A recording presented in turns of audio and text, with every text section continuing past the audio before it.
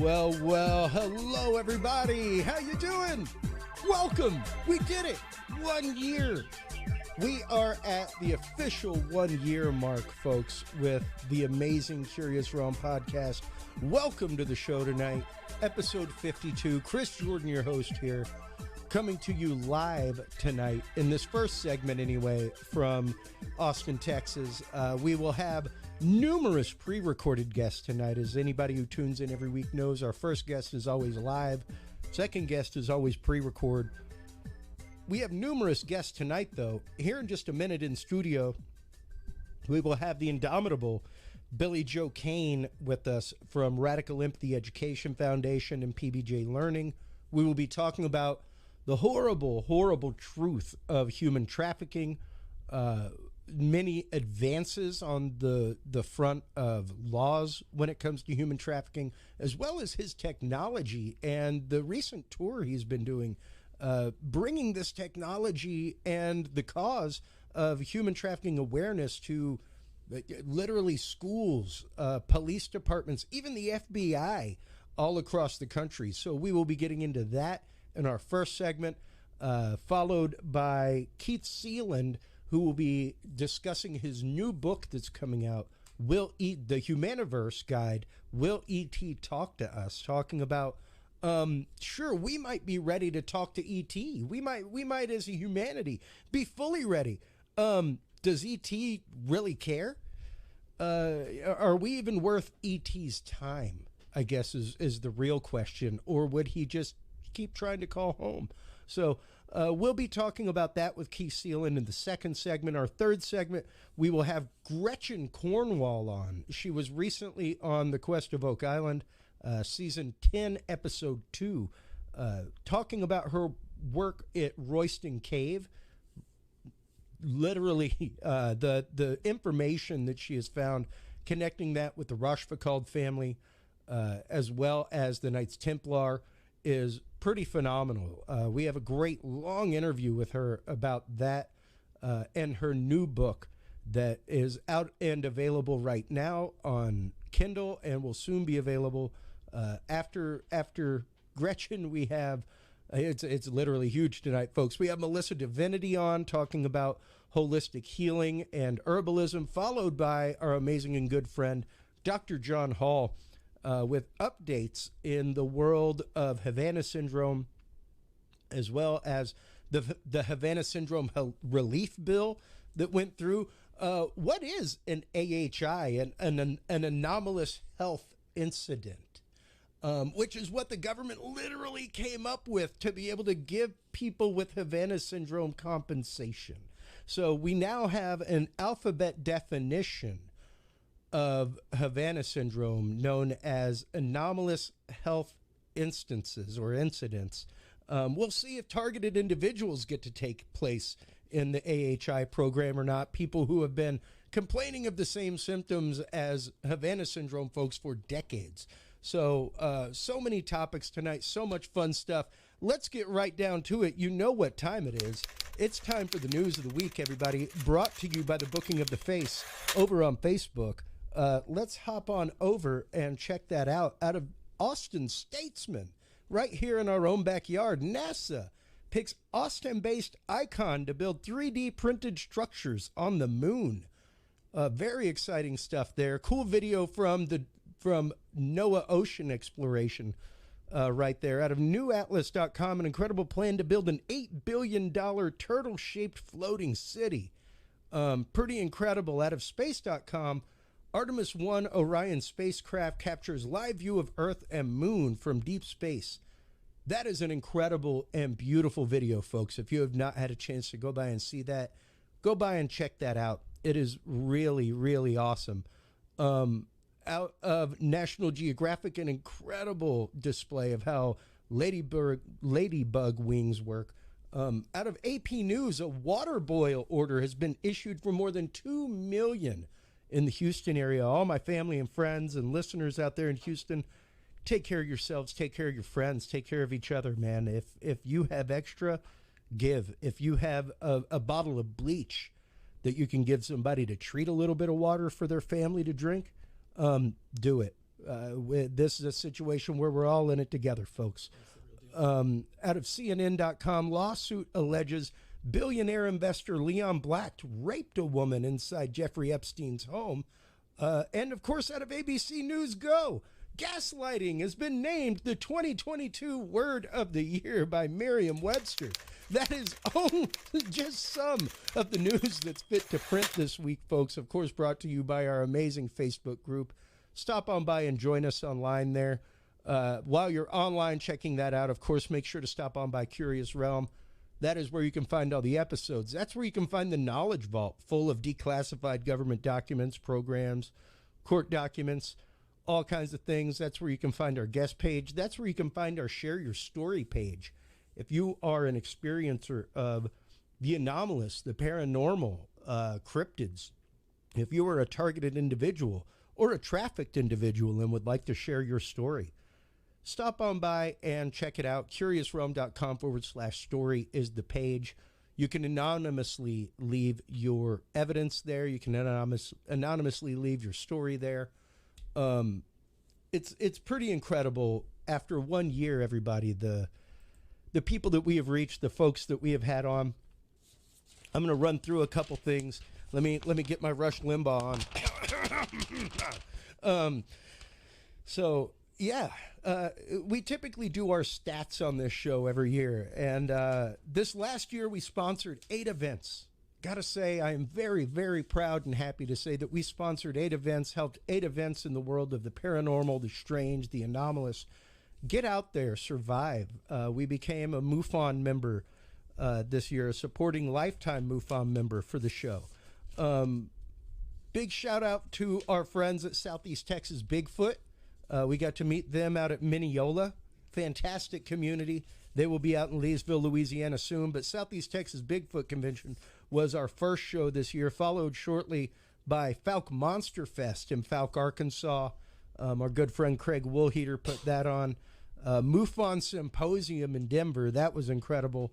The International Remote Viewing Association Conference in Menlo Park, as well as the International Association for Near-Death Studies Conference in Salt Lake. Those were both amazing events. Super great interviews that we happened to get there. After that, we had Texas Bigfoot Conference in Jefferson, as well as Texas UFO Con. So we had quite a few events this last year. And all told, as of hitting go tonight, once we're done, we will be well into 6 days of content. But before we hit go tonight, we were officially at 5.6 days of content. So you could listen to Curious Realm for 5.6 days straight and not hear the same content. Pretty proud of that. Over 1 year, we have had over 100 guests on the show, with 2 guests a night every time we are on, and of course live shows where we do 10, 12, 13 interviews sometimes.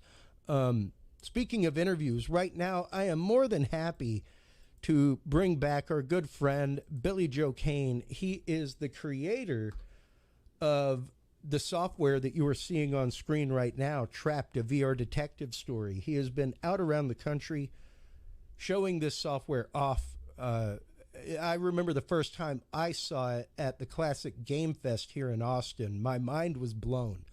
I was literally, as a former youth minister, sitting there watching junior high and high school students standing in line to play a game, to learn about trafficking, to learn about how to prevent human trafficking. And it blew my mind to see them standing in line. And now he's out traveling the country with PBJ Learning, Radical Empathy Education Foundation, everything else. Welcome back to the show, Billy Joe Cain. Hey, thank you so much, Chris. Oh, let me unmute you. There. Always great to be back here at home with you. Man, it's always fun. I love having you on the show. Tell everybody real quick what it has been like for you traveling the country, going out, doing everything. Well, first I have to say I can never express my appreciation for your belief in me and what I'm trying to accomplish. So there's no way I can thank you enough. You've always been there from the very beginning, and you've seen where I'm trying to go, and you've helped me along my journey, and so really, really appreciate it. So Yeah, so we've kind of gone from, we had this big idea, we were getting out there, we were showing people what we were doing at conferences, and then we had COVID. Yep. And so we spent I spent some time trying to get my act together of what was I going to do next, and I wound up meeting up with my partner Dr. David Dietz, who's out of the Chicagoland area, and we created an online course. Now the world is back to trying to get back to some semblance of normalcy, so people are actually able to go out and do in-person trainings and things like that again. So now we're at a point where we're finding people that are interested in putting VR headsets on again. So this year we had a kind of a resurgence, I suppose. We were used as our VR product, Trapped, a VR Detective Story, was used as a case study at the Greater Rockies Interactive Training or Immersive Training Conference by a lady named Terry Markham. And what she did was she used it as the case study so that everyone that was going to the conference, they actually went through the VR experience, and then every session had something that related to the actual VR experience itself. So everybody that went through there actually kind of got the big picture. And so we're really excited to see that that has actually led to us getting some new licensees across America. But what it's done more than anything else is shown me that we have to take these headsets to people in person. You can't just talk about it. You can't just watch a video. I appreciate the fact that you have it up on the screen altogether, because that's so much better than what we used to have, which was like we would just talk about it. Yeah.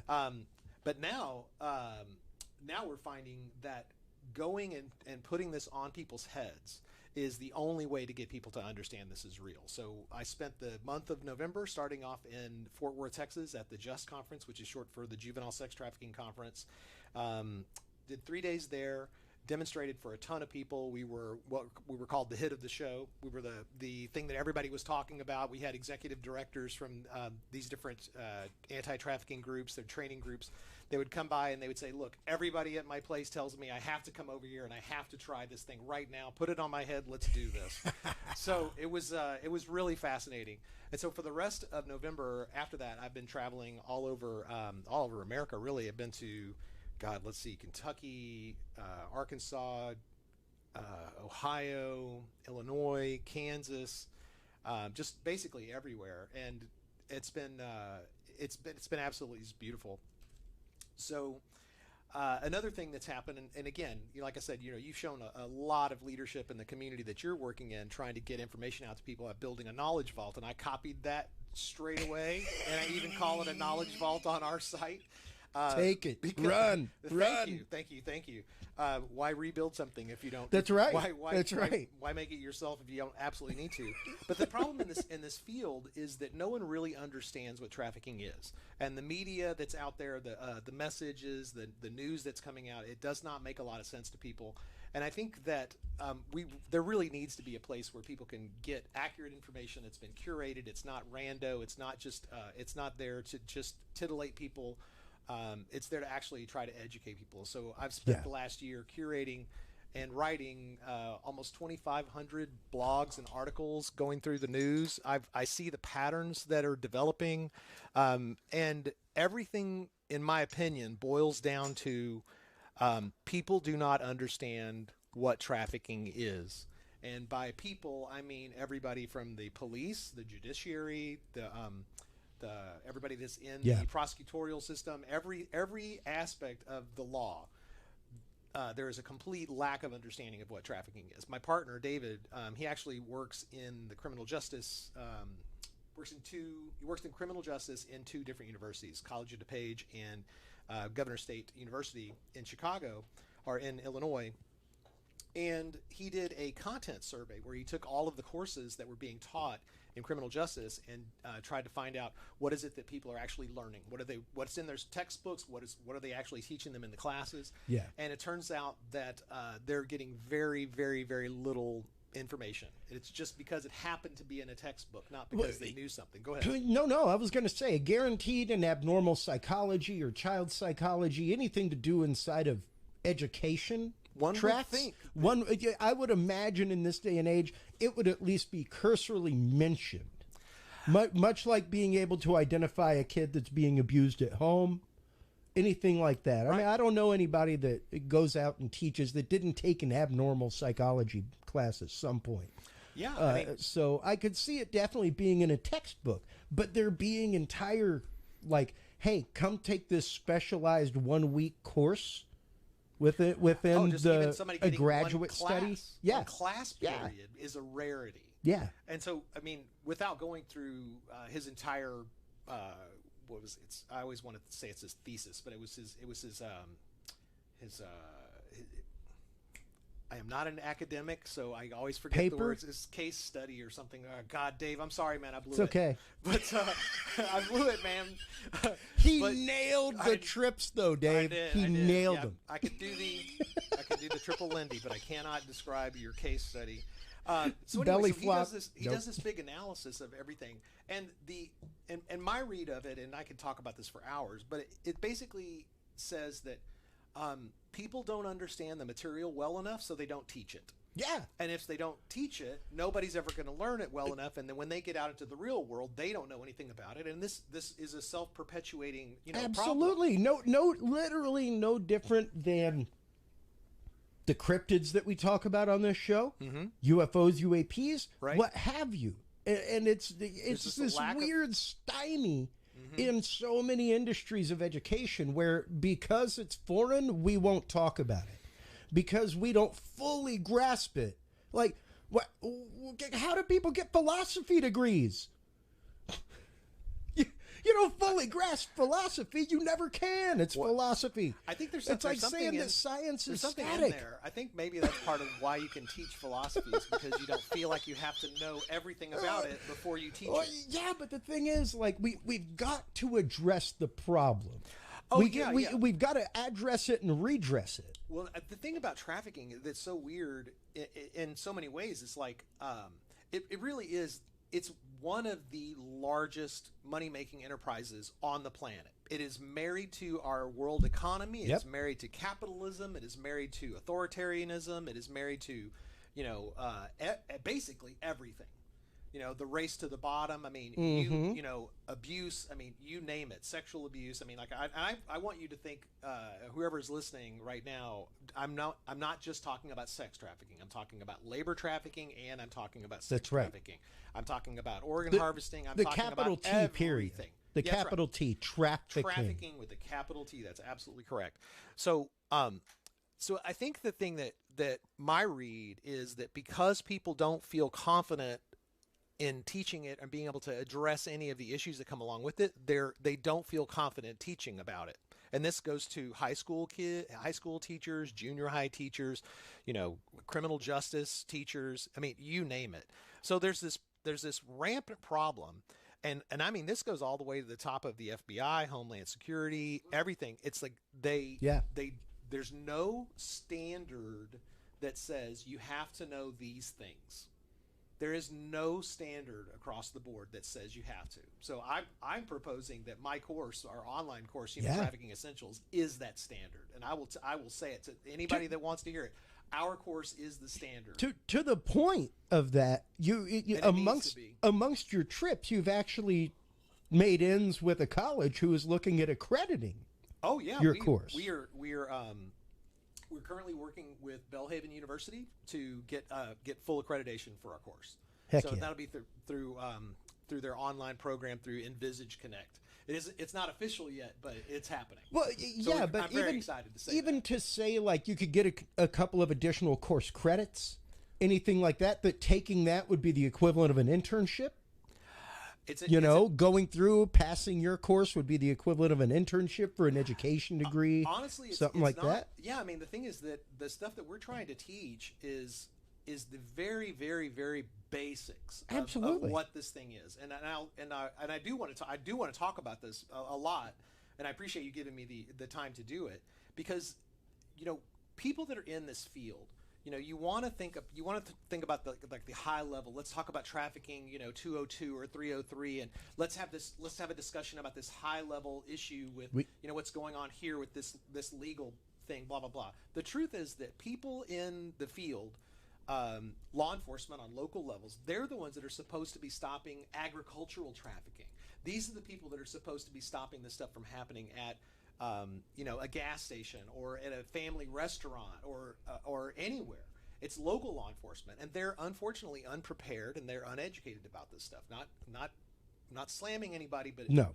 All in all, they just don't understand. And so trafficking is defined in the United States under this thing called the Trafficking Victims Protection Act, or the TVPA, and it has three basic requirements for something to be considered trafficking. And they're common sounding words, but they have uncommon meanings. So the first thing has to be an action. So this is gonna end up being called the AMP model, AMP model. So there's an action, a means, and a purpose. You can actually see if you can find it anywhere. Let's do this. Oh, I am right here so on the AMP model. Let's see if you can find action, means, and purpose on there. Let's see. There we go. So there it is. Okay, so action is essentially having a person, or presenting a person, or owning a person, or making sure that that person does something for you, that you are actually responsible in some way for their body. The means is forcing somebody, tricking somebody, or making them do it through coercion. So I think of it as means as like Mr. Meanie. So this mean person is going to make you do something. And then the purpose is a commercial benefit by using somebody's body or their labor. So that could either be for sex or labor trafficking. So you possess a person, or you force them to do something so that you make money. So wow. Action, means, and purpose, and that's shortened to the AMP model. Those three things, most people could not identify. Most police, judiciary, they can't do it. And it's not because they're stupid. It's just because they haven't been presented this information in a way that makes sense, and that they have to get it. So when people talk about when items come up in the news, right? Like we were talking earlier, it's like this governor sent migrants to this other state. It's human trafficking. That's human trafficking. And so here's the police are talking about it. Our legislators are talking about it. The news is talking about it. The talking heads are talking about it, and they're all calling it trafficking. And it's like, I'm pretty sure that the governor of Texas did not commercially benefit from putting that person in a plane. Yeah. That right there immediately disqualifies it as trafficking. Yeah. Well, it's just not. It doesn't mean that what they're doing is right. No. Or anything like it. It's just not trafficking. And that definition of action, means, and purpose should be so simple and clear to all these people that you should be laughed off of television or off of any newspaper for even trying to think about printing that. Yeah. Well, and that was a big thing here in the last couple months. I know. I've read all the articles. I had to debunk them. I had to go on and talk to people. I had to rewrite articles and try to describe why it's not. I have had the conversation with people as well, because they know that I regularly have you on, that this is one of the many causes, along with targeted individuals, that my shows have been behind for almost 6 years. And yeah, for me to have the hard conversation with somebody of, what was there possibly transportation and procurement involved, and possible coercion? Yeah, sure. They could have been promised a job. They could have been promised money. Yeah, all of these things could have been all kinds of things, but without the financial gain on behalf of the person doing it. Right. It is not human trafficking. Right, and it's a bummer, because it's like, it sure seems like that's a bad thing, but it's like it's not a great thing. And then of course there's the argument. It's like, well, but maybe he's financially benefiting from it because of some other obscure thing. I'm like going, look, you are not thinking about this as what it is. What you're doing is you've now gotten stuck into worrying about politics instead of the actual crime. Yeah, crime is destroying millions, hundreds of millions of lives all across the earth, and on the daily. Well, and let's get into that real quick, Billy, because a lot of people, of course, whenever they hear trafficking, immediately the first thing that pops into their mind is truckloads of people, coyotes, things like that. Let's start getting into these definitions. It is not trafficking. Exactly. It is not trafficking. That is human smuggling. That's right. Because somebody has paid a person to get them across the border from point A to point B. Let me clarify one thing. So we did talk about action, means, and purpose. Yep. So let's go back to the means part. You'll notice there's two little asterisks there. Mm-hmm. What that is really trying to indicate to you is that in certain situations, means is not required. So if it is somebody that is under 18 years old and they're being sold for sex, or their labor is being taken advantage of, you do not have to be tricking them. That's right. They could just be. They are not of the age to be doing that to begin with. You know, like this could be, you want your children to do all this work at your family restaurant. Well, and it's interesting that you bring that up, because not too long ago I told somebody that I can't wait for the next 3 years to pass. I can't wait till my son's 8. And they were like, why? I was like, well, because at that point I can roll him into the family business. You see. Exactly. However, it's one of those, I can't just, and people forget this, because I work in the AV industry, man, and you hear a lot of talk about interns and internships. Oh, man. And this comes into play in that world as well. I'm going to look straight at the camera here. If you are an intern and you aren't being paid, take that and walk. Take it and walk. Get out. Get out. You have to be paid if you're an intern. That's right. The only way you can do free work for anybody is if you are getting college credit full on for it. It has to be college credit, and it has to be called an apprenticeship. That's right. Because the internship law, the way that it works is the company is getting a material benefit from your labor. From your labor. Yeah, exactly. And that even counts for them making coffee. That still counts. That even counts with you still learning Photoshop. That's right. So you can't. So no, internships are illegal. It's illegal. Internships are illegal. No matter how many people tell you that. The way that 90% of them are run, full on illegal. Oh, yeah. Total labor trafficking. It's all bad. Total labor trafficking. People do not realize that. They do not realize that your cell phone. I don't have mine. I don't know. Oh, here it is. It's got the show playing on it. Your cell phone, the lithium in it, probably came from human slavery. Dude, if you think that this glass on here wasn't shined by somebody that was a traffic victim, if you want to, look up Foxconn and suicide nets, if you want to really start getting into your cell phones and your technology, and you want to find out what's going on, where do you think that nickel comes from? Where does the lithium come from? Where do you think the batteries for the Green New Deal, the Green Revolution, where do you think all those battery components are going to come from? Oh yeah, don't forget about that article that came out a few days ago, folks, about the crazy riot at the iPhone factory in China that left them 5 million iPhones behind. Why? Because the workers aren't treated right. Because it's basically a slave labor camp. Like Steve Jobs was trafficking entire cities in China when he was kicking the iPhone up. Yeah, the whole thing is a big mess. This is within the last few days. Oh, yeah. It's horrifying. Yeah, horrifying. The stories that I read. One of many reasons I will not use Apple. I read 10 to 30 articles per day. I know. You're like me, but I mean, people are like, "My God, the horrible things you post." I'm like, "Me? You should go visit some of my guests." Oh my God. Yeah. Well, I mean, okay. So here's the thing, right? My mission in life is to. I've learned this on my tour, actually, and I think you'll appreciate this.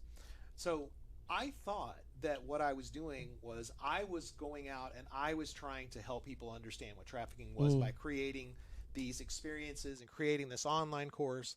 But it turns out that really my role in all of this is I make tools that other people use. So I've had to, in the last month, I've had to rethink all of the way that I think about the tools that I've made and the way that I help educate people. So it's not my job anymore to think, oh, I have to go out and be the person to put these headsets on people.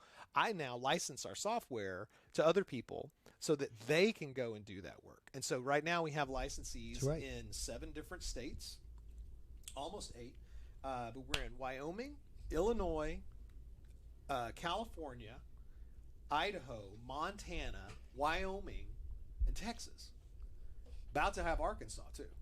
So it's absolutely crazy. And so these people they need better tools. You know, right now the state of the art in human trafficking education is a PowerPoint. Yep. And even those PowerPoints are horrible. Yep. They're based on whatever people thought the right thing was to teach people. Which, God bless them. God bless them. That's right. They're no, doing the best as they can. we say in Texas, you know, bless your heart. Bless your heart. Bless your You're heart. A peach. You are doing what you know, and the best way you know how. Bless your heart. Bless your heart. But that's really the thing, right? And so what I've found is I go to these conferences and I talk to these people that are trying to do the work, and they're doing the education in their communities and all that stuff. They find that this is their purpose. Something happens to them and has put them on this path, and then they go out and they try to find the best tools they can to actually educate people. And sometimes, unfortunately, they just go up and they download a PowerPoint, and they just try to talk to anybody they can to get them to watch a PowerPoint that they'll read through with them. So I'm in the place, and I have the opportunity to go and I meet the smartest people in the room about this stuff. I build the courses like you got there on the screen. I mean, we have Human Trafficking Essentials, which is an online certificate course accepted by anybody. We're working on one for law enforcement, which is I'm so happy about that. It's going to combine. Yes. Yeah, it's awesome. Billy. Then we just finished the hospitality course. We're doing the one for high schools right now, and we're adding in all sorts of things about online safety and all the things that people need to know. And then the hospitality course is the one that we're coming up on the end of. But all of those courses, they are so desperately needed out there in the universe. And the stuff that we're doing, we are making sure that these things are using multiple learning modalities. We're considering who the user is. You know, do you expect somebody to sit down in a room for 3 hours and lock themselves in front of a computer, or are you a real human being that has time here and there? We utilize interactive learning styles. Everything that I can possibly do to make this stuff work, to make it interesting. I'm making courses that I want to use. And they have to work on my phone in short bursts. They're like, "Oh, I got 5 minutes. I want to practice something." Well, and not only do they have to work on your phone, but they also have to work in a way that engages somebody's learning technique. Because not everybody is a manipulative learner. Not everybody's an auditory learner. Yeah, not everybody's a reading learner. As I've delved more and more into this, and the more curriculum training specialists that I wind up talking to, everything's about learning modalities. It's about how does your brain work? What's up with your fingers? You know, do you learn from an instructor, or from a story, or from hands-on experience? All sorts of different ways. And so we present our material from all these different angles. In fact, you know, one of the things that's interesting about the VR that you're showing there is that I actually spent a year going and looking for all of the learning objectives that I would want somebody to be able to pull away from this. And so usually it works.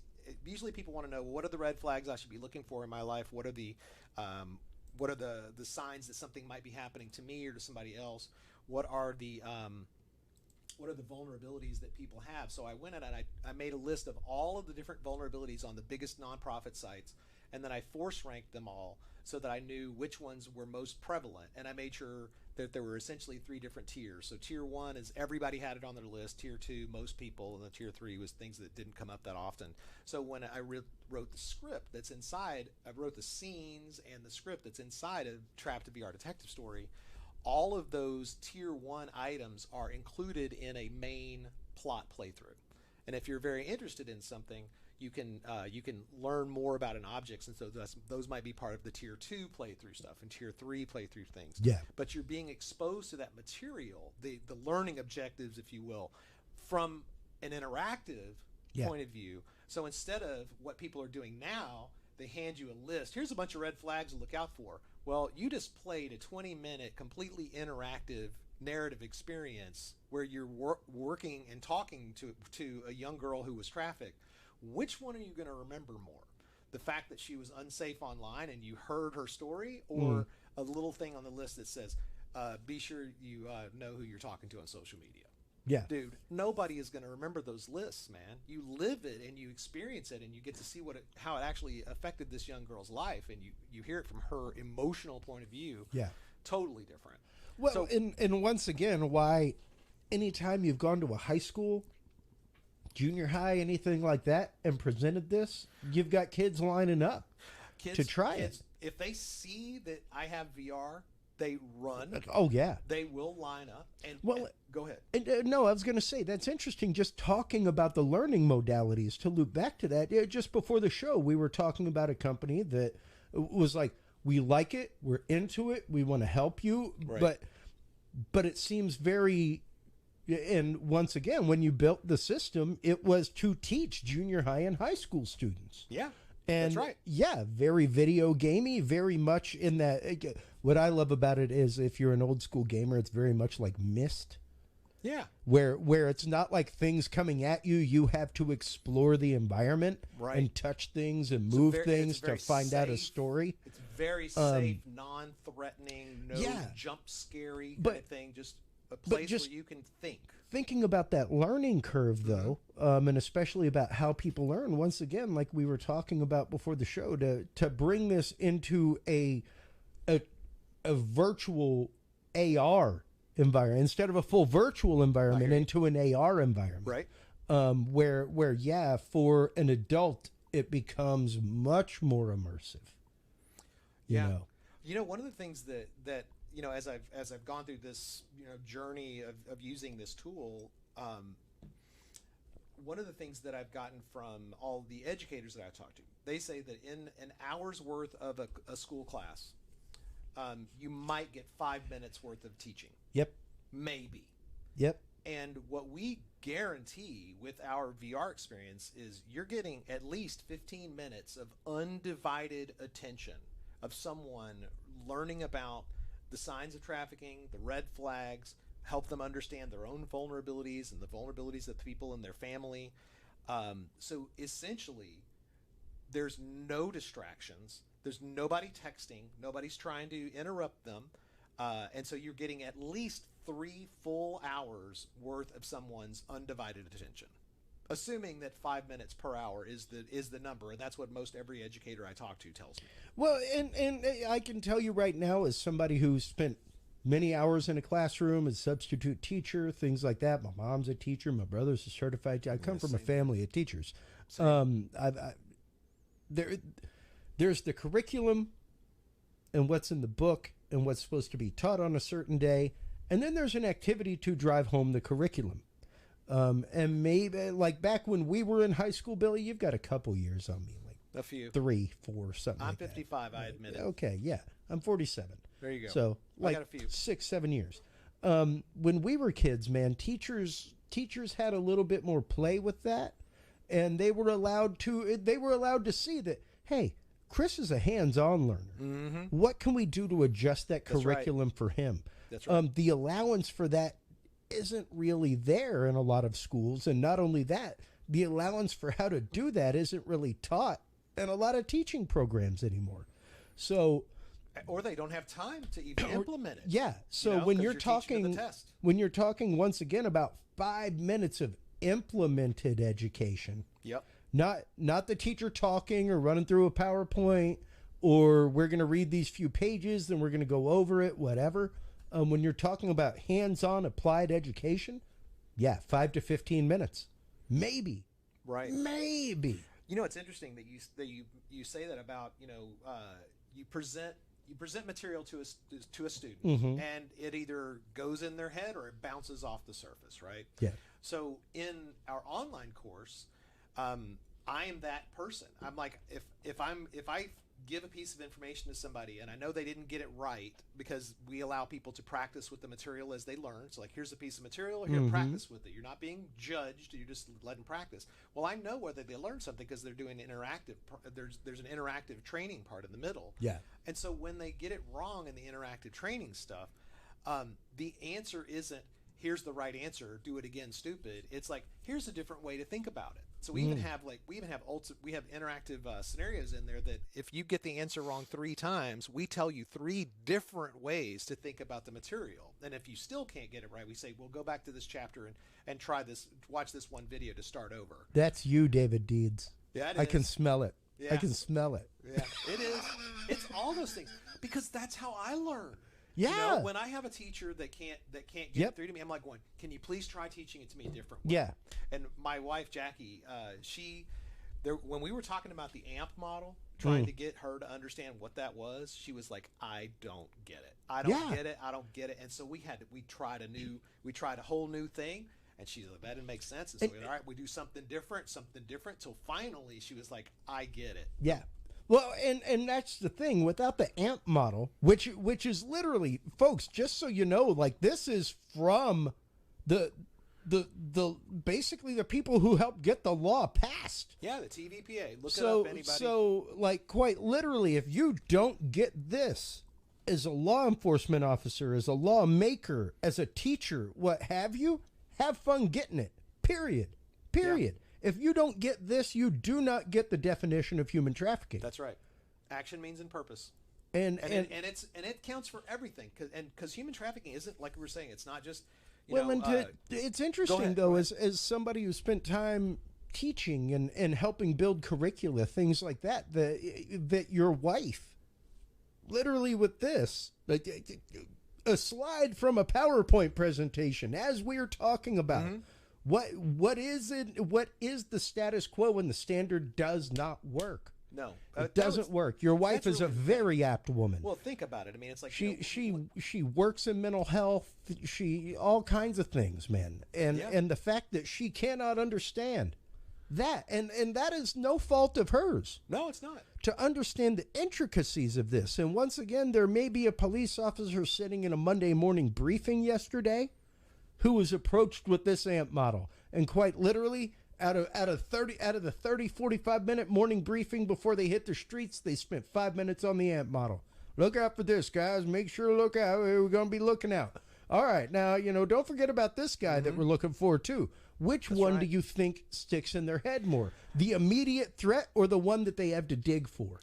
I tell you, it all, I mean, action means in purpose. It sounds so easy, but it is not. It is complicated. The convolutions inside of that, the motivations inside of that, understanding the intricacies legally of that is really the key to it. And once again, like just to loop it back to the beginning of the conversation, this is why people are not teaching classes on it. This is why we don't have a chapter in the abnormal psychology book. And until there is a chapter in that book, it ain't gonna be taught in school. Well, and that's horrifying. Let me lay this one on you.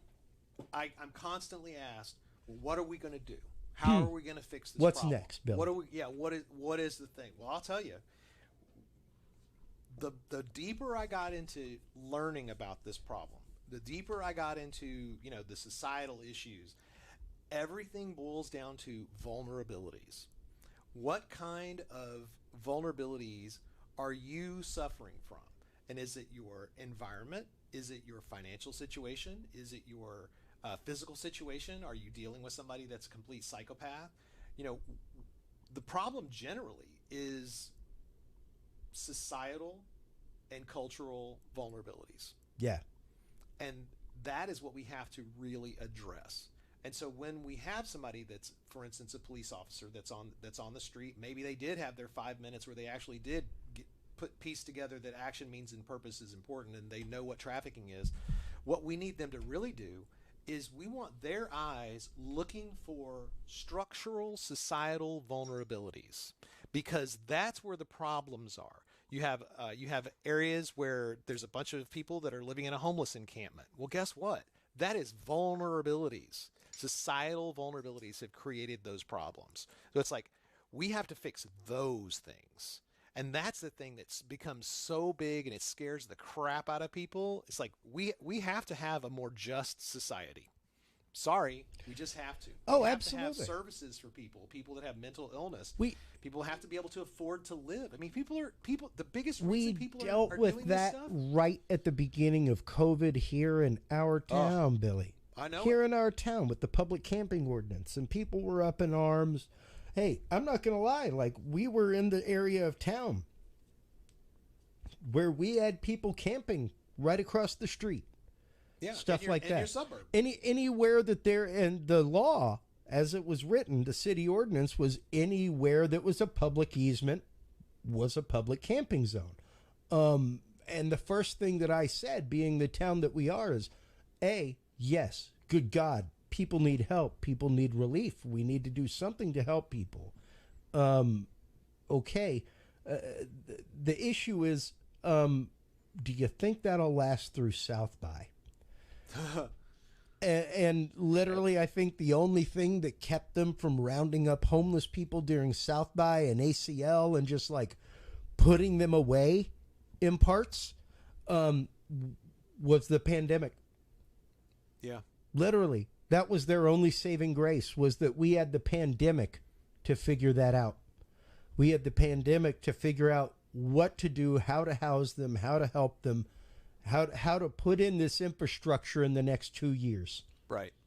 I mean, I'm never going to say that anybody has an answer, because No. I don't think anybody does. But at least we have to know that that's what we have to be looking for. We Well, have to look yeah. for solutions for this, because Yeah. this is where people get hurt. You know, I just spent, and I know I haven't had a chance to tell you this yet, but I just Please. got back from Arkansas, and I got a chance to meet this gentleman who runs an alternative school. And so these are kids that are troubled. It's a college prep school, but a lot of these kids have been abused. They're having lots of problems, I guess I should say, and they don't have a lot of adults that model healthy behavior. So I spent a couple of hours with him, and he explained to me that there are times where he would kind of like give a kid a side hug.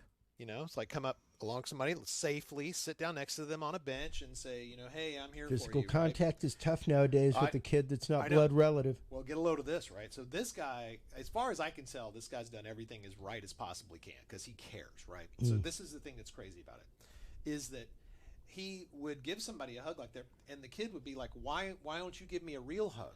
And he's like, I am modeling the correct behavior because you don't know me. I'm not in your family. That's right. We're not in that kind of relationship. Yeah. Those kids would come back after having only had that much of a healthy hug experience and narc out their family members who were sexually abusing them. Wow. One correct hug equaled they narked out their uncle who had been touching them for 10 years. Wow. Wow. And that is a prime example of, once again, modeling the correct behavior. I couldn't believe it. I mean, so what he had told me was, he said, look, I need your VR program so that I can put this on children's heads and have my counselors be in that room. And when those kids take this thing off, they're going to start disclosing. He says, that's what I need. And I've also spoken to other teachers that they're concerned that if they do put this VR thing on some kid's head, that the kid's going to disclose. And so I mentioned that to the principal, and he goes, that's our job. We're supposed. I was like, I know, right? We're supposed to get the. You think that? I know you would think it, right? But so this guy, he's been working at this for 27 years, and he has been working to help these children to get them out of their horrendous situations. This is quite lit. And, you know, Billy, this is a lot of the reason. It was not the children that I left service for. It was not because of the kids that I stopped being a youth minister. Right. It was not because of the kids that I stopped being a substitute teacher. It was the parents, it was the system, and it was the things that we had to go through in order to just do something, in order to just literally be there for these kids in that capacity, to show them, like, no, I can't give you a ride home. That's right. And like, literally, as an assistant youth minister, I have to bring in my vice principal. I have to have. I had kids that would like jump their parents, because they finally understood that, like, yo, wait a minute, you're just like dumping me off. Yeah. Like, yeah, it's a church dance, but that thing ended at 10 o'clock and it's 11:30. Where have you been? Right. He can't give me a ride home. It's not 1982. Yeah. You know? And yeah, to see that, like, broke my heart and exposed me to a part of parentage that I never want to be a part of. Yeah, no. I will be the parent that hops their face. Like, I saw parents all but like ninja roll their kids out the door of their car. Like, you're lucky if they stopped. Right. Like, it's Friday night, there's a church dance, I'm out.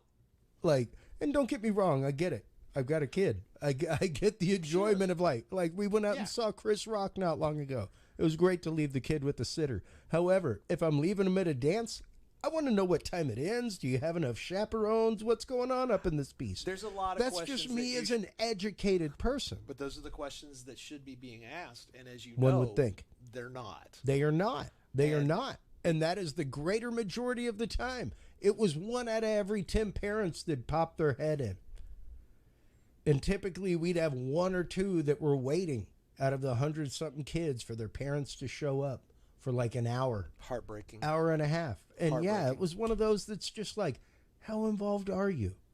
Do you know what's going on? The fact that my 5-year-old comes home and tells me what he did wrong for the day, it's great. Makes me feel fantastic. Encourage that. And I can only hope that it continues on through junior high and high school. And to see, once again, when I first met you 6 years ago now, at that classic Game Fest here in Austin, it was remarkable for me because it's not like you were shooting up aliens, man. There were no laser beams involved. It wasn't like, come over here for the Great Saber Challenge. Yep. Nothing like that. This is what was playing. Yep. Granted, a much, much more elementary version than this. I remember Steven trying it on air like a month or so after we met. That's right. And yeah, it was not this polished. It was not this nice. But to see them in line, wanting to see, even knowing what it was about. Well, the kids want to be taught about this topic. They fought for it in 2018. They wanted the kids at the Texas State Student Councils. They wanted this to be their topic for the year. They had to fight the adults for it. And the lady that ran that actually ran the student council, she's the president of the place, Terry. She called me and said, "Look, you have to come here and you have to be part of our thing because the kids have pushed for this." And the kids were amazing. But the parents and the teachers, they didn't want to know anything about this stuff, even at the conference. We taught 450 kids in seminars like all day on a Sunday. No parents came in. It's a point of shame. Yeah, that's what I felt. I felt for the parents. I was embarrassed to be an adult. Immediately and psychologically, it would be a point of shame because how have I not seen it? How have I not considered it? How have I considered this something that happens across the world and not in my backyard? So that's a great, mentioning, about your kiddo. There's a couple of things that people should do for their kids. So first, you should always make sure your children know the proper names for their body parts. Yep. They should know that is a penis and that is a vagina and that is an anus. They need to know what those things are so that if somebody asks them, did you get touched? You can say exactly where those things are. It's a huge thing. Not having had, there's studies that show that if you don't have proper sex ed, that actually causes problems for you. You could be abused, sexually abused and taken advantage of, not to mention every other thing that can go along with it. So that's a very important understanding part. Sexuality as apart from sex. That's right. That your body does certain things. There's so many things that you need to teach. And that it's okay to feel certain ways. It's okay to have certain urges, but what you do with it is something else. Yep.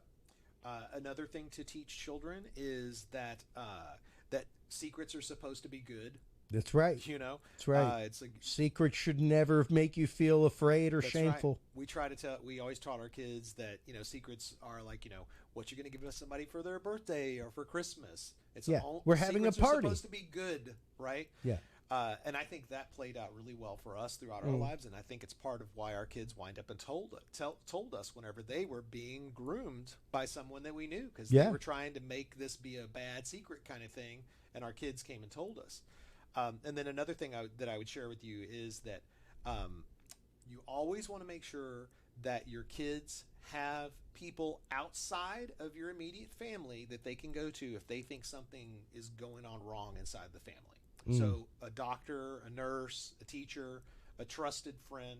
Yeah. But basically, it needs to be somebody that's not going to get the message back to the abuser inside of a family. Unfortunately, there's so much abuse inside of families that the phrase stranger danger is actually the opposite of good. So there are ways to say this. There are safe strangers, if you will, or there are people that there's words you can use for it. Yeah. I'm not the expert in this particular area, but the thing is that because there's so much stuff that happens bad inside families, kids need to have a way to go to basically get help. An outside reporting system. Bingo, yes. And so, and that's part of this problem that, as we were discussing with this alternative school, these kids didn't even know that there was such a thing as reporting because they didn't even realize, they never even questioned just how messed up their own personal situation was. Yeah. Until their principal sat down on a bench and put one arm around them and gave them a side and showed them an appropriate public touch from somebody that's not a blood relative. Can you believe that? Yeah. I'm getting chills just thinking about having that conversation with him and how that wasn't just a one-off story. I mean, he was like, and it happened with this girl and this boy and this, and this brother and sister couple. And you were just like, oh my God, the stories were just out of control. Yeah. Yeah. And, I don't want to sound alarmist. I don't want to sound conspiratorial, Billy. Go ahead. What do you got? But it really is closer to home than 90% of people think. It really is. You think it's not in your backyard. It is, people. I'm your guest. I'll do this. Do it. Here's the thing. Our pop culture is poisoned with horrible things that your children should not be watching. My kids, when I would drive them to school, this was in elementary school, I asked them, I was like, it's like, you guys, you're looking out the windows, you see the billboards, you see the signs. What are you seeing when we go to work, when we go to take you to school? And they would tell me stories about how beer makes you sexy. They would talk about the vodka ads with the girl holding, a cherry that's just dripping, cherry juice down her face. Subliminal advertising. A couple of blocks away from their school was a sign that said literally, our girls wear nothing but a smile. That is what my children... The Yellow Rose. No, it wasn't. No, it wasn't the Yellow Rose. Oh, but it might wasn't? as well have been. I mean, it was just another strip club, for crying out loud, which of course obviously also is another thing that's been completely normalized in our society. Sure. So as a parent, I mean, I'm telling you, man, I am not a prude. Now, granted, but it is messed up. I will say right now, Billy, I have no problem with sex workers. Me either. And a friend of mine posted today, I forget where it was, where he posted an image of a poster that was like a local sex workers support group.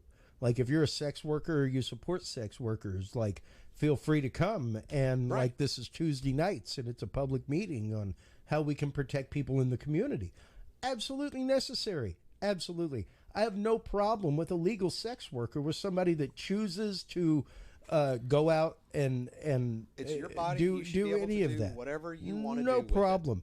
However, when we come to the point of coercion, when we come to the point of AMP, when we come to these things right here on your screen, folks, action, recruiting, harboring, transporting, providing, obtaining, patronizing, soliciting, or advertising, the means, force, fraud, or coercion, the purpose, commercial, sex, or labor. It's those first two parts. Hey, you want to be a private commercial sex worker? Feel free. Go ahead. When it comes down to somebody recruiting you and doing it by force or doing it by coercion, what have you, now we're talking about trafficking. And it's so weird because there are some people that are like not absolutists, but they're abolitionists. They're like, there should not be any sex work whatsoever, period. And I'm like, look, the world is not black and white. Yeah. Okay? It's not black and white. We tried a world without alcohol. How'd that work for 5 years? Dude, we rapidly repealed it. You can't That's an example that I show all the time. Is like, You think we can't alter the Constitution? We did it twice in 5 years.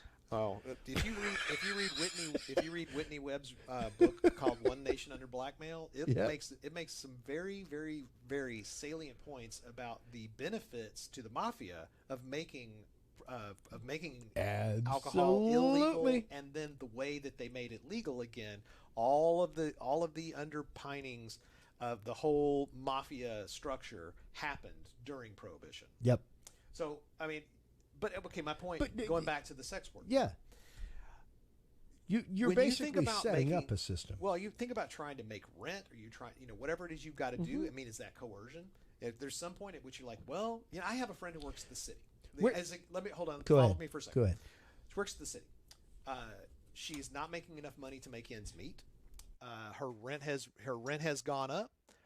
They promised they were going to make a raise thing happen. The raise wasn't even enough to make up for inflation, and it certainly didn't cover her rent going up. The people that she works with, they have OnlyFans accounts because they do things for other people. They prostitute themselves in one way or another. Is it prostitution? Well, that would be my question, Billy. Prostitution is selling sex. Sure. I don't necessarily have a problem with that. Because I got no problem. But what I'm saying is, they saw it. It had become a necessity for them to be able to afford their lives. So who is coercing them? And so there's all this. This is where it starts getting really gray. It's like, well, and what if that's the only way you can do this stuff? So it's. Anyway, I feel like I might be losing the plot here. I don't think you are. It's a salient point. Man. It is a salient point of conversation because I'll be honest. Feel free to go by and support curiousrealm.com/support. But believe it or not, looking at starting an OnlyFans for Curious Realm. And when I told that to my wife, she was like, "Oh my God, why are you going on there?" I'm like, "It just depends on what you're going to do on your OnlyFans." It's not only sex. Of course. It's not. But now, there's enough people that were sex workers that were on there that when they said they were going to go public and they're turn off the sex work, that when all of the content creators, they Now, it is kind of funny to me how people are like, I make health videos about cooking food, and it's like, you are in a string bikini. Yeah. As somebody who worked in a kitchen professionally, folks, I would not recommend cooking in a string bikini. I mean, there's so much to that. I mean, because you've got that problem. You've got the sugar babies problem. You've got people that want sugar daddies. There's all you want sorts sugar of ways baby? I'm here to tell you, as a son of a father who had 6 marriages, 5 wives, I'm here to. You want a sugar daddy or sugar mama? You go right on ahead. You're going to go out and crush homes and destroy dreams? That's a different story. I think you should look into those web pages and those apps, because there is some nasty stuff going on. Oh, absolutely, absolutely. But I did want to go back to the culture part. The OnlyFans thing and the culture part that I wanted to get into is that, much like Craigslist, and hey, we passed national laws against the Craigslist, hookup page, all that kind of stuff like that. Right. That went to Congress. Yeah, it went deep and all that stuff. because of somebody going crazy and inviting people in Boston and then killing them. But that's no different than what is happening on other sites that are similar now that are only devoted to that. Hookup sites, all that kind of stuff. We do have to be careful with stuff like OnlyFans to make sure that no matter what the smile is on their face, that they're the ones putting up the content and making the content. Right, and it goes back to the ACT model, the ANT model. Absolutely. That somebody is providing themselves, or somebody providing somebody else. Are they doing it under force, fraud, or coercion? And is somebody benefiting from it, from their commercial sex or the commercial labor? Right? Yeah. And so those are the questions.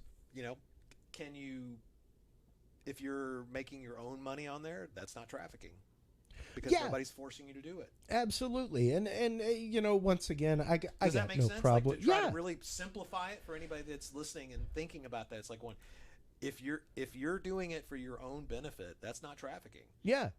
Yeah, absolutely. And once again, I'm one of those that, even with the article that I popped up about the teacher who lost her job because she put a school's reputation at risk. Um, feel free to pay your teacher more. Also, like I got a problem with that. She ain't at school doing it. Like know. That is her private life outside of school time. Everything no issue else. With any of that stuff. Yeah. But I'm not here to try to put. Well, you're an enlightened individual. What's that? You're an enlightened individual, and people might look at me and be like, "Enlightened individual? You're talking about paying for sex? I don't care. I don't care. Guess what? When I am in a legal state to procure, I smoke reefer like mad." I used to tell my son when I was in a band way back in the day. I was like going, my job wasn't to play music. My job was to sell beer. That's right. That's my job. I was a beer salesman. Yeah. I was basically something that made people want to go into a club Billy, and spend money on beer. At one point in life, I worked literally for the tobacco industry. My job was one of those guys that went around in the bar and took a picture of your ID and gave you a CD case with 4 packs of smokes. There you go. And I had numerous people that were like, "Don't you feel bad going around?" Even bartenders that were like, "Don't you feel bad going around and giving people lung cancer?" I was like, no different than you slinging cirrhosis across the bar. Yeah, I mean, and that's and that's coming at you from a former bartender and former bar manager. And if you want to sit around and hand out that kind of guilt and things like that, sure, whatever. Because I mean, you could go down that road forever. Well, my thing right now is like, I just want to try to point out that we're living in a very complicated world. We're living under capitalism and an economy that is essentially a race to the bottom. The people that are the poorest are the ones that are suffering the most, and they suffer in other countries, and we don't have to look at it, so we don't think about it very much. Yeah. Like I spent 2 hours listening to I guess it was a webinar that I was reviewing about slavery at sea. And I had no idea how many years these people spent on a boat or a ship out in half the their ocean. life. Half their life sometimes. And they never see land. And that's the people that aren't even being trafficked. Just the fact that they're out on a ship. No, those are the people that signed up to send money home. And then the people that are being trafficked on those ships, oh my God, don't even get me started. I mean, like the problems that we have that are out here in this world, I mean, like it's crazy. And we just have to start acknowledging them. We really do. And when it comes to trafficking, things like that, once again, Billy, we really do have to unmurky the waters. We've got to get rid of the sediment, man. We've got to clear it out, and we've got to let people see. Action means purpose, baby. Absolutely. Action means purpose. That could have solved so many problems that were created by the news media this year. Yeah. And I highly recommend that everybody gets to understand this. Like, action means in purpose. What is it that's actually happening when you're encountering fear porn, if you will, through the media that throws trafficking out there? Go and look up the AMP model. Look it up, and then go look at your paper. The newspapers will not actually even mention the definition of trafficking. They won't talk about the TVPA. They won't talk about action means of purpose. They are selling. If it bleeds, it leads. If it's gonna get somebody to actually click on something, that's all they care about. Like they don't care about educating. It's literally like the big T word since 2001, terrorism. Oh yeah. Oh, and it's being used Throw right it now. around. Throw it around. Trafficking is being used right now on a scale that's unbelievable. So like every year there's this thing called the Trafficking in Persons Report. And what it is it's the United States puts together basically kind of a scorecard of what's going on in all these other countries. And then the results of what's going on in those other countries are they either passed a law against trafficking or they haven't passed a law against trafficking. And depending on their performance and what the United States wants them to do, they will use that Trafficking in Persons report to punish them. In fact, right now they're using, I think it's Domino Sugar is actually being, you should look up PBJ Learning Domino Sugar and see if we can find that article, because it's all about how the fact that they believe there's trafficking in their supply chain, that they're actually going to prevent them from importing Domino Sugar into the United States. Wow. Dude, this is going to get so deep and crazy all over the place. And I'm seeing this happen with other countries. They're saying, "Hey, well, you don't have a law against trafficking in this part of the this part of the world. Therefore, we're not going to give you these sweetheart deals." And it's like, it's absolutely insane.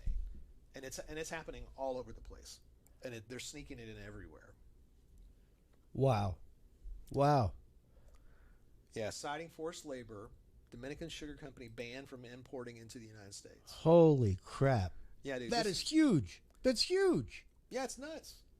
Like, so think about it, right? If that headline, okay, citing forced labor, product is prevented from coming to the United States, who's making the decision as to what products have forced labor inside of them? I mean, like every diamond, that's got forced labor inside of it.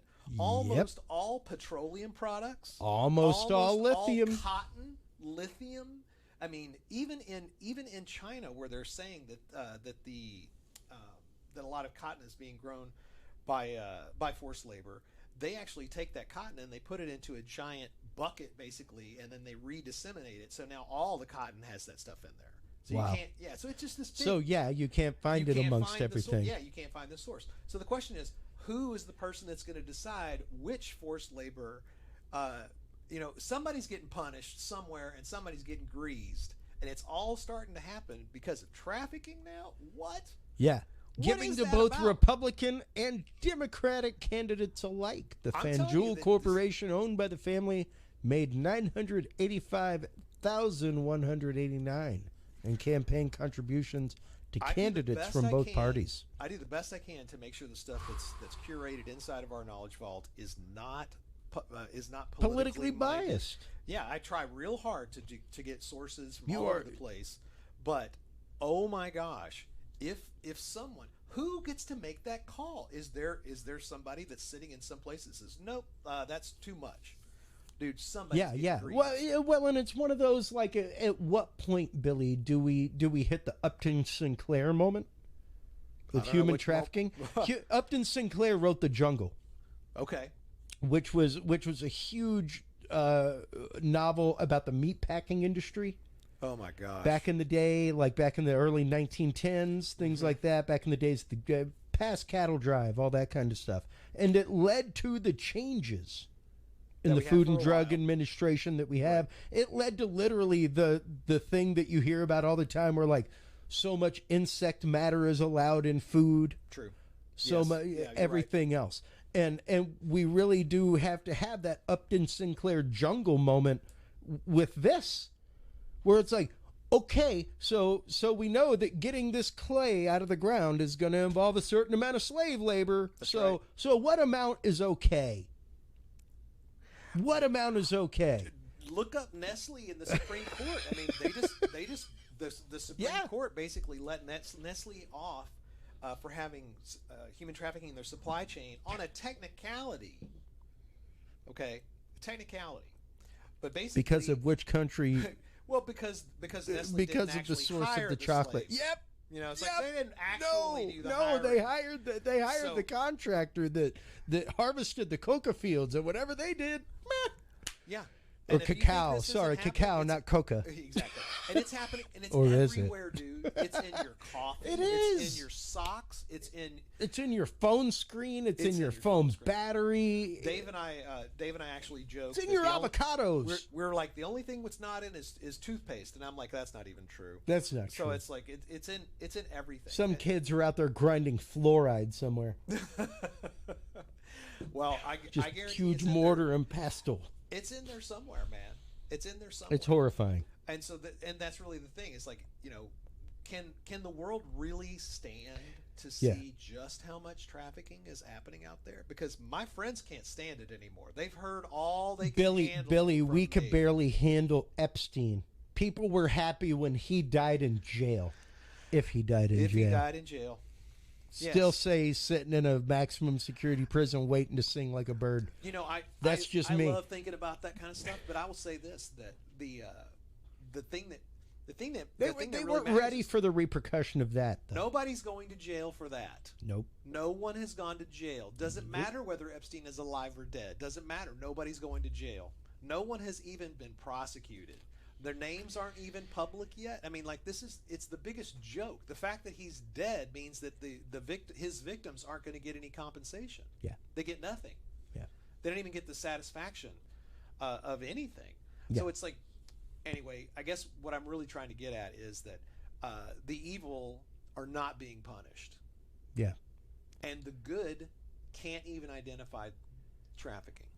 What they don't can know we it's in their do? products. What can we do to bring this to regular people, Billy? What can we do? What can the average parent do to make their school aware of your programs? What can students do to make their schools aware? Go in to colleges, everything question. else, man. I will say, I will put myself out there.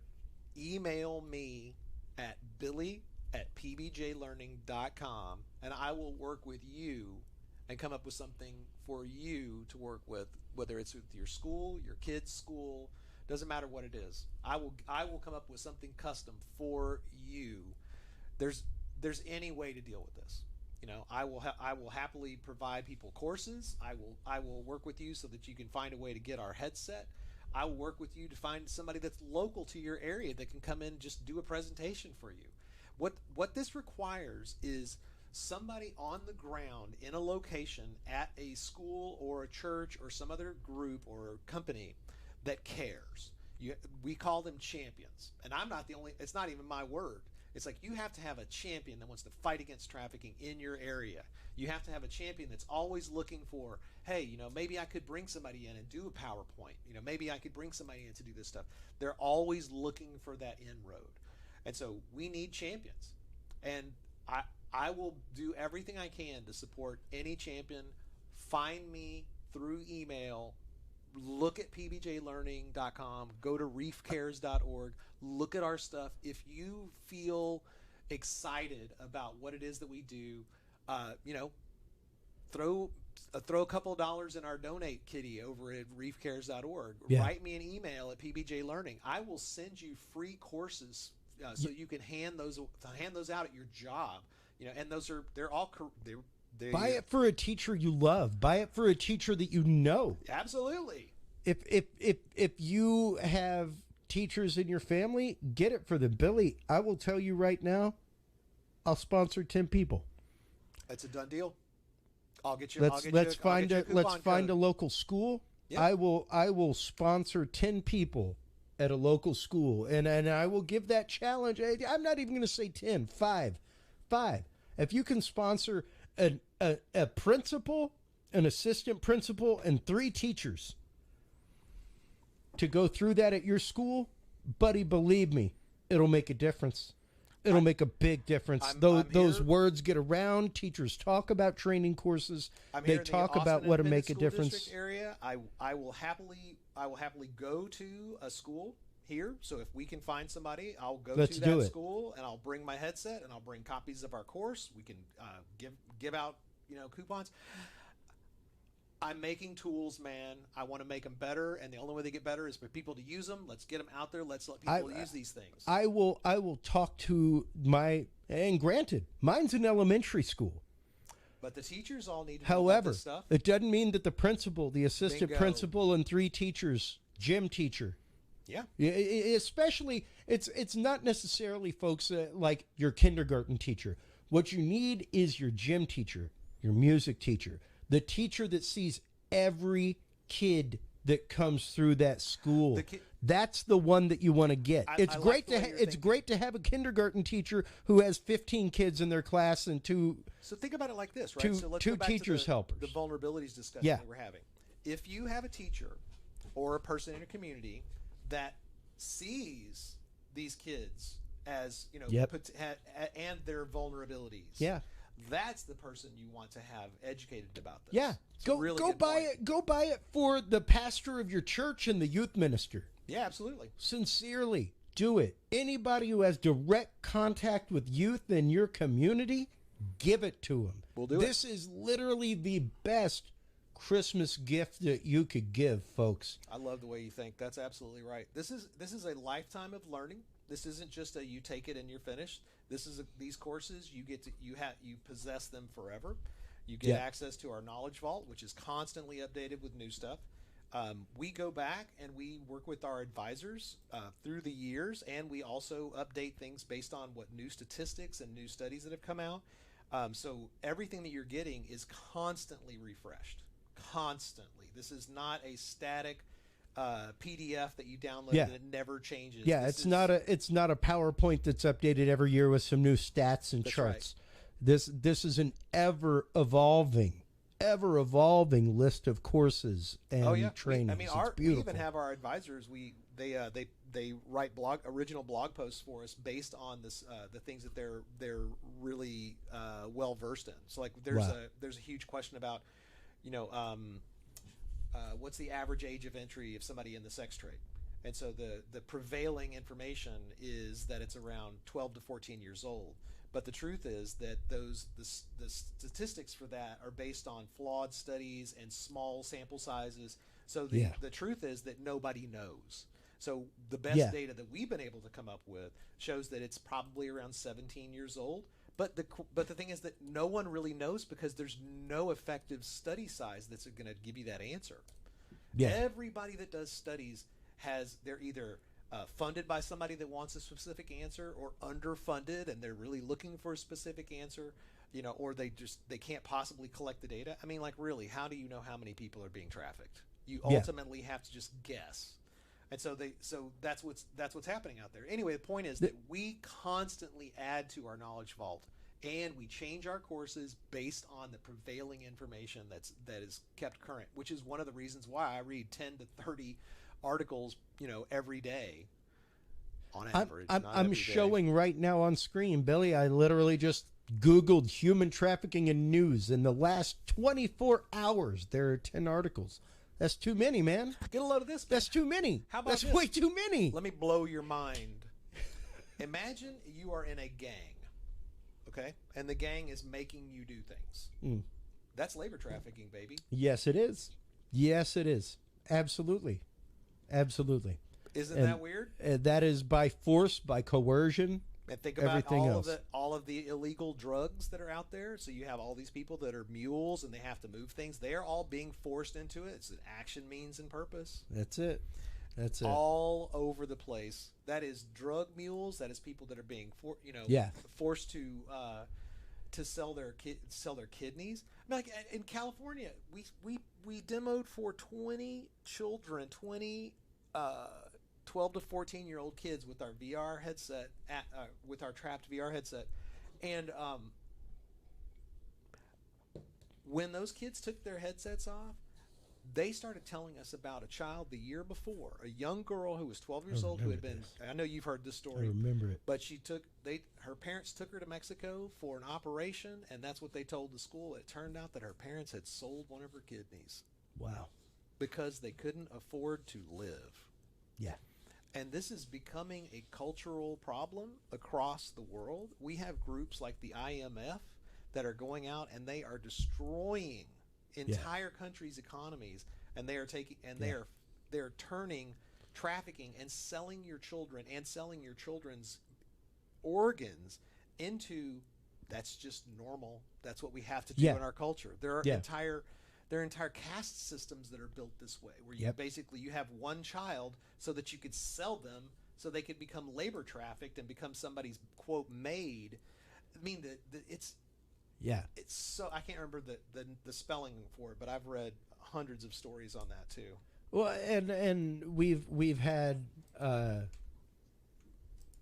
activists on talking about that stuff, talking specifically about the organ trafficking in China with the Uyghurs, organs for order, taking them from folks practicing Falun Gong, stuff like that, living a healthy lifestyle. I was trying to find the clip. It's actively on the computer running the stream right now. But yeah, literally hearing a phone call where somebody's like, oh, no, absolutely. This person's a Falun Gong practitioner. They are totally healthy. Don't worry. Like, your liver's going to be great. It's unbelievable.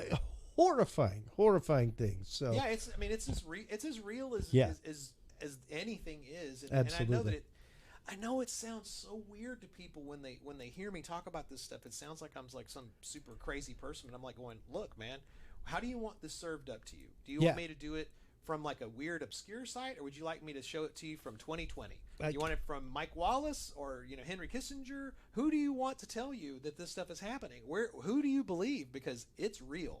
Yeah.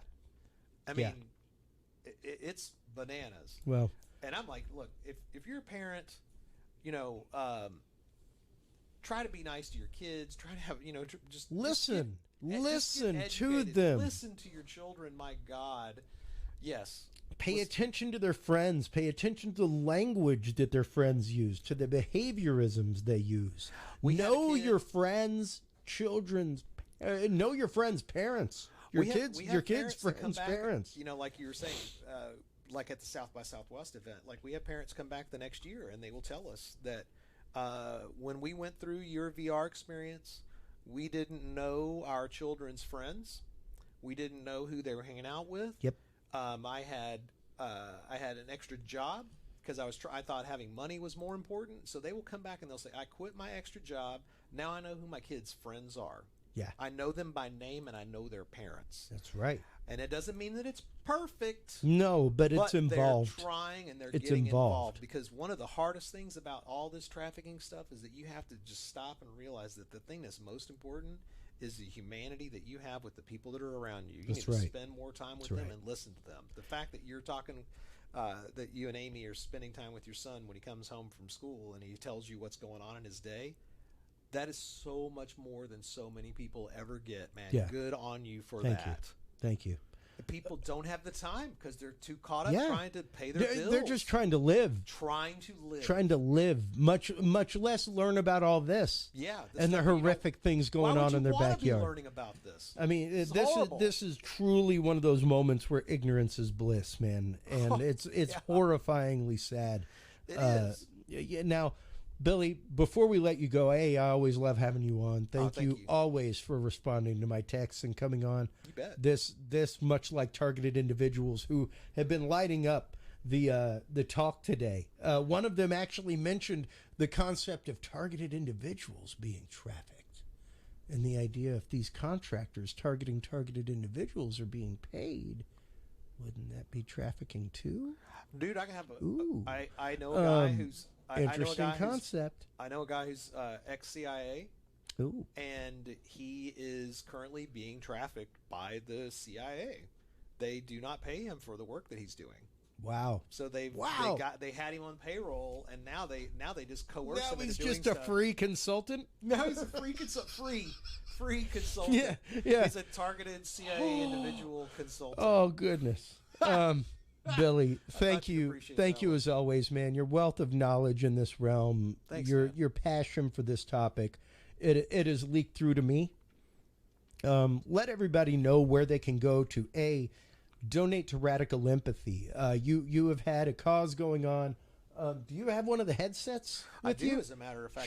Show the folks what the headsets are that you're looking for, because these headsets, folks, can be found. The ones he needs can be found for less than $100 each. And if you have one sitting around that you don't use, feel free to donate it. That's a really great point, because in the last year, these things have gone from $300 to $500 a piece. To like 85. Now they're $85 used, and you don't need controllers. So for us, this is an Oculus Quest headset. So there's a Quest 1 and a Quest 2. So the Quest 1 is the black one, and the Quest 2 is the white one. When these were new, they were $300 to $400. Yep. And they came with 2 controllers, but our application doesn't use controllers, so they're not necessary at all.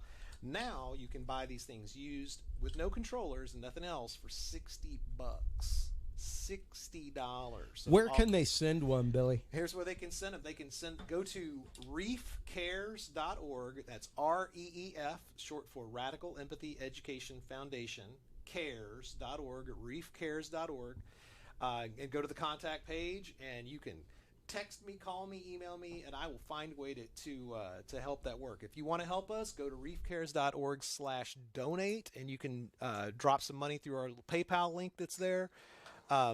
We will work with you so that you can find out exactly where your money goes to. If you want to donate a headset to somebody, you drop me $60, I will tell you the address that headset is being sent to. I will do whatever it takes. I'm on a mission. I'm making stuff so that it helps people get their stuff together. I'm trying to connect people. I'm finding out, as I was just discussing with you, that I'm a tool maker, and Yep. I'm also somebody that my job is supposed to be helping people that are already doing the work in a city find other people that need them to go do the work. So, like That's I right. said, right now we're in 7 different states. So if you're in Wyoming, I have people that can come and find you in Wyoming. If I have people, you're in California, I might be able to get somebody to go help you in California. If you want somebody to come and do a demonstration, we can probably find somebody to do that stuff. So I'm just trying to connect the dots. So, and if you're looking to get educated, all of our online work is done through pbjlearning.com. So we have our courses available there, and we have some other really cool things that we're working on behind the scenes. One of those things is going to be that you will be able to use our Trapped VR detective story inside of a web browser soon. Wow, I cannot wait for that, man. The availability of that on mobile is going to be so beautiful. It's going to be nuts too, because we're gonna let it be for free, but there'll be a paywall so that if you are in police, if you have a job that requires this type of training, we're actually going to put training behind a paywall, so you can actually, as you go through there, you'll encounter a situation inside of the app, and you'll be like, oh wait a minute, there's actually a law about that. What are the things that I should be paying attention to? So we're Click to find out. Click Pay here to get the full program. And the whole idea is that putting the paywall there just helps us create more content so we can educate more people and make more people aware of what's really going on. Absolutely. It's Billy, crazy. my man, thank you as always for coming on. I love having you on. I hate saying that I love talking about this topic. Well, I've got to find another way Without- to say that, Billy. I kid you not, dude. I do nothing except go to conferences and I talk to people I know. about this topic. It is so It's like beautiful to see you out there doing it, man. everything in this field sucks. It's horrible, you know. I mean, yes, there are, of course, people that are getting Even the mission. restorative help. I mean, like there are people that are getting help. They're doing wonderful things, right? But it's like, but the training materials, Yeah. They are this is horrifying. cutting edge, They're man. horrifying, man. This is cutting edge. And I've got people that are excited about helping me make this stuff better. So it's like we have to take that enthusiasm for this and pour the love into the work that we're doing right now. That's right. So Absolutely. you are helping this happen, Chris. I know that it's a horrible topic. I hate it too. But the stuff that Somebody's we're working on gotta right do now it. is better. It's better than anything else that's out there. It and if is there is better stuff, I amazingly want to know better. about it so I can help them do their work It better is. too. It is leaps and bounds better than 95% of what is out there. I would say anything except for a day-long in-person seminar. Yeah, basically. That would probably be the only thing that would go further. It's like a panel of survivors. Right. Things like that. I do want to I know that we need to wrap up, but I do specifically want to say something about that, and I'm really glad that you did, because the feedback that I get from survivors is that this application, this VR application that puts you in the shoes of a young girl who explains how she was tricked psychologically and coerced, it breaks down the barriers that so many people have because they don't want to believe it could happen to them or their families. Yep. So when you have a survivor that's in a room of people, and that person that's in the front row said, never happened to my kids, never happened to my kids, what they're doing is they are denying that survivor's life experience. Yep. And they're invalidating them. So they are being injured while they are trying to help people. Yeah. This tool prevents that. This makes that problem go away, so that now that survivor, after they've taken the headset off that person, they now can have a healing experience with that person. Yeah. Instead of an oppositional thing. So the overall feedback, the vast majority of feedback from survivors is this is a phenomenal tool for that. And unfortunately, there are some survivors that their experience was so much different than this that it's hard for them to see this as a positive tool. So it's difficult. But we're working on a new version. I think I mentioned this earlier. We're doing a version that's on familial trafficking, so that the Romeo pimp situation that's in here that is, a little more sanitized than they would prefer it to be. It will not be as sanitized in the familiar thing. So Fantastic. I think we're going to be able to create products that'll work for everybody. Yeah, well, and being able to, as horrible as it sounds, being able to lay that out on the table, hugely important. Yeah, Hugely important. We have to look at it for what it is. I mean, and it's just the fact of, I'm not going to say that the Romeo does not exist. I mean, our typical guest that we have on, Chong Kim, came through a Romeo situation. She says hi, and she's as of tomorrow. You're the first to know, but she's going to be one of our new advisors, our first actual advisor for Radical Empathy. All right, she's our first survivor advisor. Officially. All right, fantastic. Yeah, so that's good. Hello. All right. Well, glad to have built that bridge. Glad to keep this bridge going and to keep helping you guys as much as I can. Before we let you go, one last time, let everybody know where they can go to donate, where they can go to order classes for teachers this upcoming Christmas. Great question. So where you go is you go to reefcares.org/donate. So you can drop in some money and help us reach more people. And if you would like to get a course for one of your teachers, you go to pbjlearning.com. Or a family member that's a GM of a hotel or works in a hotel or whatever. I totally agree with you. If you know someone that works with the public or works with children, they need to learn about human trafficking. Yes. And our courses are the easiest way to learn about trafficking that exists on the planet. They are delivered directly to your phone in a browser. Everything is done in short bursts. There's a combination of written stories. There's a combination of interactive activities, videos, instructional videos, animated videos. So it's the course that I wanted to take, not just for human trafficking, but for just about anything I ever took. Yeah. I don't like the way school works generally, and these courses we've had that conversation. I designed them to work for me. Well, Billy, I am so happy to help you as always, and to have you on to talk about this most important topic. Thank you. It is truly one of those that has steeled me as far as missions in life and educating people. So thank you for that. I appreciate it. I'm here for you anytime. While you are online checking out everything from PBJ Learning as well as Radical Empathy Education Foundation, folks, of course, make sure to stop on by Curious Realm. That is where you can find all the episodes. That's where you can find our Knowledge Vault. Yeah. That is where you can find our Share Your Story page. Feel free to stop on by. Share your experience of the paranormal, the anomalous, cryptids. If you are a trafficked individual or a targeted individual, feel free to share your evidence in an anonymous way, and we will literally broach your situation to our professionals like Billy and other researchers whenever they come on the show. Stay tuned through this commercial break. We will be right back after this with our good friend and guest, Keith Seland, talking about Will E.T. talk to us? Right after this, folks.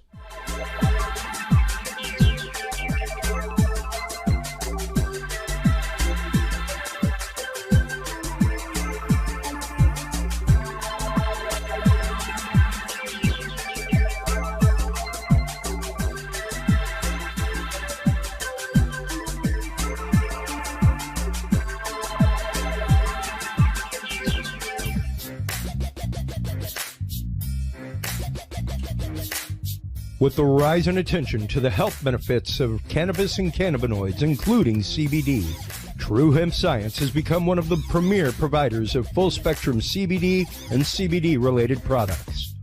Using a proprietary spagyric process, True Hemp Science extracts maximum benefit from the whole hemp plant. Buds, leaves, stems, seeds, even roots. Every part of the plant is used and then reused to formulate a rich, complex profile of CBD, CBD derivatives, and terpenes guaranteed to provide the relief and benefits you need daily. Visit TrueHempScience.com to experience the best CBD oils, edibles, and topicals on the market today.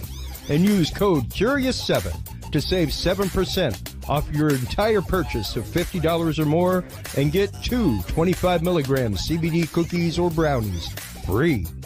That website again is TrueHempScience.com, and the code is CURIOUS7.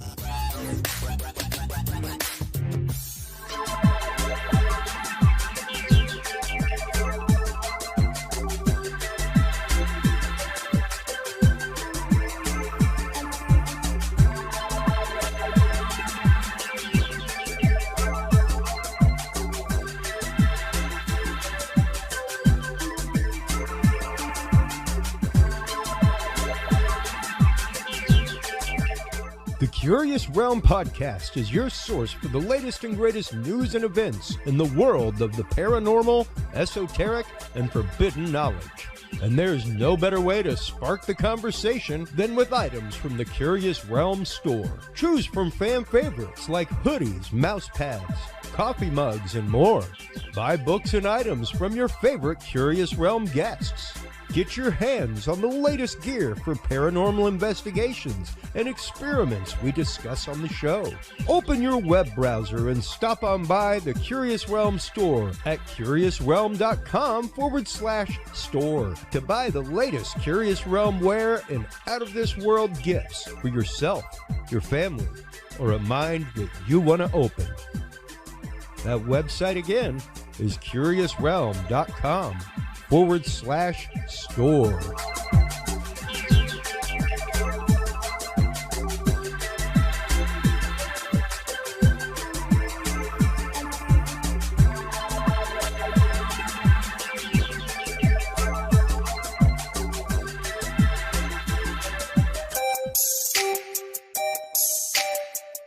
Have you considered starting a podcast? Looking for a way to make your business a voice of authority in an industry? Then Podcast Cadet is the solution for you. Whether starting a podcast for yourself, your brand, business, school, church, or just plain fun, Podcast Cadet is here to help you navigate the waters of the podcast industry. Specializing in one-on-one consultation and training with industry professionals in fields ranging from podcast technology and editing to distribution, monetization, and even social media strategies. Podcast Cadet tailors their services to the specific needs of you and your podcast. Do you already have a podcast and trying to find ways to engage and grow your audience? Sign up for your Podcast Cadet audit today and let us help you explore new and exciting ways to leverage your content and elevate your podcast brand to whole new levels. From consultational workshops to affordable podcast production and maintenance packages, Podcast Cadet is your one-stop shop for everything podcast related on the internet. Visit podcastcadet.com today to sign up for your consultation or training and use code CURIOUS20 to save 20% off your entire purchase. That website again is podcastcadet.com. Well, hello everybody, and welcome to this very special first year episode. Episode 52. We have now officially been on air as the Curious Realm for a year. We have had an amazing run of live shows, things like the Texas UFO Con that we just aired last week, Bigfoot Convention, International Remote Viewing Association, the International Near-Death Studies Association, and we had the opportunity this last year to be a sponsor at the MUFON Symposium in Denver, Colorado. One of the many amazing researchers and authors that we met there was Keith Seland. He is the author of the Humaniverse Guide series, the Humaniverse Guide to Better Reasoning and Decision-Making, as well as the Humaniverse Guide, First Contact with E.T., and he's got a new book coming out, the Humaniverse Guide, Will E.T. Talk to Us? We will be talking to Keith Seland today in the first segment. Here in a little while, we'll be joined by Gretchen Cornwall to talk about Knights Templar research. We will be joined by Melissa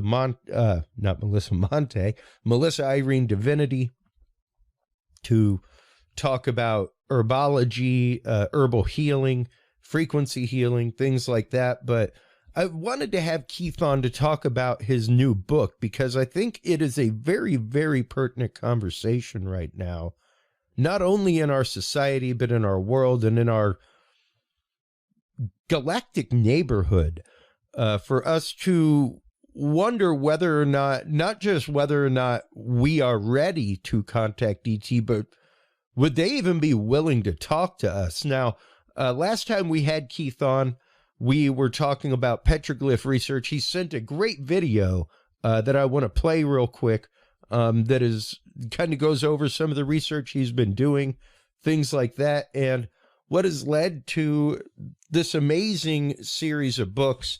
especially the new Humaniverse guide, Will E.T. Talk to Us? Here's this great video of the petroglyphs The from rocks Keith. continue to talk. Here I am back at one of my favorite panels so far, the iconic Sago Canyon panel. It's been distributed all through the mass media and all through the literature and whatnot.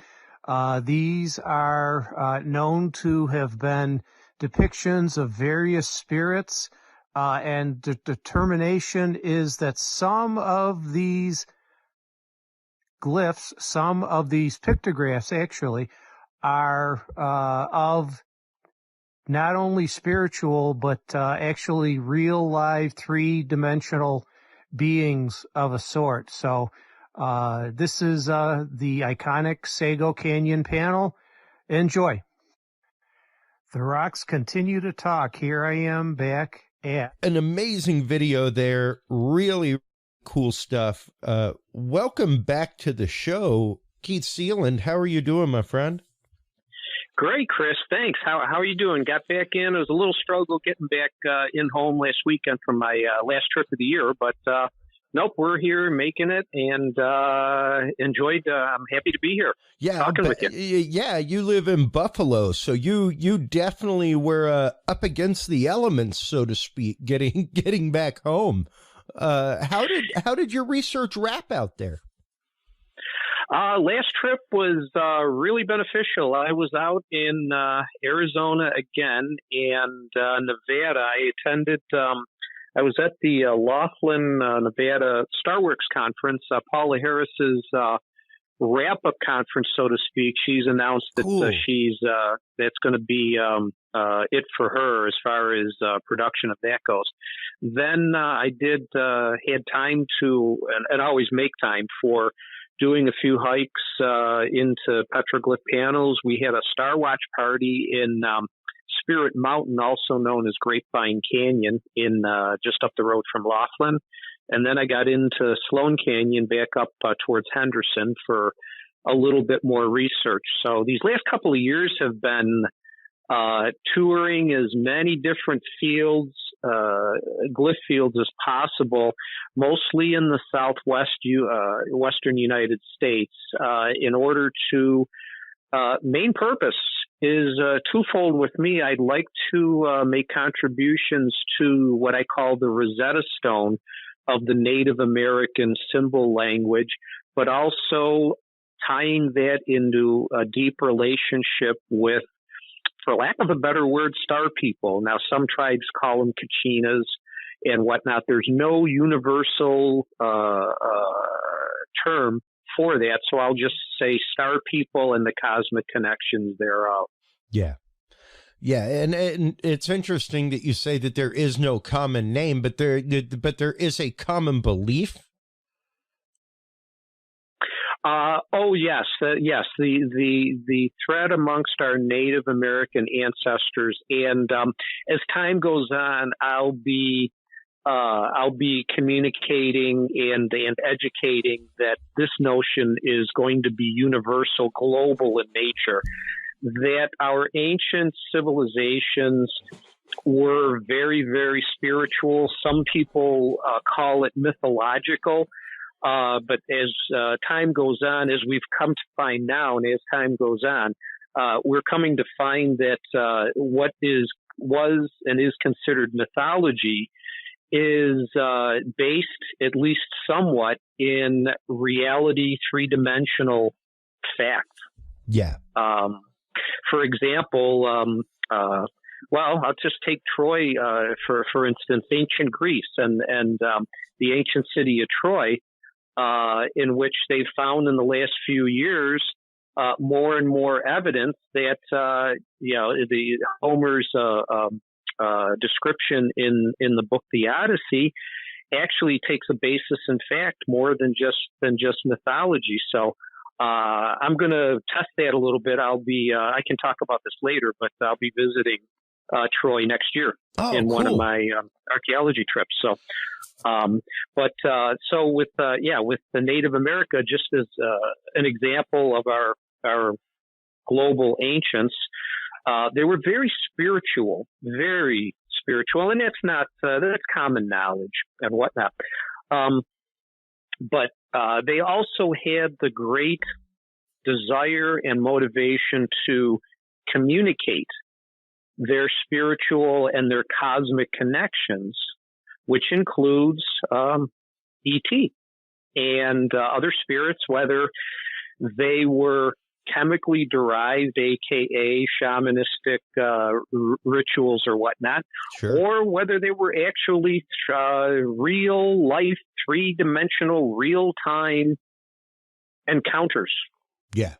In which I maintain both actually happened. So that's the nature of all of that research. With starting out with Native America, and then I'll be expanding as the future goes on into other parts of the world. And it's interesting that you say that you believe both. I as well believe both goes on. I think it's pretty undeniable to think that both don't go on, mainly because of the modern research into UFOs, UAPs, is truly leading to vibrational in nature. And prime example is the case that Kathleen Martin talked about. And whenever I went to the International Remote Viewing Association and saw Hal Puthoff speak, he spoke of the same case where a person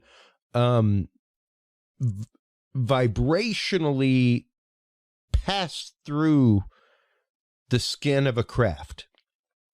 And when you think about it, I don't know if you're a comic book reader. I am a comic book nerd. The Flash does the same thing to like vibrate himself through walls. He vibrates his molecules to the frequency of the object. And he can pass through it. And when you think about CE5 protocols, things like that, from Dr. Stephen Greer, the idea of a group of people mass meditating, it's not necessarily that they are summoning a craft. It's the fact that through meditation, they have changed their frequency to match that of where the craft is shifted into. And when you look at sacred sites, when you look at sites that people go to, sites like these petroglyphs, things like that, these experiences that people have had, once again, like you said, whether through meditation, whether through the practice of song and dance like the whirling dervishes and like shamans in a sing, or through the use of indigens like peyote or what have you, you are shifting your frequency. Yeah, we had as an example, Chris, we did that exact procedure back a weekend before this past out in out in Laughlin at the end of the Star Works conference. We held a star party at the trailhead to Grapevine Canyon, the petroglyph field. Now, the Spirit Mountain, which it's a synonym name, very, very rich spiritual vibrational history, and that's the reason that we did this. And there was over 24 of us, and we put our collective thoughts and energies together to try and attract some kind of, visitation or just a pass by to say hello. And we actually got a couple of flashes from a flying craft that basically heard our vibrations, felt our vibrations, and stopped through to say hi, basically. Wow. Yeah. I mean, Don Daniels from the CSETI organization, and he led the group. I was doing a petroglyph talk earlier on when it was still light out, and fellow UFO researcher Jen Stein was present with, I believe it was her daughter with us. So we were all witness in sitting there and just putting our vibrational thoughts together. And we attracted a couple of passersby that were vetted, for those skeptics out there. They were vetted. They weren't airplanes. They weren't helicopters or whatnot. So, it turned out to be a very productive night for that. So, the vibrational, how will I put this? For lack of a better word, paradigm. I'm going to draw back from that real quick and just to say, sure. When it comes to frequencies and ascension and consciousness raising and whatnot, this is, I predict, it's already happening right now.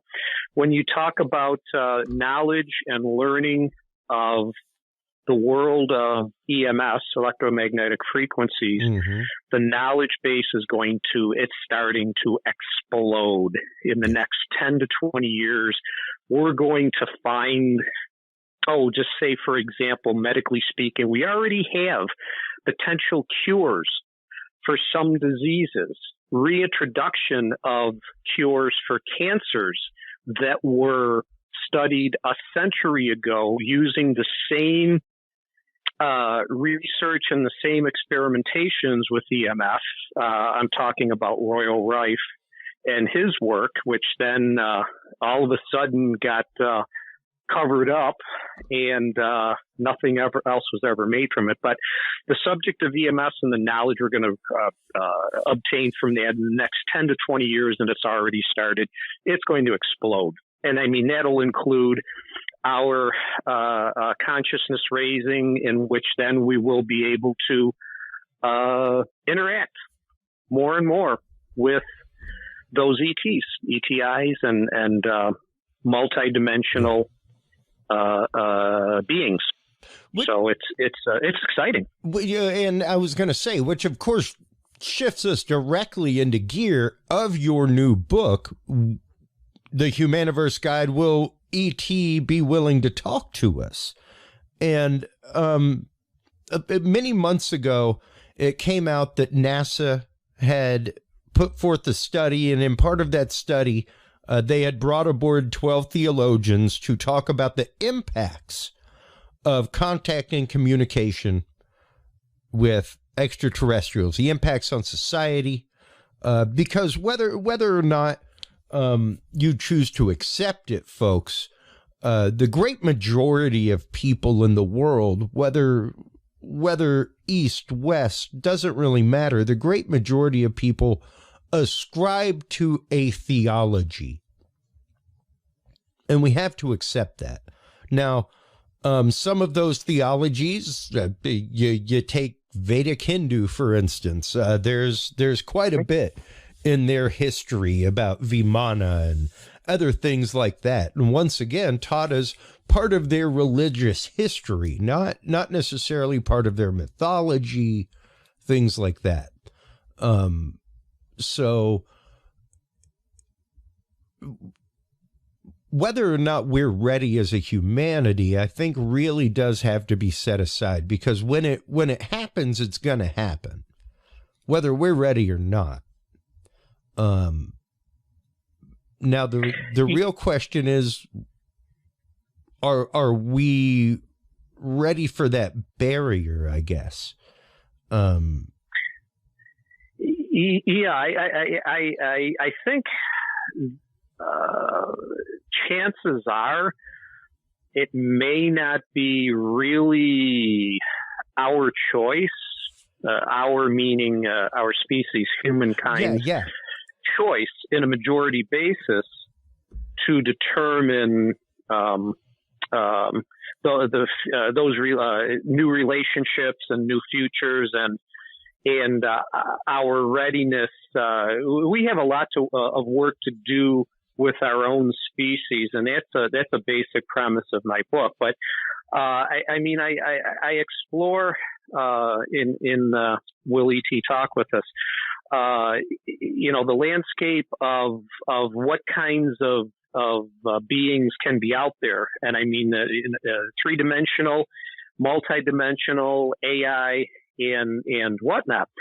And then I move into the W's, the what, where, why, when, and the 1H, how.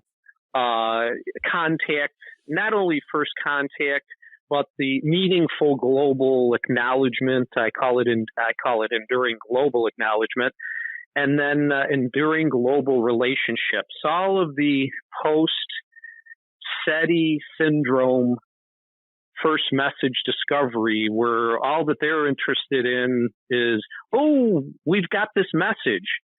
So then what all is going to happen after that? There's a lot of discussion on from both sides too, what we're may need to do in order to ready ourselves and help our society our civilization in the same process, but from multiple perspectives, including the ETIs. I mean, they may be as more intelligent, presumably, than we are, and they may be taking a hands-off, prime directive attitude. They've been watching us for probably millennia now. They probably have interacted with us for millennia on and off or whatnot. But a lot of them are just going to lay off and see how we can evolve our civilization to the point where then we can be invited to join a galactic neighborhood or a galactic federation of some sort, which basically means join the club, so to speak. So I think it's probably going to be more deterministic from their perspective than from ours. I mean, we can do things, pushing for government disclosure. I did a separate series on my YouTube channel about world governments and UFO document disclosures and whatnot. But one other interesting point I'd like to make, and then we can we can go on. I did another video on my YouTube channel comparing and contrasting the 1951 classic movie The Day the Earth Stood Still. Compare and contrast 1951's society and worldview to today's 2023. And I noted that in the movie and the script, the communities that were involved in this then UFO adventure were the government, the science communities, and the military, with one protagonist representative, Jennifer Neal, representing the public. Okay, my contention, and I talk about it in detail in Will E.T. Talk With Us, that I stress, and it's been part of my lecture series this past year, we need a multidisciplinary effort. This subject is so much more than science, than government, than the military. It's our future, going to be new future relationships, and all of our professional communities, theology, philosophy, education, economics, business, the fine arts, and whatnot. Those are all parts of our being, our core existence, and we need to develop a plan of action proactively to include representatives of all of these communities. So circling back, I'm happy to see that NASA is thinking, at least publicly, about including a little bit of thought from the theology community, and that it is very vital for our civilization. You have to, because once again, if you're talking about anything that is literally a prime mover of humanity, doesn't matter what it is that you consider larger than yourself, but it's those that see something larger than themselves, those that I'm not going to say that churchgoers are more apt than those that are just spiritual, but it's literally those that are willing to accept the fact that they are but a speck, and it really is a deep philosophic concept. And that's one of my favorite things about your books, Keith, is that really it is an exploration of the philosophy of how to handle this situation. And, you know, you mentioned a second ago that when will we be ready to communicate with ET? Because they've probably been watching us. Inadvertently, they've been watching us, and we have been inadvertently communicating with them this whole time. One of the things I bring up regularly is imagine being another civilization headed this direction and just intercepting all of our communication with zero frame of reference. Like, yeah, it would be like the guys on Flight of the Navigator, you know, where they show up and they just speak television. Yep. And that's all. I mean, again, it's in the study of basically anything that has to do with either both abstract nature and physical nature, aka empirical studies, science experiments, whatnot, is that there are different perspectives. So, I mean, when you look at it from the perspective of ET, spatially, physically, they're going to be somewheres in the solar system or somewheres on a nearby star, with which our radio waves have been able to travel for over 100 years now, whether it's radio or whatever frequencies they are. Our communication or our broadcast, so to speak. I don't think we were meaning to communicate episodes of sitcoms, I Love Lucy, or Adolf Hitler or whatnot. But we aren't necessarily meaning to, but that's what's happening. Like, we're broadcasting it. It's bouncing off a satellite, which means it's going past the satellite too. So yeah. All this stuff is just floating out there. So all they had, at least initially, are broadcasts of basically our culture, and that's where I bring in the point. Look, our species, our existence, our core essences are. I have a concept term for that. It's called our human condition, but they consist of all of those. It's not just the study of the science or exclusive use of the left-hand side of our brain or whatnot. It's we have two sides to our brain, and those broadcasts are translated from efforts from both sides of our brain, whether they be entertainment or knowledge or documentary or whatever. ET is looking at all of this as an initial discovery from us, and they've got to be wondering, well, what is this civilization like? Maybe we should go over or maybe over to and check it out. Or maybe we should those people are crazy. Look, let's avoid that place altogether.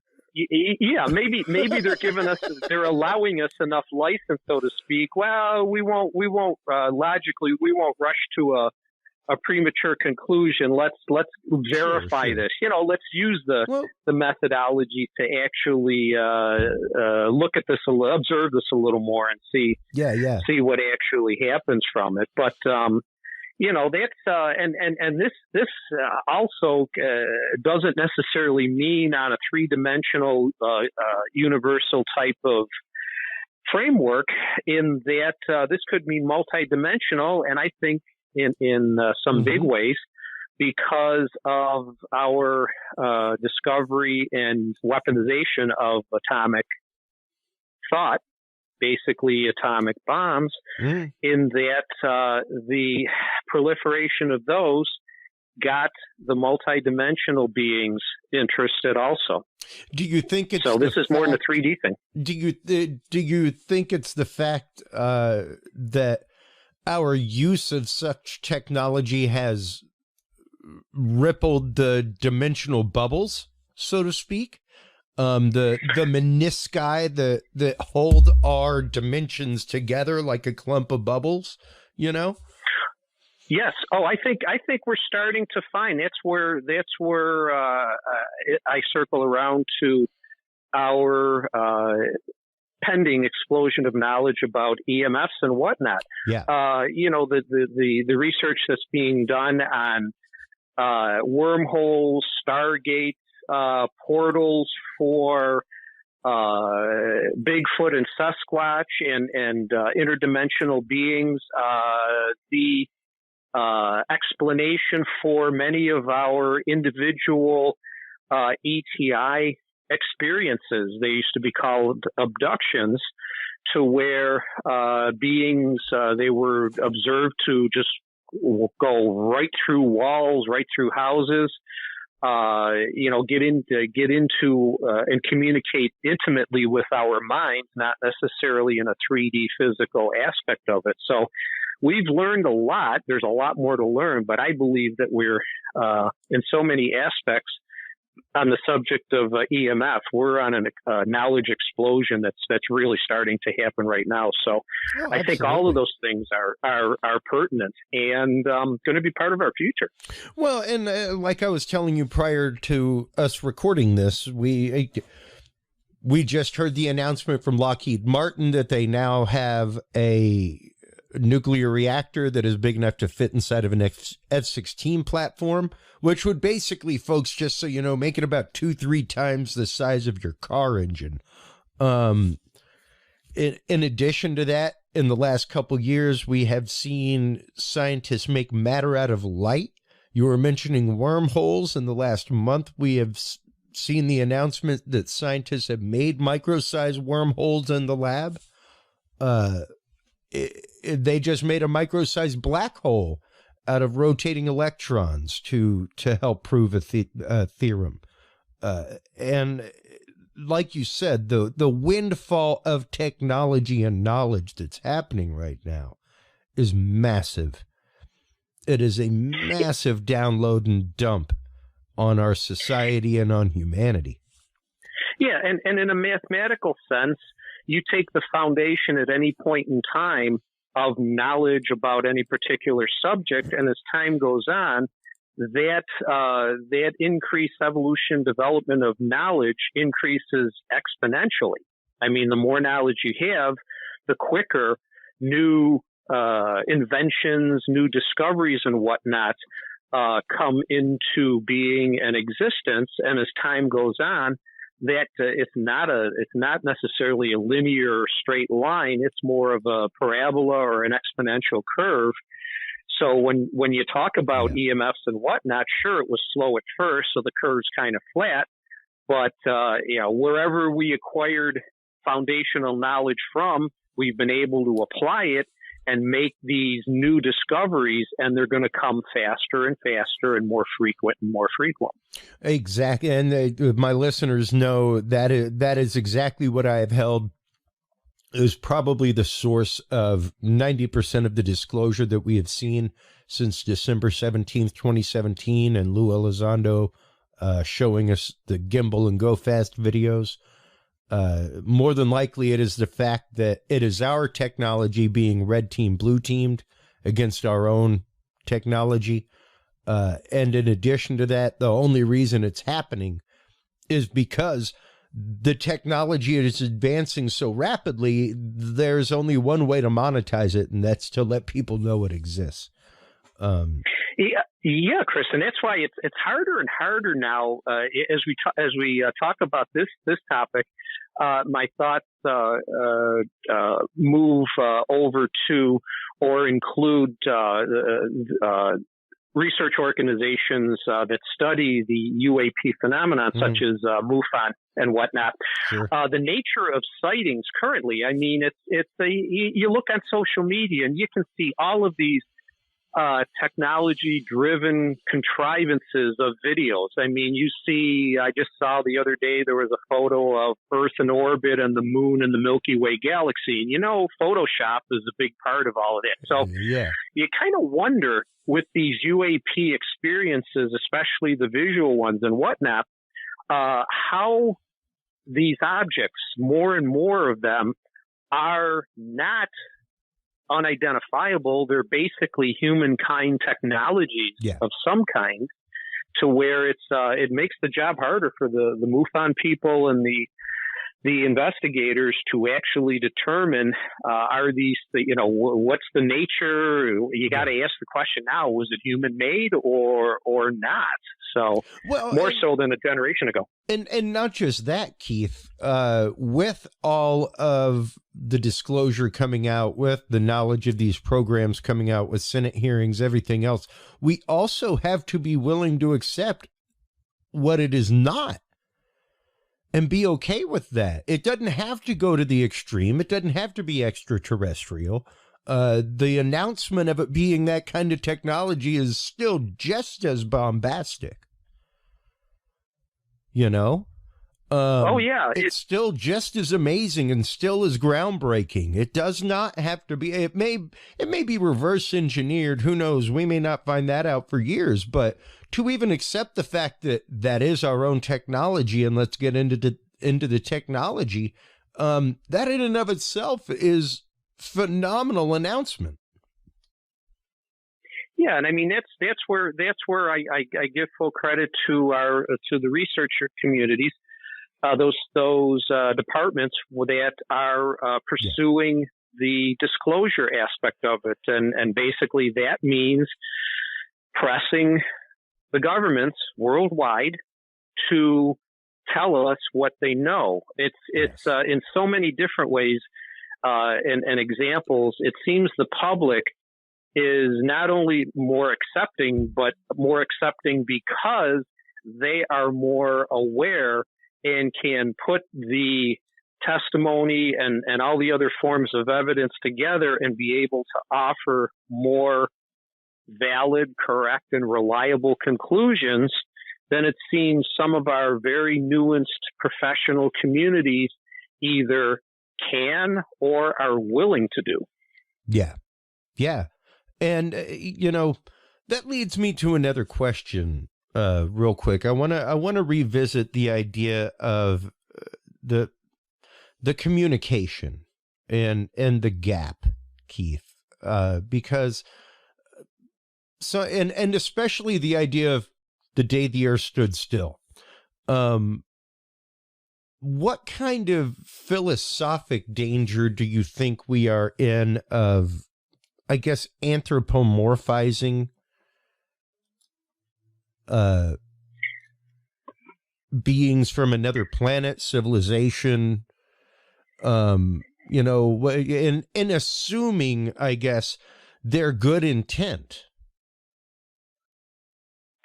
Like, we always see the sci-fi example of like, well, they would be much more advanced than us. They can travel amongst the stars. We surely in 10,000 years would have united as humanity.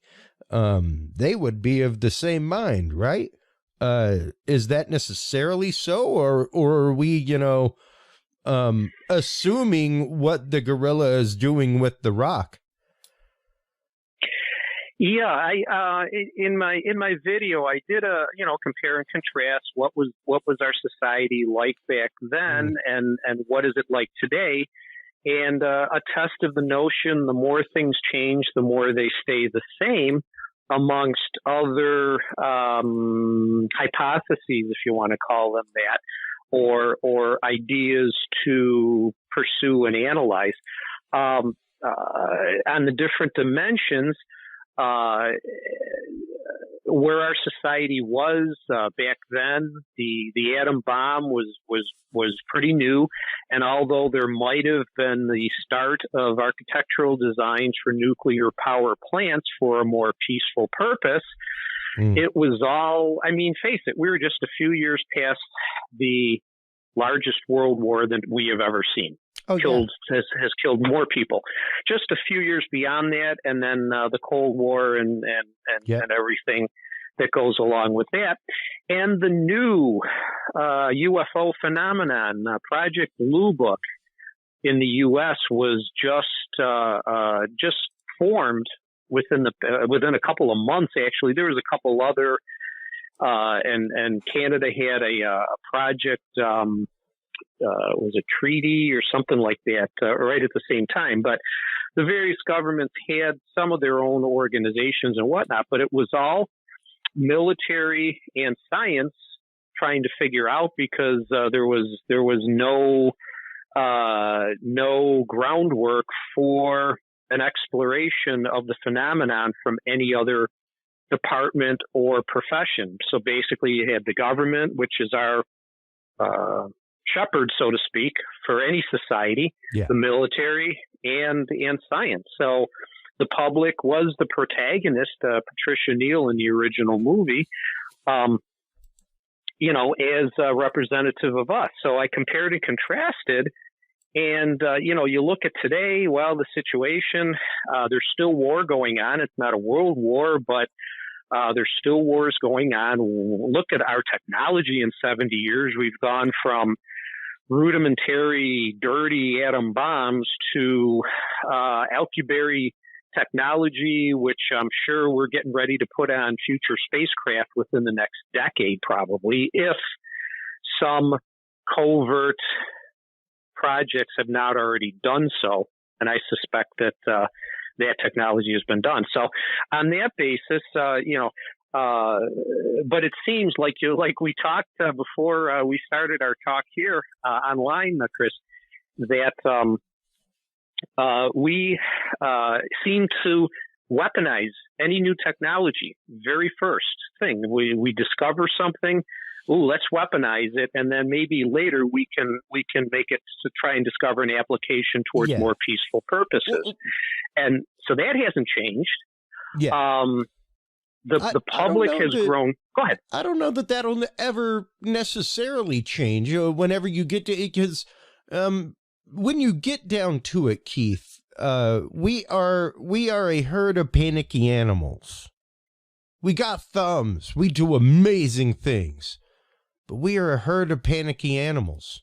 No different than a flock of birds in a parking lot. If one gets up and flies 20 feet away, the others are going to follow. There may be a few stragglers behind.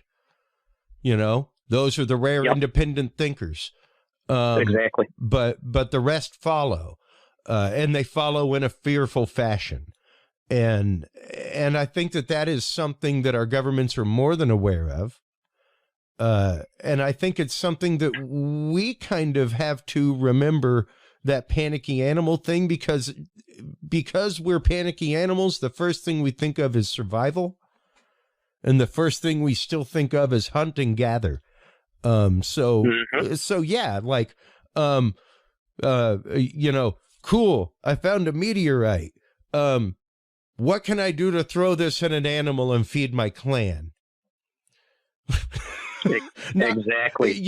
Even, wow, this seems like heavier, thicker, better metal than other things. I wonder if I could turn it into a knife. Once again, using the technologies that we have at hand as a literal tool to better our life, And unfortunately, because of our animalistic nature and our hunter-gatherer instincts, the first thing is kill and feed.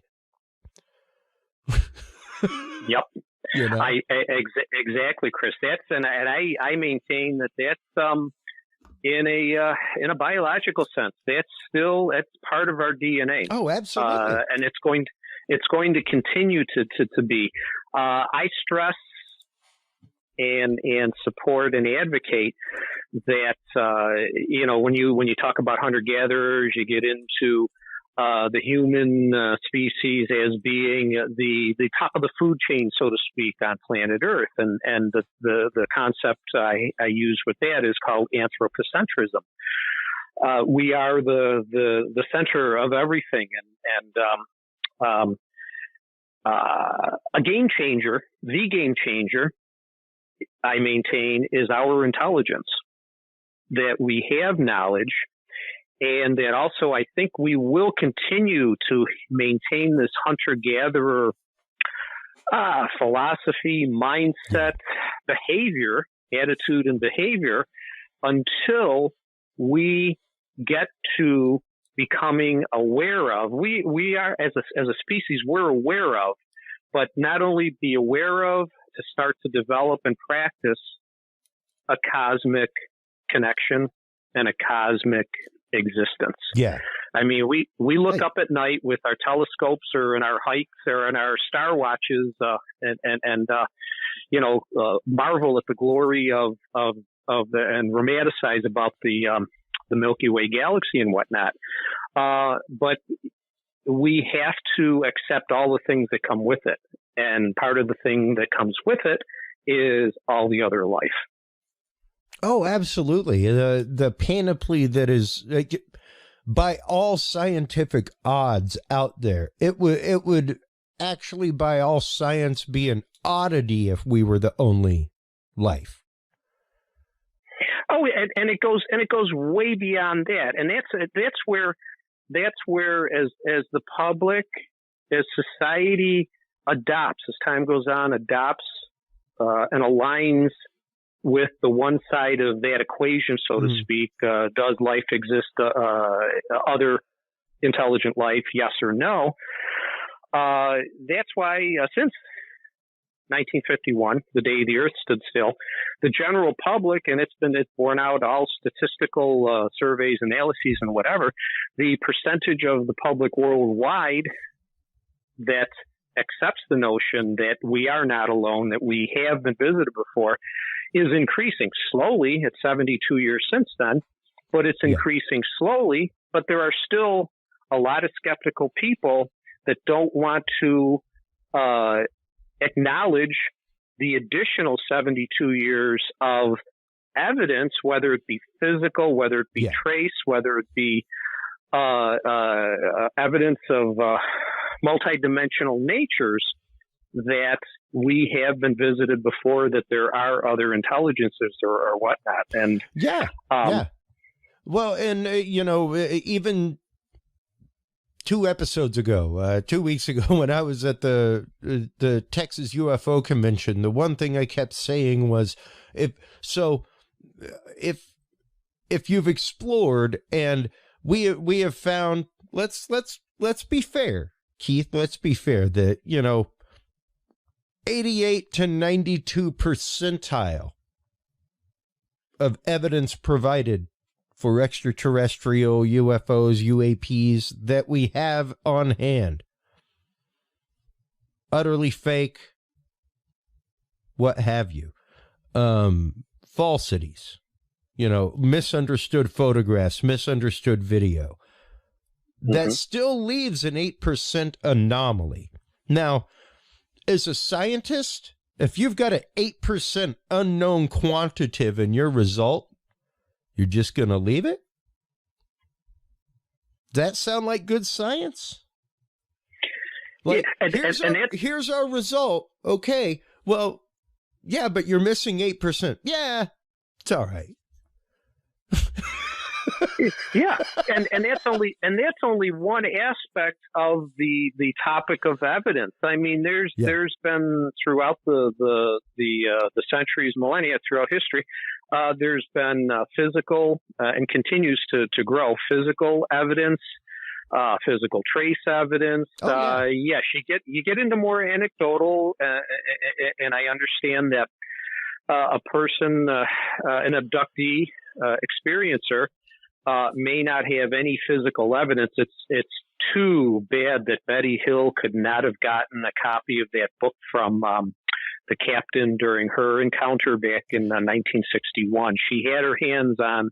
Oh, sure. She had her hands on a catalog. Yeah, it's too bad they took it away from her. But you know what she did come back with? An accurate star map that did not exist at the time. Yes, that was so for myself. She came back with an accurate description of a star system that we did not have until years later. Yep. And boy, personally, that was so compelling for me. Yeah. I remember many conversations with the late Stan Friedman about that. And I mean, he was an early studier on it. And when I first came to him and said I wanted to talk about the star map, and he looks up at me and he says, "Boy, you're about the first one that's ever asked me about that." I go, "Stan, that That's didn't the exist. biggest part. That's the biggest part. That's like the Dogon tribe. Yes. Describing the Dog Star of Sirius as a dual star system. They've known about that for how long? When did we discover a dual star system? These guys live out in the middle of Africa in huts to this day. And they knew it. And not only the Dogon, the Egyptians, the Sumerians, the Aborigines down in Australia. That's just an example of the worldwide connection in another aspect of all of this. And I mean, the evidence has been there. I scratch my head a little bit when I've seen recent interviews with, I'll call him Honorable Dr. Michikaku. He's been a fantastic a spokesperson in his generation. But I saw recent interviews with him describing the December 2017 U.S. Navy disclosures and whatnot, and his proclamation that now science has some measurement with which to study. We've had that, Doc. For decades or centuries now. I don't mean, well, maybe I shouldn't say this, but now grant money is starting to become available for scientists to study. So now it's okay. You know, the pseudoscience, the transformation that happened to Einstein and Mendel and Alfred Wegener and Galileo and whatnot. Same thing. And quite honestly, we discuss it all the time with guests. It's the fact that the conversation has now been open. The conversation has been open to an undeniable point, to a point that the media now uses the term UFO denier. Yeah, and the really need to think about in the nature of argumentation. Yeah, Chris. In the nature of argumentation, the focus or the provability dimension has been shifted from one side to the other. Now there's acknowledgement, like you just said, that some things are going on. Yes, there's the added dimension. Our species has the technology with which to produce some of these phenomenon more than ever before. So we got to take that into study account. Yep. But at least the acknowledgement, and even though there's a lot in the U.S., and there's a lot of parallels from our new, is it the UAI MSG office? Is this just a redo of Project Blue Book? But I maintain progress, like you just said, has been made in that acknowledgement that there are things out there, that the burden of proof has been shifted away. Now, if you want to refute it, it's up to you, the skeptic, to try and refute it. It's not up to us to try and prove, although it still is. But, sure. There's still tons that needs proven. Tons. And I am perfectly willing to accept that. But what the videos did was raise the attention in the public eye. That brought about the discussion in Congress, which said we really need to have a panel about how all this money got out without us knowing about it. Because it's like, why weren't we read onto this program that apparently we funded without knowing about? Raising to new level the existence of a black budget, so to speak, but providing an enduring, at least national, U.S.-wise, but I maintain that this is going to be an enduring global sea change, so to speak. Oh, absolutely. In that of disclosure and information and releasing that. And we are far behind as far as world governments go for disclosure, releasing. France years ago declassified all of their documents. Brazil has for a long time. There are numerous countries out there that have just kind of put it all out in the public, you know. So we are far behind the curve on that. And now the conversation has gotten to a point where FAA has a reporting system now. So previously, if you held wings of any sort, military or civilian, and you went out talking about whatever you saw in the sky in your cockpit, you'd be lucky if you kept wings. You'd be lucky if you kept a job, and if you ever had a career in the sky again. Far different story now. Now than before. Now that wasn't a new idea back in the U.S. at least, anyways. Back in the mid 1980s, the Joint Army Navy Air Force Protocol JANAP 146 was a protocol that now provided allowance and the security for military personnel to report sightings and whatnot without fear of retribution. It took a while for, like you mentioned, the commercial airline industry, other pilots and whatnot, to be able to enjoy the same securities from that way of thinking and that protocol or whatnot. So it's not a new phenomenon. In other countries, in my YouTube series on world government disclosure, have come across in the last few decades to provide similar histories and similar advances and things like that. So it's hard to, yes, the U.S. is way behind a lot of other countries. I mean, England is another country that has been more forthcoming. But it's hard to rank, you know, who was the first, and in my research in that, some countries like to say, hey, we were the first. Well, not really when you look at it. And the U.S. is not the last, you know, when you look at it, and it's a wide dimension of cover up and covertness that's still around and available and whatnot. But it's a worldwide effort that governments now and more than ever before, and will continue to be. That's the most important thing, is the future. I mean, it's going, I would believe, continue to be on the course that it is. Yeah. That we will learn more and more and more, you know, about the one entity that I don't do in my YouTube series. I would like to explore it sometime. What does the Vatican know? You know, they came out. I've studied as a Roman Catholic seminarian. Spent many years deeply involved in my church and my faith, and they definitely bullied their way to the top of a hill in Arizona with an observatory.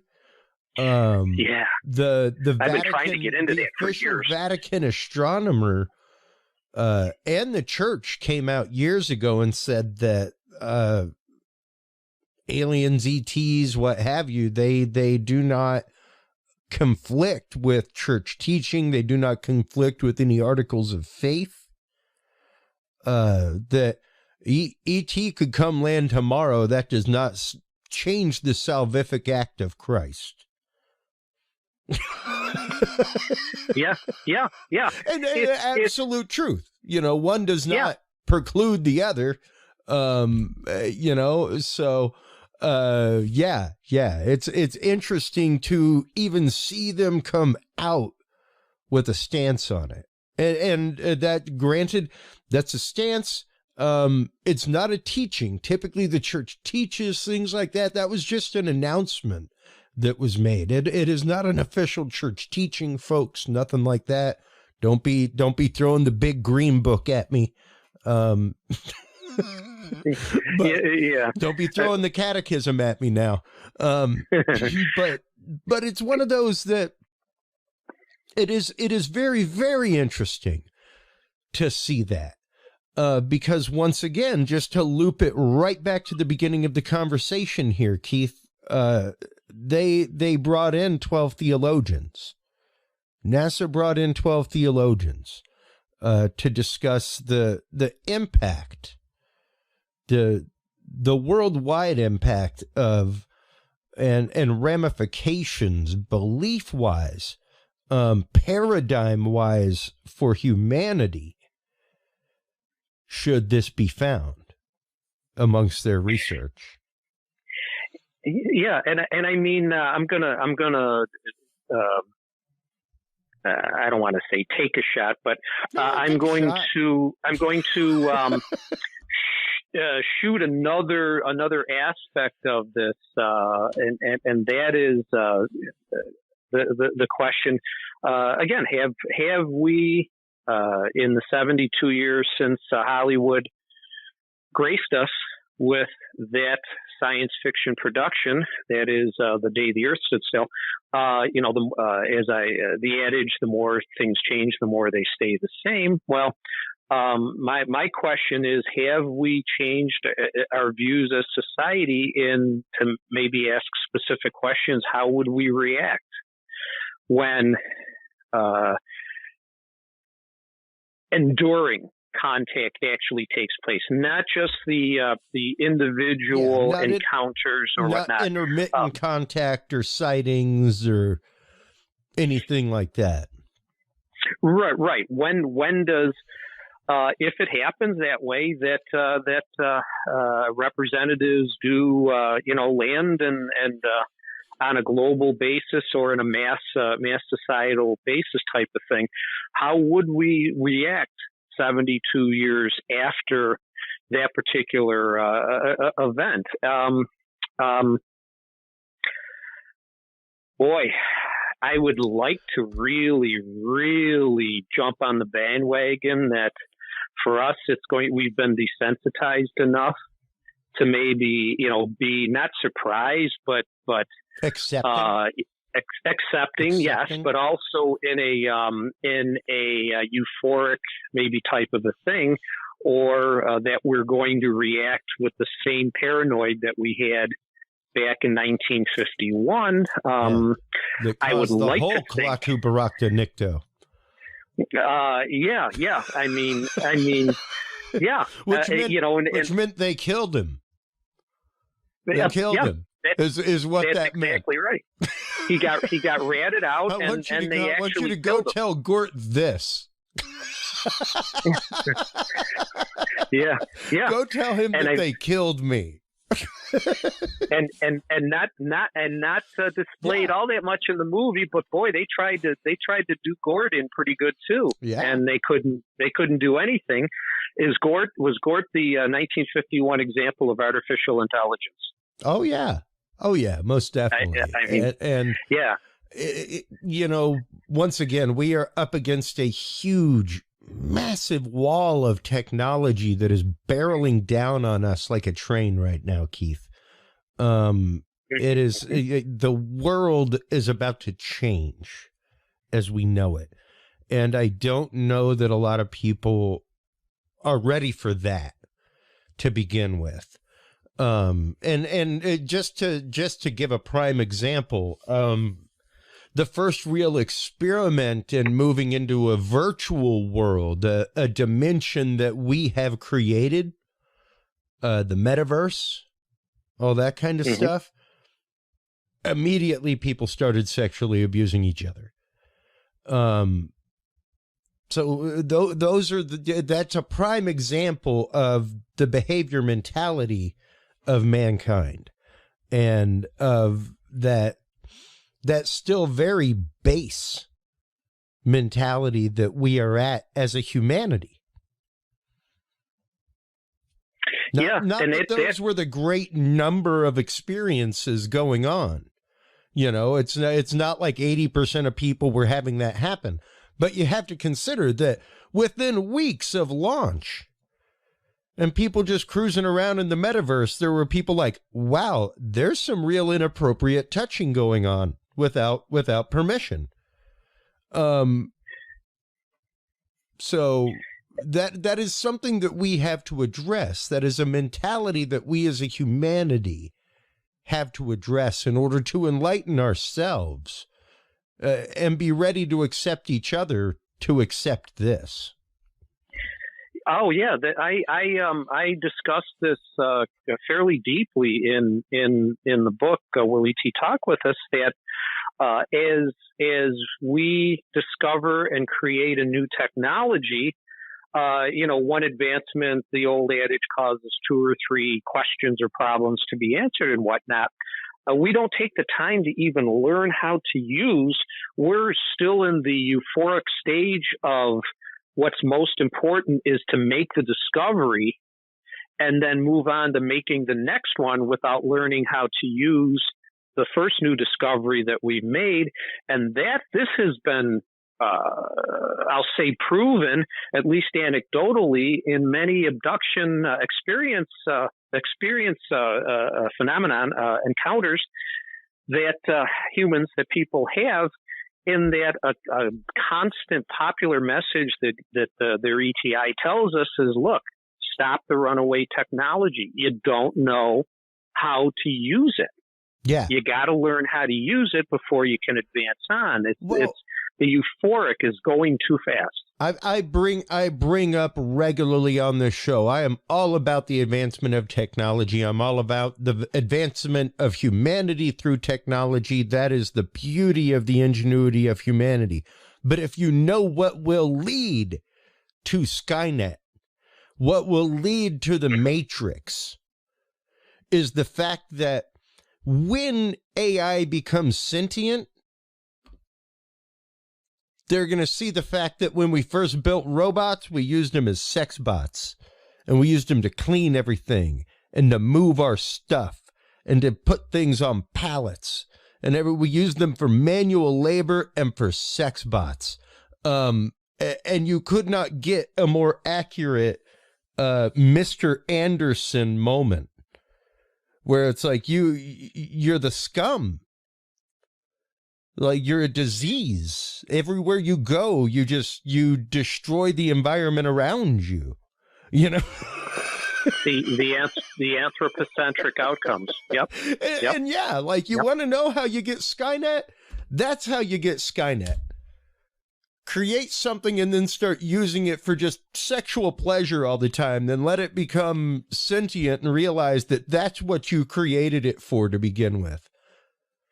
I mean, will it take the fear of finally acknowledging the existence of an intellectually superior ETI, whether it be an individual or a federation? Will the outcome from the ultimate acceptance of that be? Will our reaction be one of paranoid and fear and weaponization? Or are we going to be intelligent enough ourselves to basically say, hey, here's our past. We're going to be aware of it and use that to, in our intelligence, to move forward and to chart a different course other than the one for making bombs to try and defeat. To use your own past as a cautionary tale. You know, to be willing to see the proper moral lesson that should have been learned from your past and from past actions, and to not repeat it. You know, and I think that brings us to a great point here, because we need to, as a people and as individuals, be willing to get along. And when I say that, people, I mean, be willing to accept and just get along. You know, we have come to a point where we literally, like, Thanksgiving just happened. There's still families that don't get together for the holidays because of political differences. What is that about? Yeah. Like, I don't grasp that. I don't get that, Keith. But that's a lot of people. And I'm not judging anybody or anything like that. It's literally a part of human condition that I do not understand. I want the conversation. I want my beliefs challenged. But it shouldn't, but we are intelligent enough. It shouldn't come to the point where we have to hurt each other. Yeah. Yeah. With which to whatever dimensions that would take. Boy, it just seems, it's a part of our existence. Maybe politics, okay, sure. One candidate is opposed to another, but there's so much more to our existence. Or is that the rabbit hole that we're digging deeper and deeper? Is that our political view is dictating our existence to the exclusion of, like you said, family and whatnot, which, and it's no secret. It's been going back. Our literal support nets, man. Yeah, yeah. And I mean, that's been going since, Civil War. Many examples where families were torn apart, soldiers from different sides and the same family and whatnot. So but, we've had 160 years ago. Can't we learn anything from, from that in an enduring, just not pop up into our consciousness a little bit and then just fade away again until maybe the next time if it does. But something to aware and grasp onto and develop and maintain, and then practice the behaviors from all of that. And that's why a big part of my motivation for doing the research that I did in Will E.T. Talk With Us. We need to be proactive. If we're reactive, and I give many in my lecture series this year, I gave many examples, two big ones. The pandemic, we waited to be reactive. It cost trillions of dollars, millions of lives. Pearl Harbor was another one. Reaction is normally done simply out of fear, Exactly. Yeah. Proactive action is what you do to avoid the fear scenario and the fear situation. It's what you do to curb that. Yeah. And I mean, along the way, Chris, we're gonna, and I think, our conversation has hopefully highlighted a need for us to be able to start this planning, but, do it on a platform that includes all of the various professional cultures of our existence. I mean, everyone's everyday life, we're exposed to business and economy, exposed to religion, at least vicariously, to philosophy, read between the lines in a lot of ways. In all the communities and groups that we're a part of. That's part of what I call our human condition, our human nature, and that shapes all of our world views and our purpose and everything to go along with that. So along the way, being proactive, we're going to learn and become reaware of and develop a better human condition to where we can be more holistic. We can help to save our planet physically, because our lack of holism is now physically starting to harm our planet in maybe some irreversible ways. And it's not just a conjecture. It's been scientifically proven for the scientists out there and whatnot. Not so much for the politicians, but these things are happening. And for us to we should develop a want to prepare for when ETI comes, visits, and offers their hand in friendship and relationship and whatnot. We shouldn't wait until it becomes reactive, like you just said. I think our more primal fears will then rise to the surface.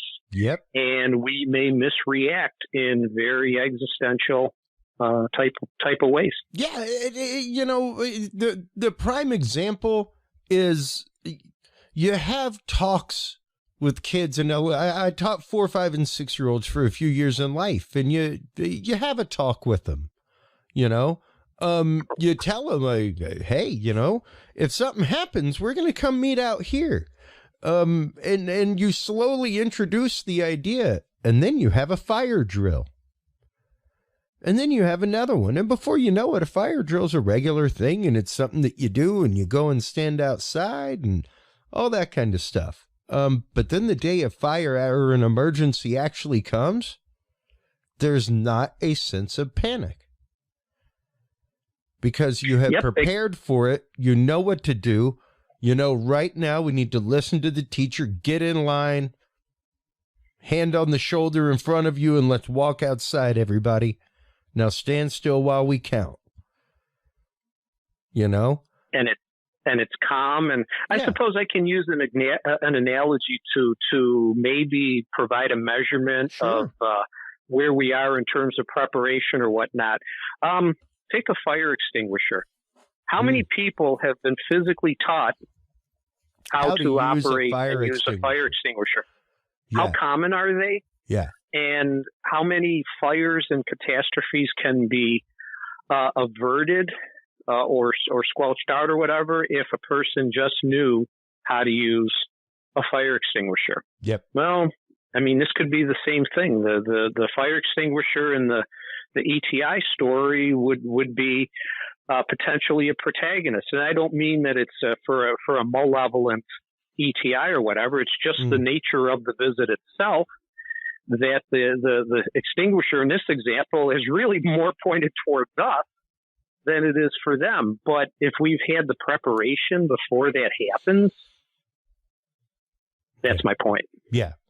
Yeah, precisely. And even the once again, the preparation of discussion. The preparation, because discussion leads to open mind. Discussion and open discussion leads to an open exchange of ideas, and some of those ideas may be fears, which might be allayed through the discussion. You know? And how much more benefit on a proactive basis could there be in recognizing, and I discussed this in detail, where the different professional communities come together. Now, there's going to be, one, there's probably going to be a communications gap, and two, there's going to be an IT gap. So with being able to curate data and information and whatnot, and provide simulations and whatnot, what a better way, not being under the pressure of an immediate crisis deadline, for these communities that really, if you look at the academic research literature today, natural scientists can hardly talk with social scientists, much less philosophers, theologians, economists, business people, fine arts, whatnot. You know, it's interesting you bring that up. My wife is an improv comedian. She teaches improv. She teaches, sketch comedy, things like that. And years ago in my work as a corporate AV engineer, I had the opportunity to watch Alan Alda speak. And Alan Alda, through his use of improv comedy, sketch comedy, things like that, is actively teaching scientists of different disciplines to talk. Yes, even within how to find a common ground amongst what they're doing, and at the same time, how these scientists can go about expressing with passion, with the passion that they have, to investors, to bankers, things like that, to help support their science. Because, like you're saying, these people don't know how to talk to each other. They all speak different languages. And a lot of them, eschew the opportunity of being able to interface with the public or with other professional communities, because they don't feel like they should be have the need to, or they're looking down on it with what I'll call pseudo arrogance or pseudo ego or whatever, to use the science refutations or even over humility. of what I have it in that groundbreaking. It's just a thing.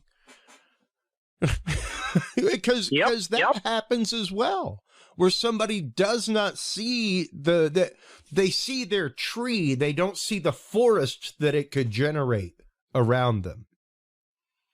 Yep, and that's been kind of forced upon. Go ahead. No, I was going to say it takes almost a Shark Tank type situation and somebody having the confidence to be able to go up and give a pitch. You know? Yes, that's also true on the individual level, right?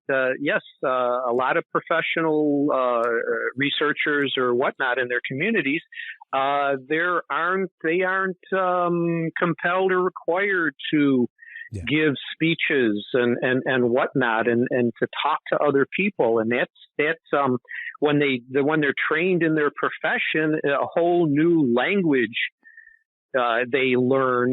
That's foreign language to most other professional communities and certainly the public at large. And that's where, the public has now been pushing back on a lot of these professional communities. We fund you medical science and we fund you through government directly and whatnot. You should be telling us and talking to us and being transparent with us and whatnot. And for the most part, they're not, or even worse, the public gets confused. Say, for example, they hear the medical news that, coffee is good for you. No, coffee isn't good for you. No, take these pharmaceuticals. You go to your doctor, they'll write you prescriptions. And if you don't want to take prescriptions, and then they argue with you. And it's like, public just throws up their hands and say, who's right? That's all we want is valid, credible, reliable. And we know I shouldn't say we know. The public should know that science definition, it's an evolving, constantly evolving profession, protocol. There's no bullseye. There's trying to get to the bullseye, but it's going to take a long, long, long, long time, and the public has to be aware of that. So both sides are kind of guilty here in my discussion of not understanding each other. Absolutely, because we really do have to stop folks saying things like, science says this. As of right now, I've still got my astronomy textbook. It shows Pluto's a planet. My son's planetary chart in his room doesn't. Yeah, that changed in my lifetime. That's a pretty big thing to say, like, we got one less planet in the solar system. Planetesimal now. Yeah, not long ago, I'm a longtime member of Lowell Observatory back in Arizona, Flagstaff, and fantastic. I don't get paid for this advertisement for Lowell, but anybody that can get out there, it's the most user-friendly astronomical campus. One of the most useful. There's more useful ones, but I encourage anyone to visit. But they even have, now that's where Pluto was discovered. Yeah. And they even have some placemats, laminated placemaps and charts and whatnot. Some have Pluto on it, or some don't have Pluto on it, but some do. So it's like, and I always rile the student. No, the student. I'll call them student athletes. I mean, the student astronomers, they're athletes in their own way. So the student athletes there, I bust with them all the time about, Pluto should be a planet. Here's what happened, and here's an example of the miscommunication or misunderstanding or ignorance that the International Astronomy Union back in 2006, they waited until the last day when less than 5% of the voting population was there to put it on the table and call it to a vote. So, but fast forward, this is where astronomy and the sciences and our knowledge can be changed in the future. I firmly believe we're going to find. I bought the New Horizons. It's a textbook. It's an 800 pages long hardcover, and I'm going to read it. But it gives the history of the natural sciences, the geology, and whatnot. And I think eventually, with more knowledge, we're going to discover that Pluto should be a planet if it's got plate tectonics and geologic activity. We may even discover that the object was pushed out of its orbit artificially by another body, such as the creation of Earth and our moon, with the Mars-like object smacking into the Earth and creating our lunar satellite and whatnot. We'll probably discover in the near future that other solar systems have planets that behave and are situated spatially the same way as Pluto. So, but that's just, knowledge is fluid. Could have been dragged and pulled out of orbit by Nibiru on the way out. Yep, exactly. Yeah, it's right. It's a dynamic that it can be applied to any aspect of our knowledge. Going back to historical studies of extraterrestrials in our existence, our ancient peoples and whatnot. So, but that's what the public has to accept, is that there's no ultimate bullseye for anything. I mean, I could even task our viewers with a thought that I have had, that it's regarding the second rule of thermodynamics, or the entropy, the idea of entropy. Yeah, I kind of believe and speculate that humankind, there is on a higher level a form of equilibrium that we do not understand and or are not aware of. So I think eventually that law of entropy is probably going to be at some point in the future revised quite significantly. Yeah. I don't have any proof for it. That's why I say speculation, but something to think about. Oh, most definitely. And the turn of phrase I use on the show all the time is, the day science becomes static, it is now dogma. And be careful for that. Yep. Be careful for that. Yep. You don't want dead end. Absolutely dead end. Yeah. Yeah. At that point, it's no longer science. Science, by definition, is not static.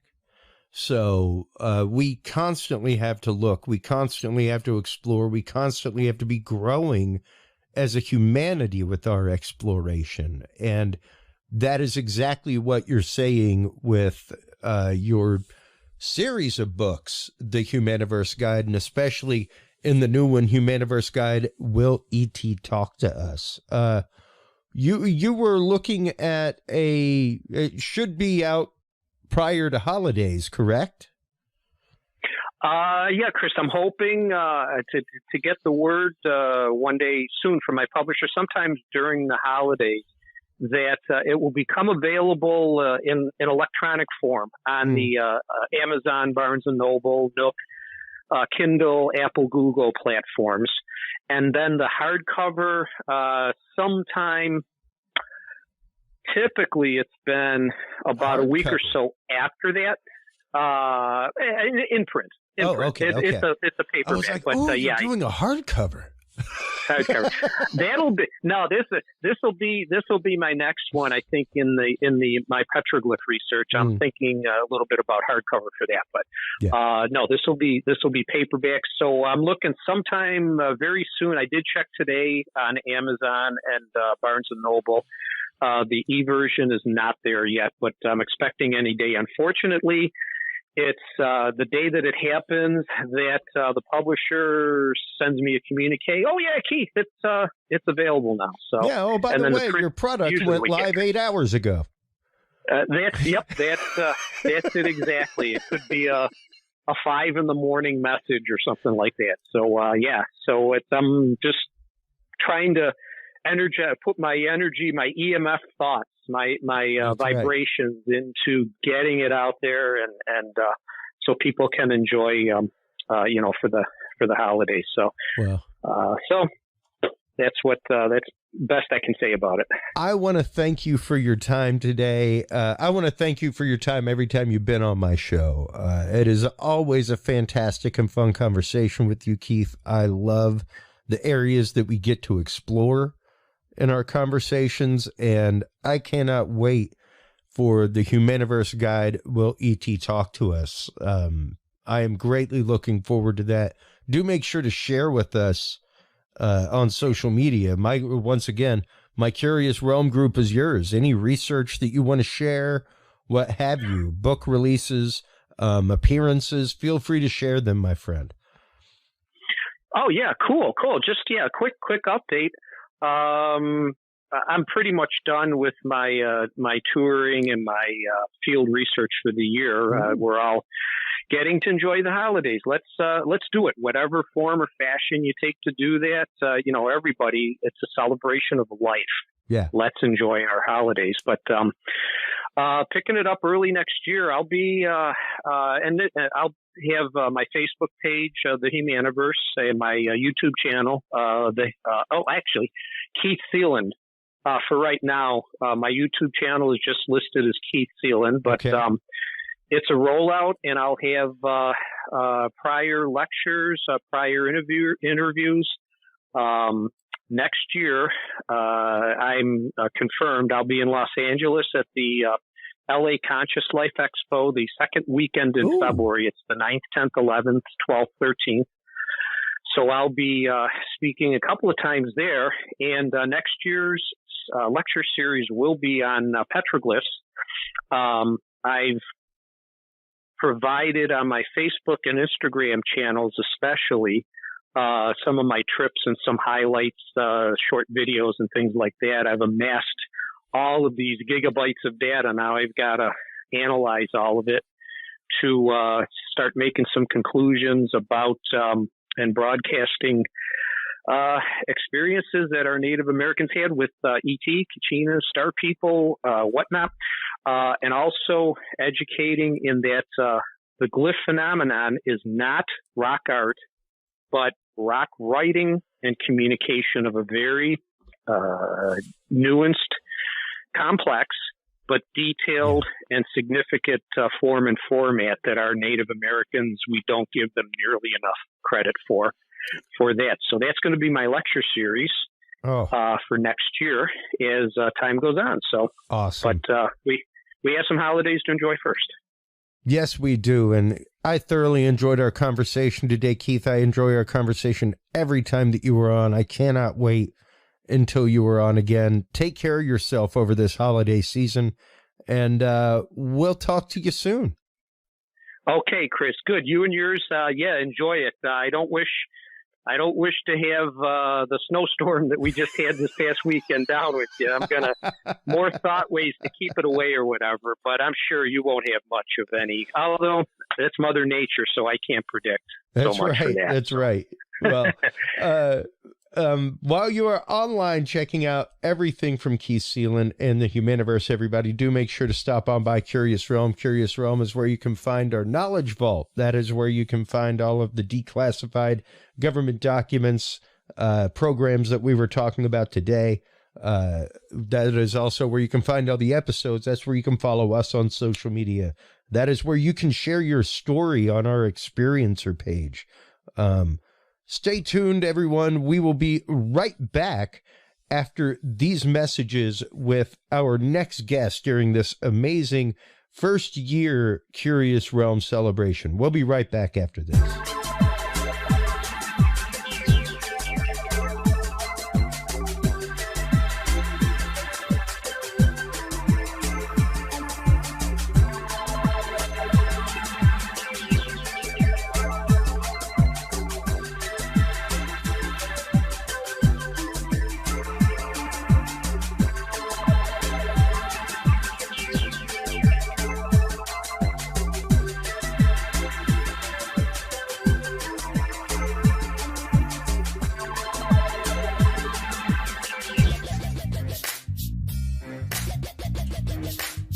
With the rise in attention to the health benefits of cannabis and cannabinoids, including CBD, True Hemp Science has become one of the premier providers of full-spectrum CBD and CBD-related products. Using a proprietary spagyric process, True Hemp Science extracts maximum benefit from the whole hemp plant. Buds, leaves, stems, seeds, even roots. Every part of the plant is used and then reused to formulate a rich, complex profile of CBD, CBD derivatives, and terpenes guaranteed to provide the relief and benefits you need daily. Visit TrueHempScience.com to experience the best CBD oils, edibles, and topicals on the market today. And use code CURIOUS7 to save 7% off your entire purchase of $50 or more and get 2 25-milligram CBD cookies or brownies free. That website again is TrueHempScience.com, and the code is CURIOUS7.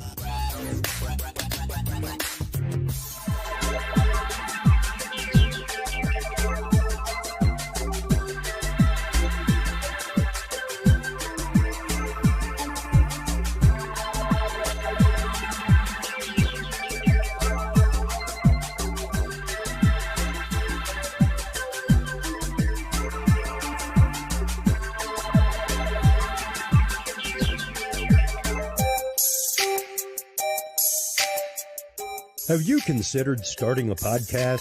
Looking for a way to make your business a voice of authority in an industry? Then Podcast Cadet is the solution for you. Whether starting a podcast for yourself, your brand, business, school, church, or just plain fun, Podcast Cadet is here to help you navigate the waters of the podcast industry. Specializing in one-on-one consultation and training with industry professionals in fields ranging from podcast technology and editing to distribution, monetization, and even social media strategies. Podcast Cadet tailors their services to the specific needs of you and your podcast.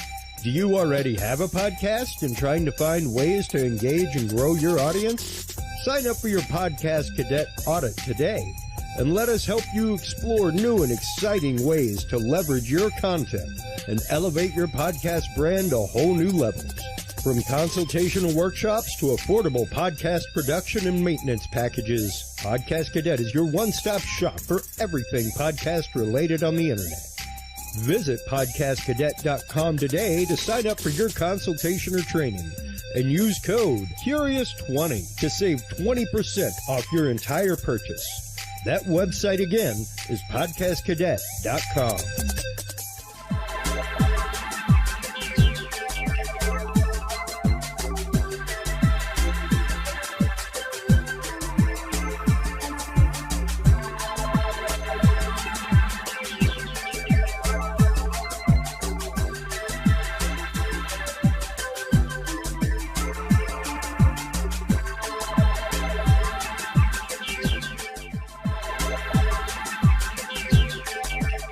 The Curious Realm Podcast is your source for the latest and greatest news and events in the world of the paranormal, esoteric, and forbidden knowledge.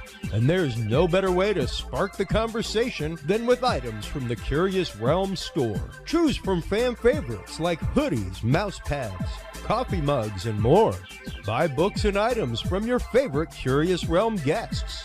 Get your hands on the latest gear for paranormal investigations and experiments we discuss on the show. Open your web browser and stop on by the Curious Realm store at curiousrealm.com/store to buy the latest Curious Realm wear and out-of-this-world gifts for yourself, your family, or a mind that you want to open. That website again is curiousrealm.com/store. Hello, everybody, and welcome back from that commercial break. I am so happy, number one, to be here at year one of Curious Realm. We spent about 6 years, 350 episodes in our previous incarnation. Right now, at a year in, we are just at just over 6 days of content. If you listen to everything back to back to back. And amongst that content from not only Dudes and Beer, but Curious Realm is the amazing guest Gretchen Cornwall. She wrote the book, The Secret Dossier of a Knights Templar of the Sangreal, and she is the author of the new book, Oak Island's Secret of the Map, House of Rochefoucauld, Temple Statue, and Royston Cave. She's been featured in really the first 2 episodes of the latest season, season 10 of Oak Island. She's been on previously on Oak Island with her previous book, but the revelations of her new book about Royston Cave are really interesting. They go into a lot of the House of Rochefoucauld, and as the show went on the other night, my brain started turning on a few other things that we will get into. But welcome back to the show, Gretchen Cornwall. How are you doing? I'm great. I've had a nice Thanksgiving, a quiet one, and just happy to be here and celebrate your 1 year as your current incarnation. So congratulations. Well, thank you so much. I have enjoyed having you on as a guest. I've enjoyed following you on social media and seeing all of the amazing work that you do and that you have been doing for this new book. Tell us a little bit about, I guess, the House of Rochefoucauld to begin with, and for those who don't know, how you got into your research. Oh, goodness, how I got into my research. I really would like to thank Lawrence Gardner for that. When I read his book some years ago now, all of a sudden the bloodline legacy took on human context and understanding for me rather than a journalistic dry piece of paper. And I don't know what happened, but I was completely hooked.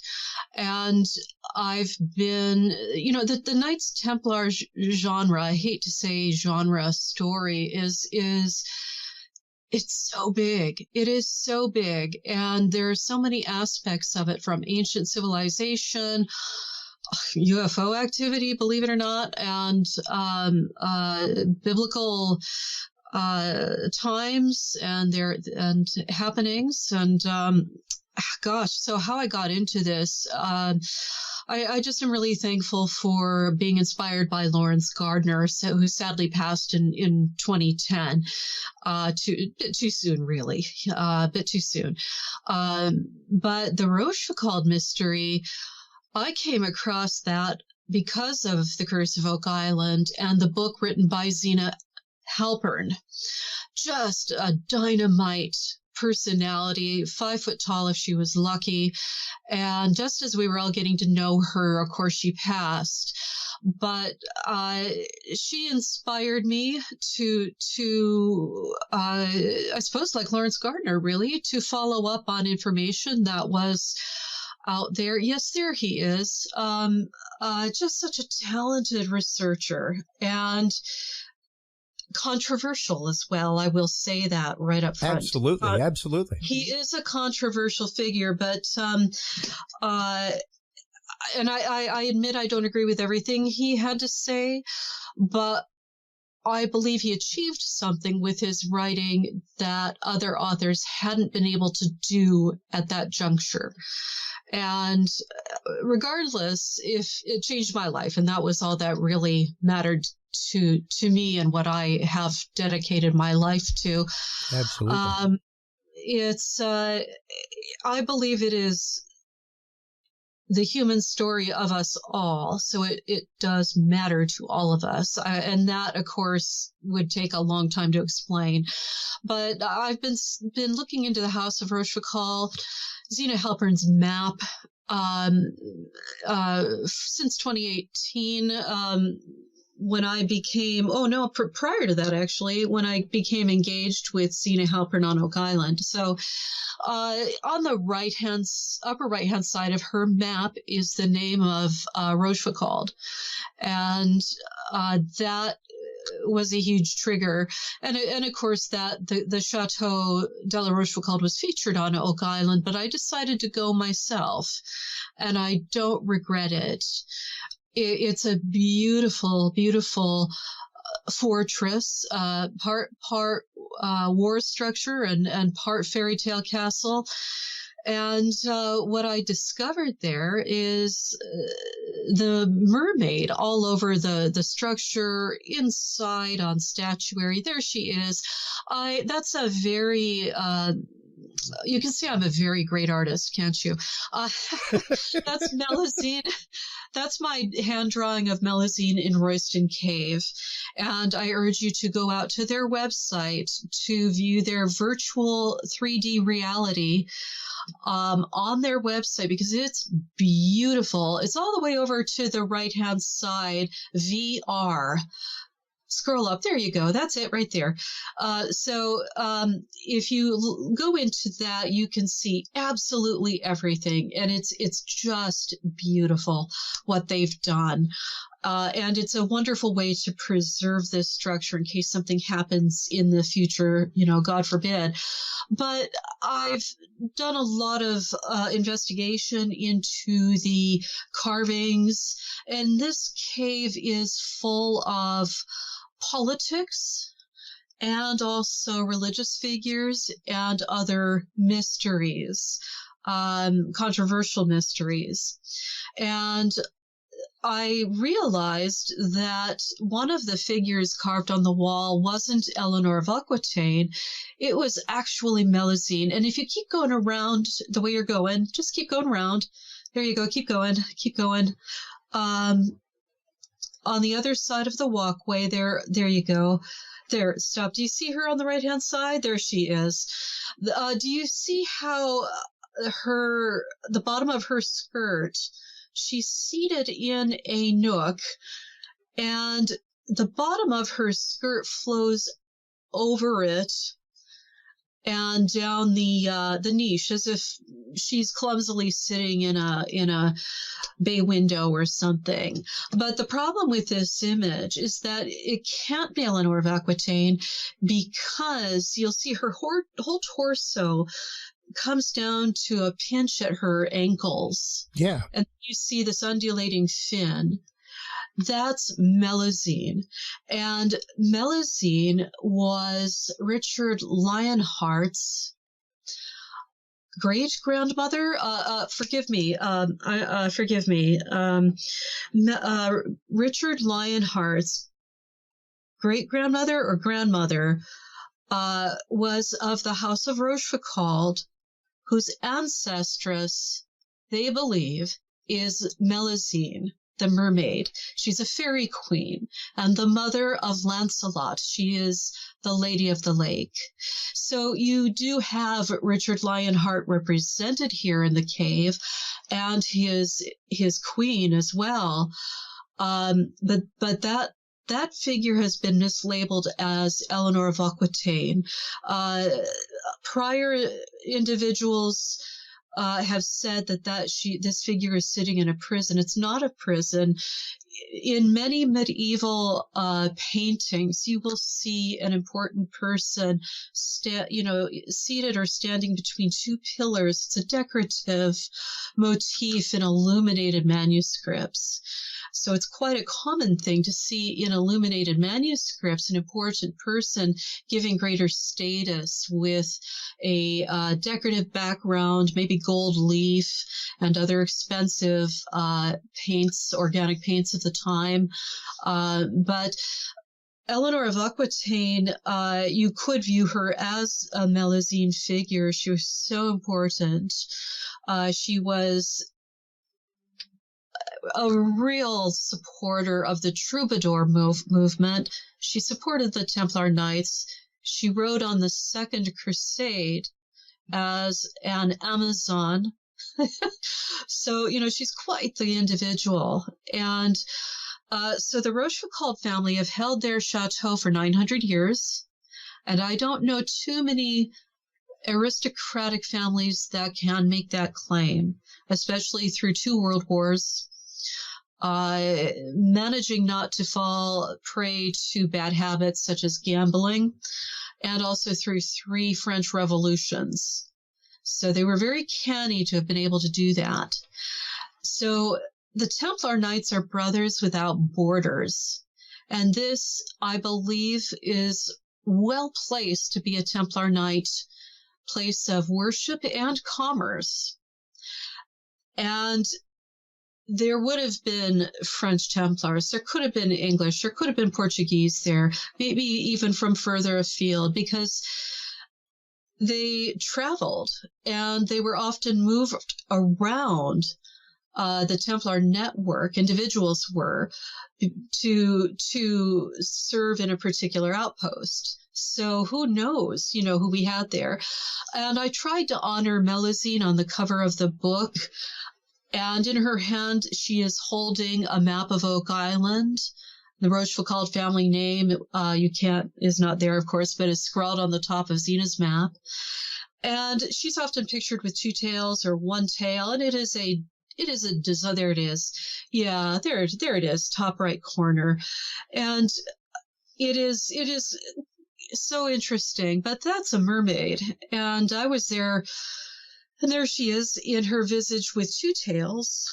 But depending on artistic need, she'll be shown as either with two tails or with one tail.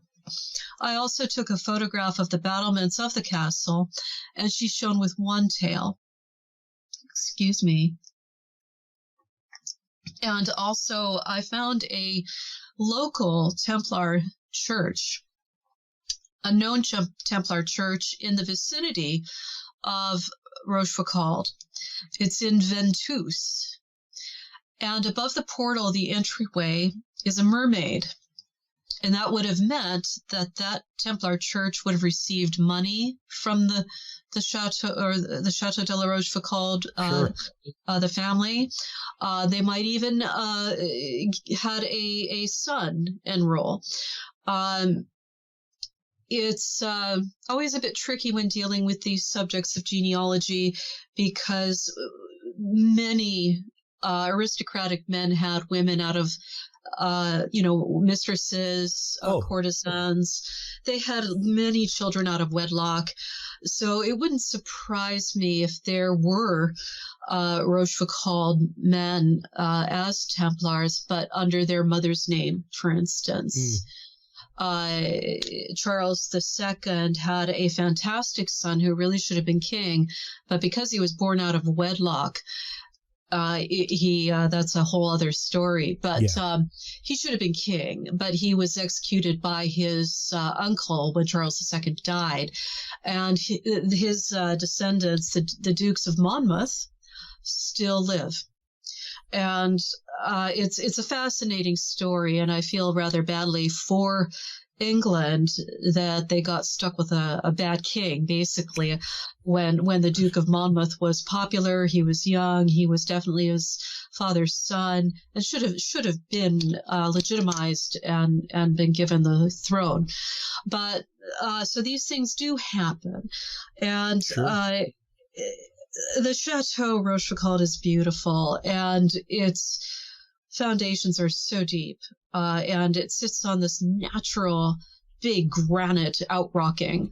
Either way. You sent me a picture of that, I think. You flashed past the foundations. That was my photograph, but that's okay. Oh. I thought I had it.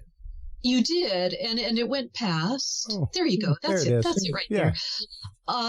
It's you come down the stairs, and this is basically the first chamber that you see.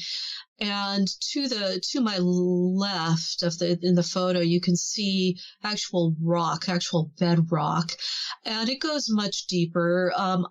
I believe they might have been able to store water downstairs. There really isn't anything there anymore. And it may have been used as storage for things that could have handled the environment.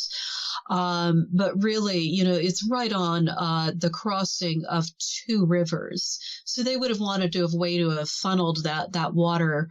And that's what they use these big cellars for underneath the castle.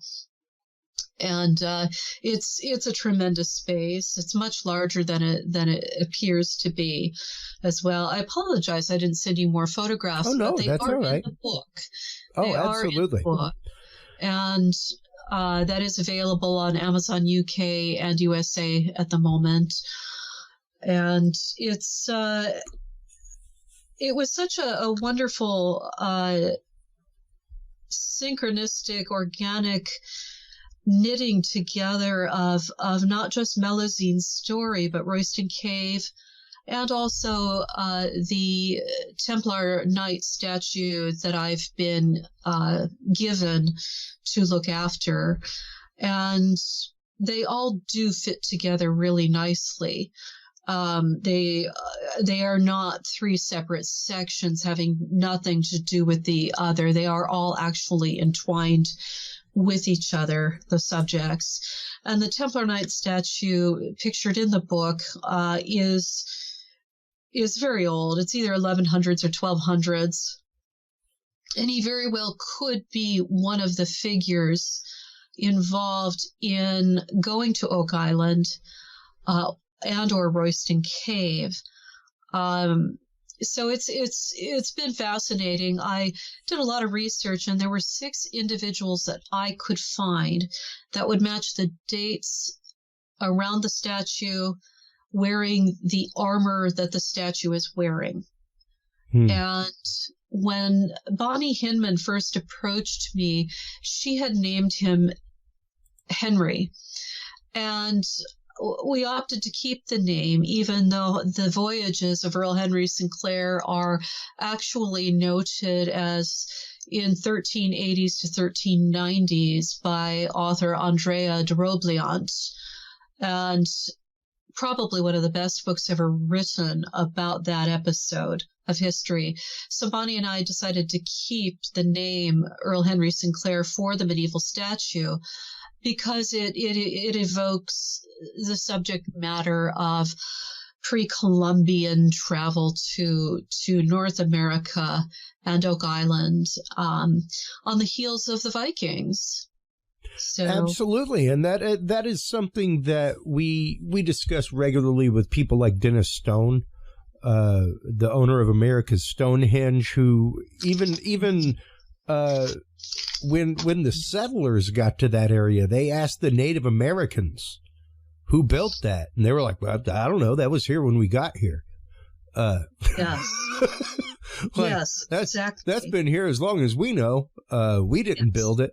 And there's some pretty precise alignments, things like that go on. There are quite a few things that truly do point to Templar presence, especially in the northeast part of America. Absolutely. And they would have gone through the St. Lawrence River Valley. They would have gone through the Hudson Valley, because that's the natural lay of the land. And they would have friended and had allies of the indigenous peoples. And that's always such a difficult topic, especially these days. I really think the earlier Europeans exploring the North America coastline would have been more of in a trading, for merchandise and exploration versus a martial colonization.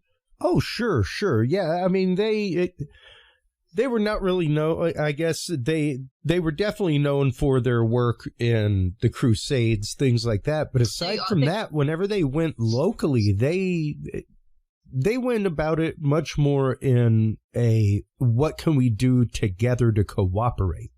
And I believe that firmly. And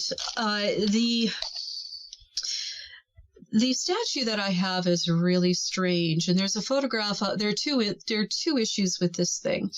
One, there's a Templar cross pate on his back, which is dangerous and heretical to have had post 1312.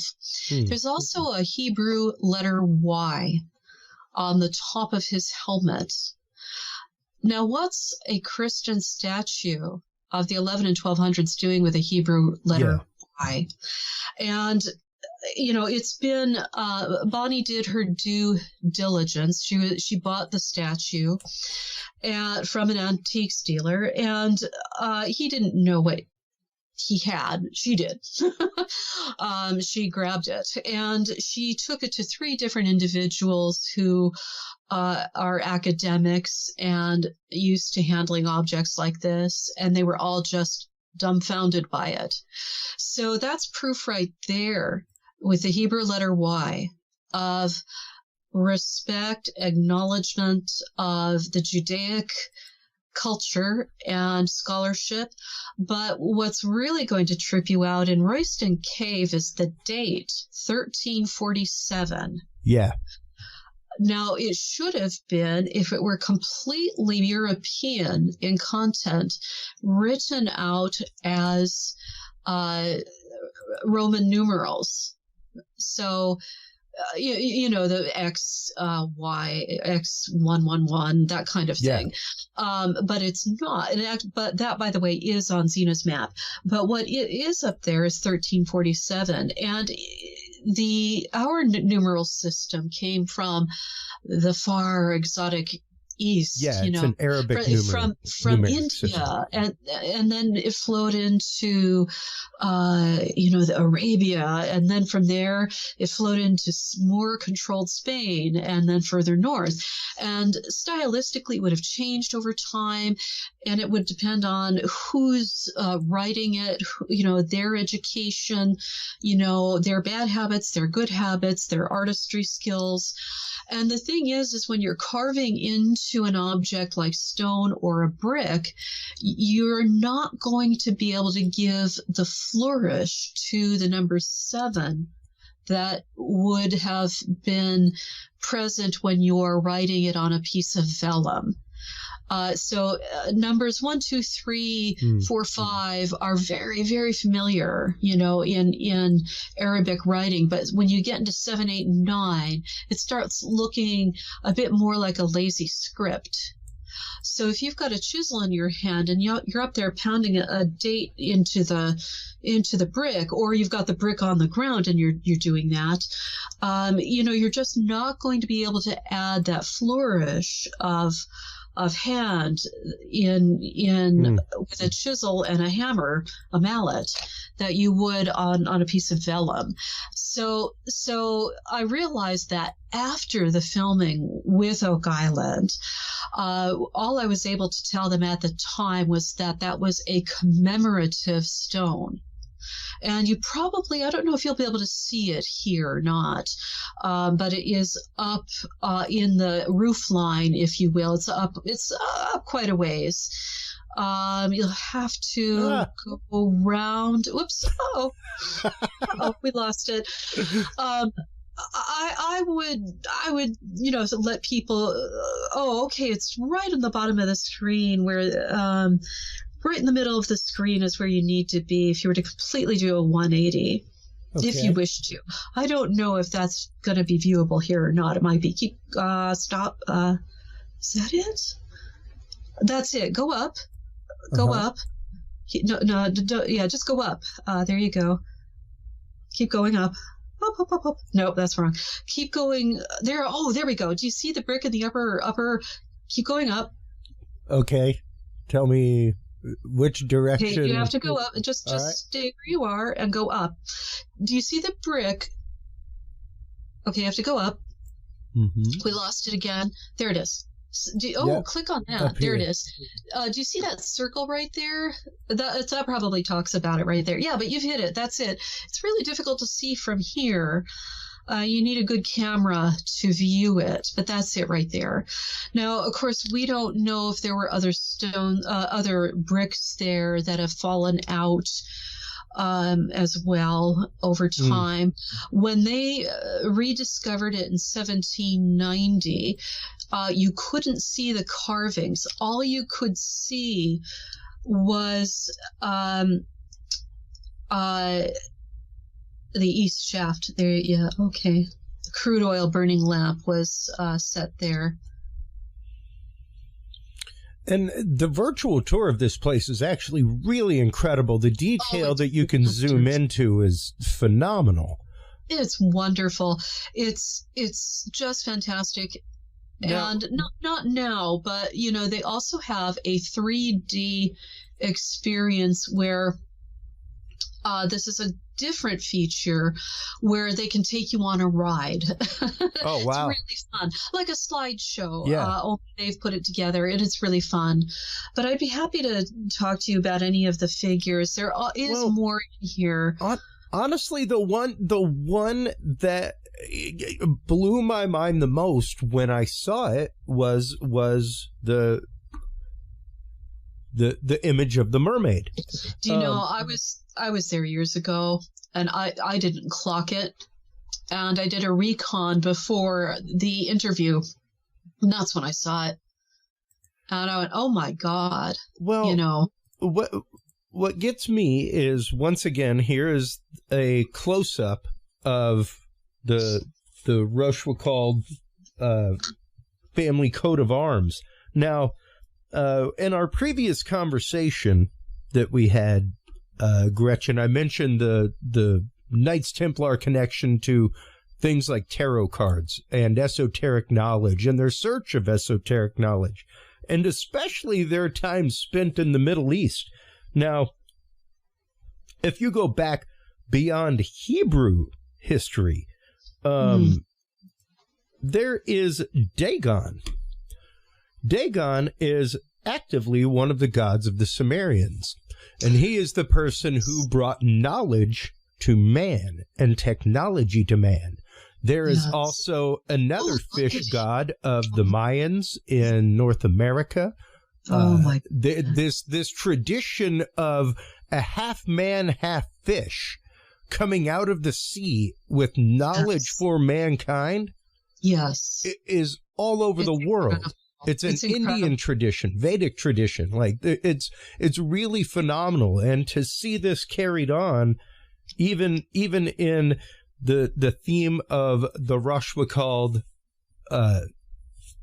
coat of arms and their connection to an esoteric society like the Knights Templar. And, you know, the more recent Rochefocaulds in the 1800s were associated, some of them were associated with the Rosicrucians. And I know they were involved with the Templars.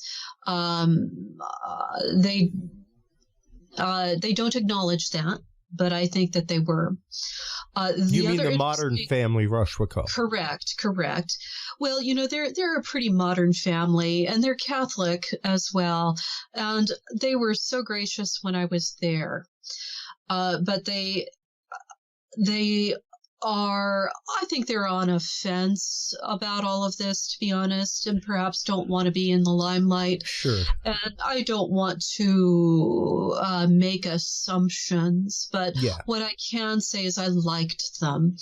You especially have to consider a family with the historic prominence that they have, a family with the connections that they have, to acknowledge because there's still a lot of people who are not quite as enlightened as you and I are, Gretchen, when it comes to the Knights Templar and what they were about and what they do.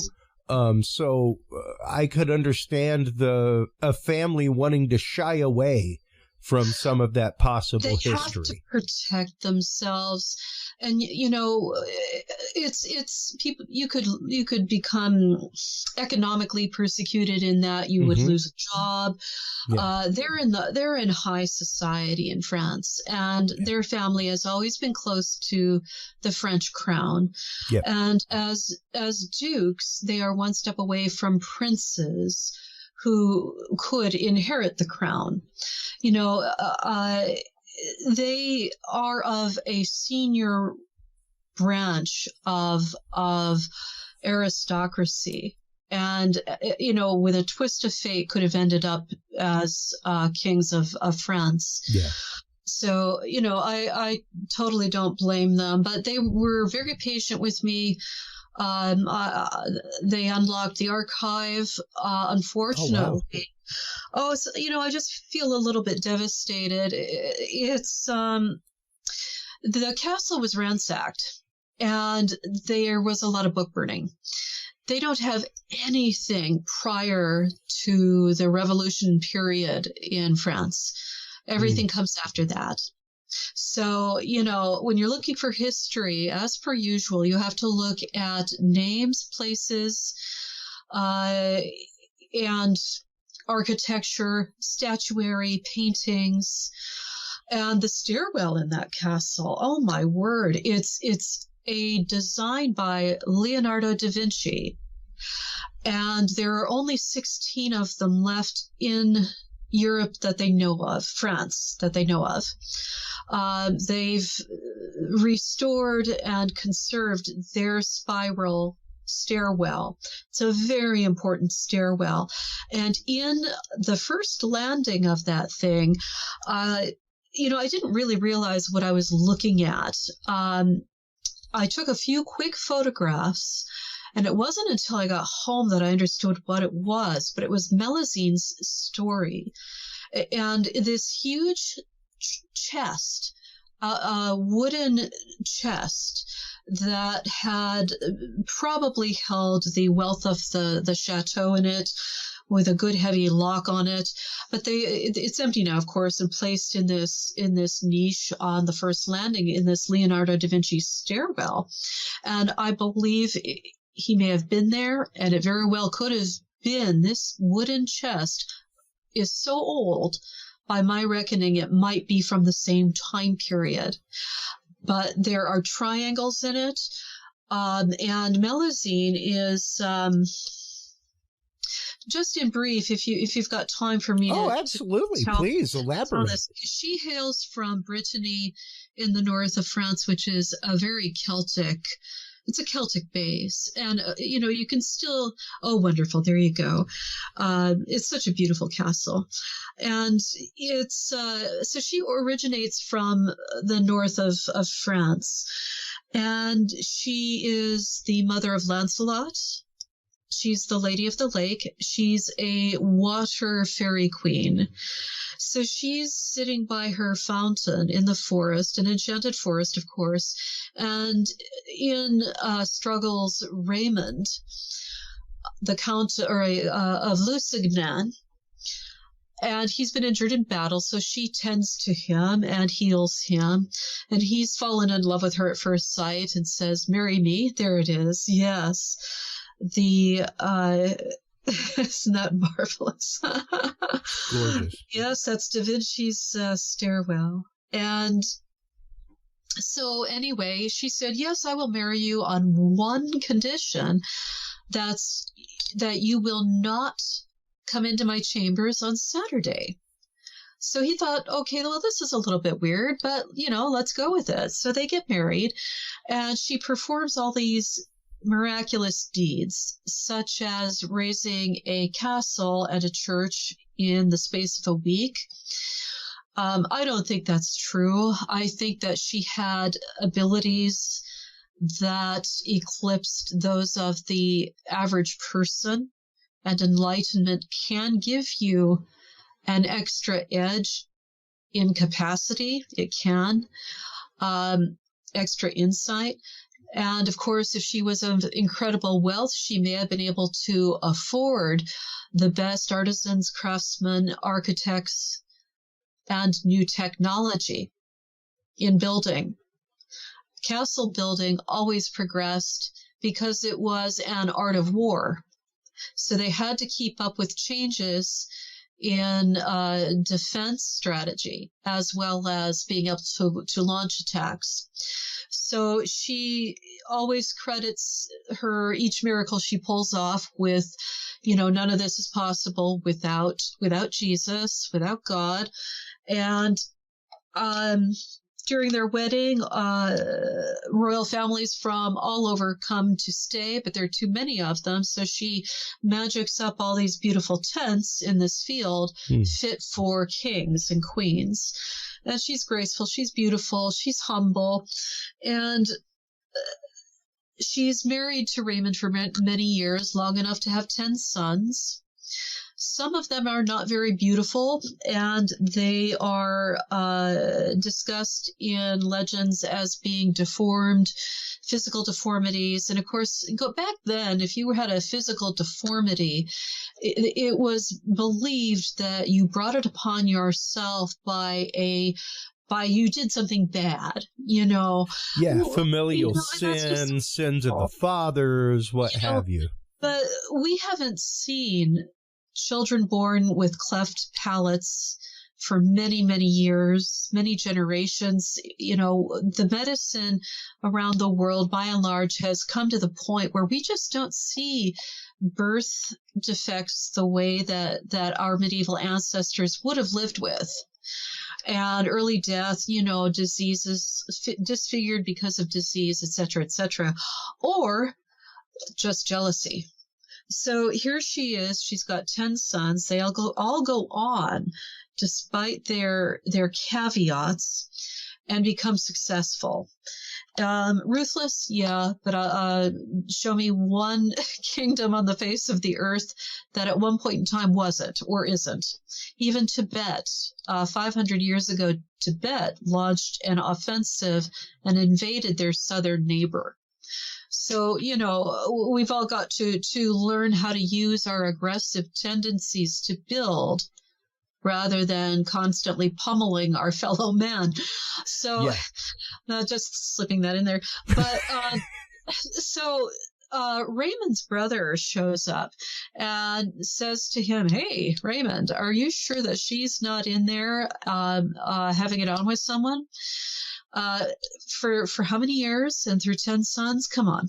So anyway, he loses faith in his marriage and in her, and he peeks through a hole in the door, and he's shocked because she's turned into a mermaid in her bath. And she's very distressed, very upset, turns into a dragon. She flies away and never to return. So the kingdom loses its energy, its glamour. He's heartbroken, and things start to decay. Eventually, the line Lusignan dies out. But the Rochefoucaulds believe that it's actually their ancestor that married Melusine, and that Lusignan was a side branch. So, and that's, shoot, they've kept their castle for 900 years. Excuse me. I apologize. No worries, you're human, and that's what editing's for. I apologize. I understand. I'm having allergy issues. It's raining out. It knocks it all out. Anyway, so the Rochefoucaulds believe they held the senior Melusine line, and the kicker here is that when we're talking about the capacity to swim through the inner planes, what better way to codify that than the tail of a fish? Because you're able to produce these amazing results through meditation practices that not everyone has had the opportunity to learn, and all humanity is capable of this. And there are certain houses where this has been transmitted. It did eventually get out into the population base. You don't have to be a royal to become well-versed in exalted prayer, exalted meditation practices. Absolutely. And all cultures around the globe have their individuals who have achieved such grace, such levels of grace. And it does give you the capacity to stand back from the mundane difficulties of life, see things a little more clearly. Yeah. And if you're in a position of leadership like she was, her husband was, then you benefit by that because you can transmit that to your community. So she's quite the figure. But the other clue is Saturday. Now, Saturday is the Jewish Sabbath. Yep. And that would have been considered heresy. And it's very sad. So basically, this is a coded story of the origins of the House of Rochefoucauld. And that means that they were part of the bloodline of Mary Magdalene, who is from the Holy Land and had a Judaic background. And as wife of Yeshua with children, she would have continued to have taught those traditions as his disciple, as his partner in divine union. And once again, the connection with Mary Magdalene. Now, let's take that back to the idea of the fish god who comes from across the sea with knowledge. Sumer. Same exact thing right here. We have a half man, half fish coming out of the sea with an esoteric knowledge. And even the fact of the statue that you were granted hold over and to guard with the letter Yod on it, the letter Y. Yeah, it's the letter Y. Yeah, and it means I. Yeah, and we have to remember one of the things that I have posited for years, and I'm going to tie these two together. So give me just a second. About the death of Christ was that what scared the Sanhedrin was that he was giving sacred knowledge of the Kabbalah and other traditional Hebrew spiritualities to the common people. Exactly. Direct contact with God. You need no mediary. You need no burnt sacrifice. You don't need to come to the temple to do it. Yep. And when you think about some of the stories in the Bible of the young Christ, like when he gets lost after the counting, and on the way back, the parents are like, "Hey, where's he at?" And they go back and they find him holding court and teaching the Jewish rabbis. Now, that wouldn't have been common for a 12-year-old, but it would have been common for an uncommon 12-year-old of Kabbalistic talent, who was a Kabbalistic student who they were like, "Wow, check this kid out." Because some of them weren't even studying Kabbalah. So, and when you look at a lot of the esoteric teachings of the Knights Templar, a lot of the things that they came back from the Middle East with, I think a lot of that was knowledge of things like Kabbalah. And when you talk about their direct mission by the Pope, when you talk about their direct connection to families like the Rochefocaulds, who were deeply involved, like Medici level involved. Exactly. And you can't walk around Italy or Spain, things like that, without seeing anywhere in Southern Europe, really, without seeing Medici symbols on buildings, because they're the ones who built it. Whether it's a church, whether it's a castle, what have you. They were the ones who financed that, and they were the ones who gave their sons to go to the Knights Templar, that kind of stuff. And those connections run deep. And when you talk about the reasons why the Knights Templar were eventually, was it Pope Innocent? Pope Clement? Clement, who persecuted them and who called for the rounding up. I wish he'd been braver. It's one of those that, if you are about to give this sacred knowledge, whether it's the fact of Mary Magdalene coming from over the sea with whether it's a bloodline or even the direct knowledge of Christ and his teachings. Exactly. Which were different if you go and read the Gospel of Mary Magdalene. Far different than what we follow in the Catholic Church. So, either way, that's an anathema teaching, and something that is really going to once again give that direct connection to the common man. And, exactly. That's what made them dangerous to the hierarchy, same way as it made Jesus dangerous to the Sanhedrin. Yeah, and not everyone involved in the hierarchy of Europe, the kings, the queens, knew of this or could, were good students, I suppose. Some of them were. But it's in the book, I talk about how it breaks down into the population base. what was really interesting about Royston, the guild system in England, like anywhere else in Europe in the Middle Ages on up into modern times, was very hierarchical, very strict. Some guilds were more important than others. Oh, yeah. But I discovered that there were guilds that women were in as well as men for the protection of spirituality, if you will. And you even get guilds with the head individual being called Grand Master. But to invite women into a guild, it just wasn't done. So here you have women in Royston guarding the spirituality of the town, which is really interesting. But I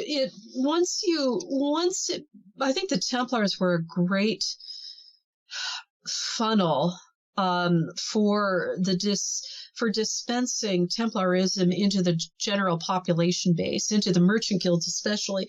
They were trading with the merchants. And I believe that they would have adopted those who were inclined and could see that these prayerful practices that were evident in the Christian mystic movement of the great abbesses of Europe were available to them. And that they adopted sons, they adopted daughters, and it did get out to the population base because it couldn't remain in a single family, especially if there is war, if you're being arrested and executed. Yeah. People died of disease. And because it's our natural innate ability anyway, it just makes sense to adopt sons and daughters with that capacity. So. Oh, absolutely. And with that intent as well. So yes. Now, the Staircase by Leonardo da Vinci brings to light to me another staircase here in the United States. Now, granted, New Mexico, I don't know, do we have a lot of, I know that there have been possible tablets of Hebrew origin with Hebrew lettering found in the American Southwest.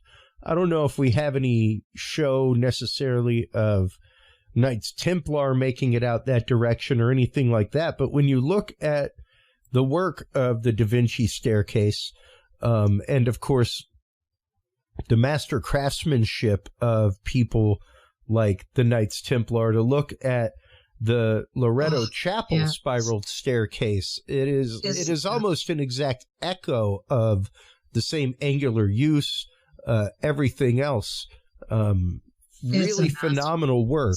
And to see things like that, and to see things like we've mentioned previously, and like has been mentioned on Oak Island, the similarities between the Templar battle flag and the Mi'kmaq flag of the Mi'kmaq people up in Nova Scotia. I mean, it's literally a mirror image of the same flag. It is. And we know that integration was possible because the lost Roanoke colony, I mentioned it in my book, Oak Island's Mysteries of the Map, because recently, I don't remember the name of the doctor, but she's listed in the book. So you get the Elizabethan colony, the first one, that they disappear. Is it North Carolina, I think?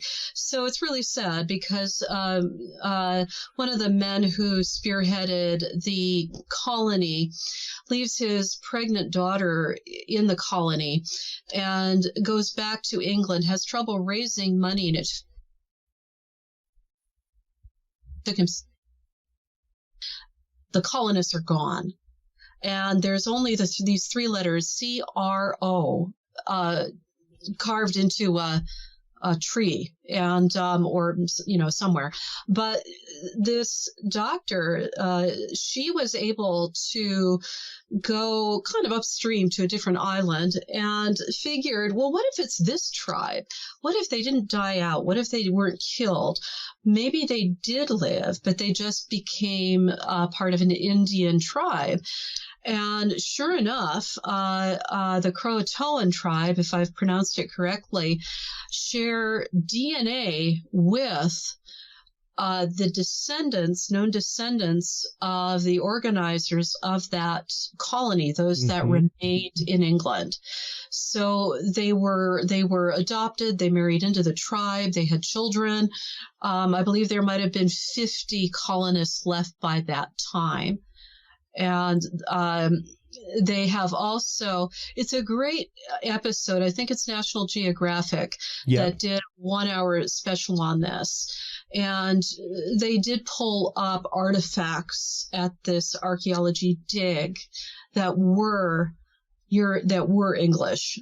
So, so it's to me, the resistance against these ideas that the Templars did not go to North America, it's hubris. It's silly. Well, I mean, to a point, it really is, because how much evidence does somebody need to?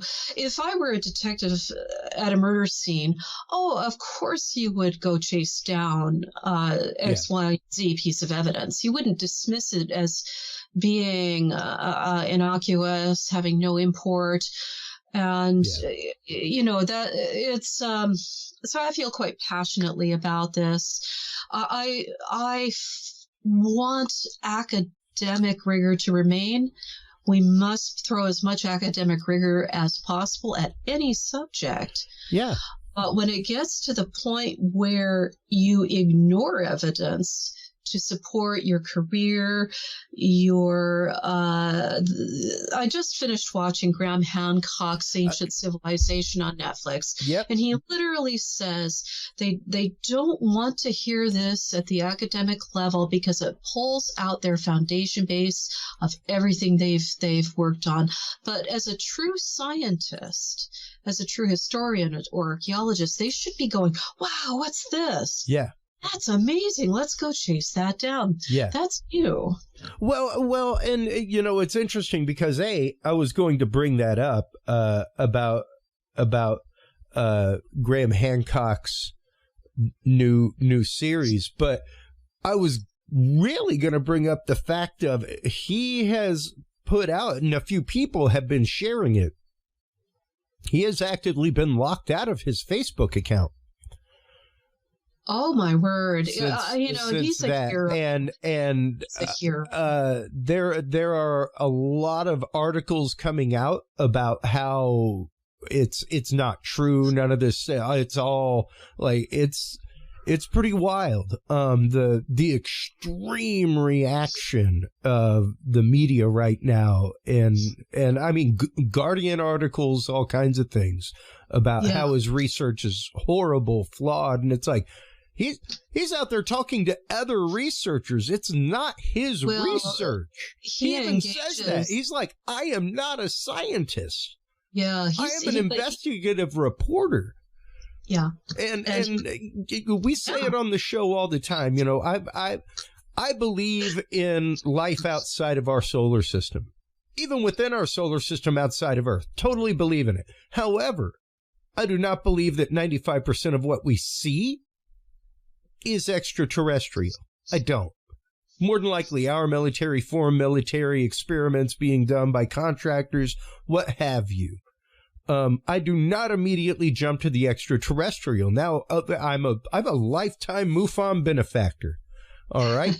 That's how much I believe and how much I want to further research and experiential research and talking to experiencers. Now, there is a good 5 to 8% of cases that are full-on anomaly, and we do not know, and this is like no technology that we know or no material that we know, and to ignore those is Yes. not science. And the thing that I remind everybody of is that, I don't know if you're a comic book movie fan, but if you ever watched Superman 3 with Richard Pryor, where he's put in charge of making kryptonite, and it comes back, like he takes the chunk and they go to analyze it at the lab, and it comes back with 5% unknown. And he's like, unknown?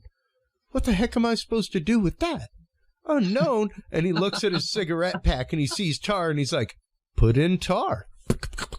You know? And it's like, that's what you're doing, scientists. That's exactly what you're doing by not actually investigating the 5% and just, we'll just say it's this. Like, you're putting in something that's not there. And that's just as dangerous. And at that point, when science is static and science or history do not change, don't forget, within the last 100 years, we have discovered Troy. That was myth. That was a story. It did not exist by all archaeological means. By all means of actual history, didn't exist. Just a story told in a couple places, you know, Iliad, Odyssey, stuff like that. We found it. It exists. You know, and we have to be willing to, it took a long time for that to be accepted, that it was Troy and that's what it was. But people in the local area were like, oh, well, you're looking for Troy? It's like over there past John's Goats. Like, it's where it's been forever. I mean, all you got to do is stop by and ask. We'll let you know where it is. So, yeah, we have to be willing to explore the anomalous. We have to be willing to literally get outside of our comfort zone when it comes to things. We have to be willing to let our paradigms be shut down by new sources of information. I can't say it any better. Thank you. Perfect. I'm not passionate about it, Gretchen. No, you're not. Not at all. But I mean, literally, like, I just got done with what we call Friendsgiving. My family of friends from college. Hey, everybody. About every 5 years, we get together, and, you know, all from different backgrounds. I went to the same college, you know, University for Independent Thinkers, and on occasion we parry and spar and thrust intellectually.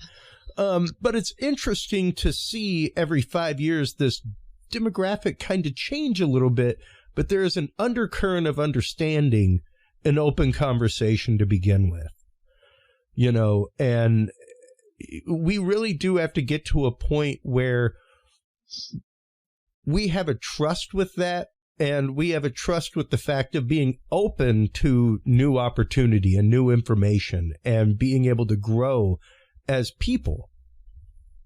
Yes, yes. Now, you know, looking at I love your starry field here that you have in the background on the screen. Watching the images come back from the Webb telescope, and I've got a photograph in the book that NASA freely, you know, said, yeah, please share it. And they tell you, you know, here's this incredible image with this huge field of galaxies. And the instruction is take a piece of sand, grain of sand, stand up and hold your arm at arm's length. And that's what you're looking at. Teeny tiny little bit of the, you know, what we can see. So how can we say what's possible, what's not possible, when we're just a tiny little, you know, speck in this impossibly vast field that takes care of us as well as lets us make mistakes. Well, yeah. But you know, we can't be the only ones. That's impossible.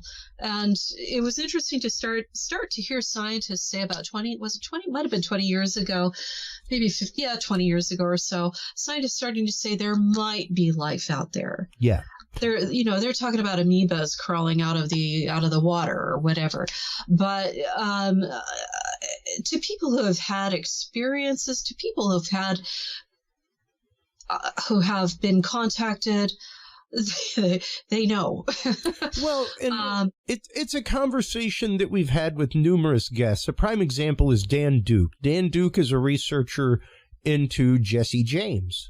He came to find out that he was a great-great-grandson of the outlaw Jesse James, and that Jesse James may well have not died in the manner that we were told, that his death may have been faked, and that he came down here to Texas and lived out his final days and hid gold for the Confederate Army. Wow. Through the, Knights of the Golden Circle. Right. And, right. When confronted, when the town that for years, like since the death of Jesse James, has had a sign on a door that says, "This is where Jesse James was shot."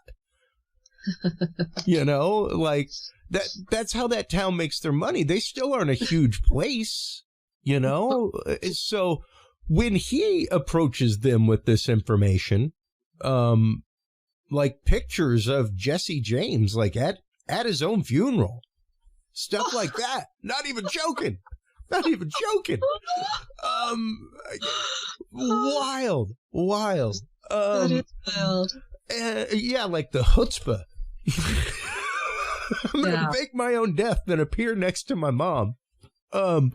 Just things like that. And when he confronts the town, they utterly reject everything. They deny everything.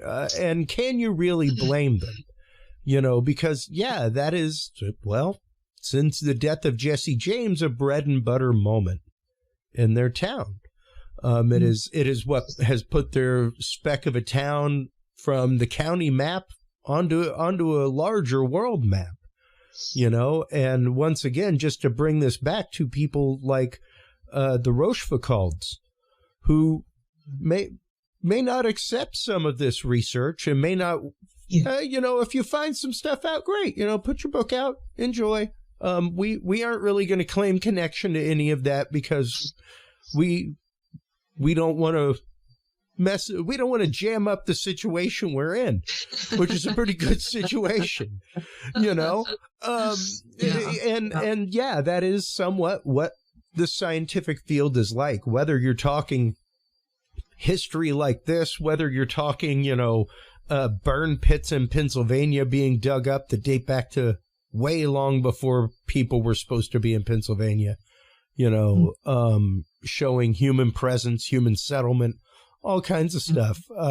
It's hard sometimes to get that to the forefront because of the veil of science and what's there. And I'm not discounting science. I'm all about science, folks. No, but we need to, we have to keep, we have to be balanced and level. Yeah. And try not to reach for extremes. Yeah. But certainly, chase something down if there's something that's a little bit weird, and see where it goes. Not everything plays out. Oh, most definitely. And it shouldn't. But on occasion, it changes, Gretchen. Occasionally it does. And like prime example that I give on the show all the time is I've got my high school astronomy textbook. I graduated in 93. Pluto's a planet. It ain't on my son's planetary chart that I bought him 3 years ago.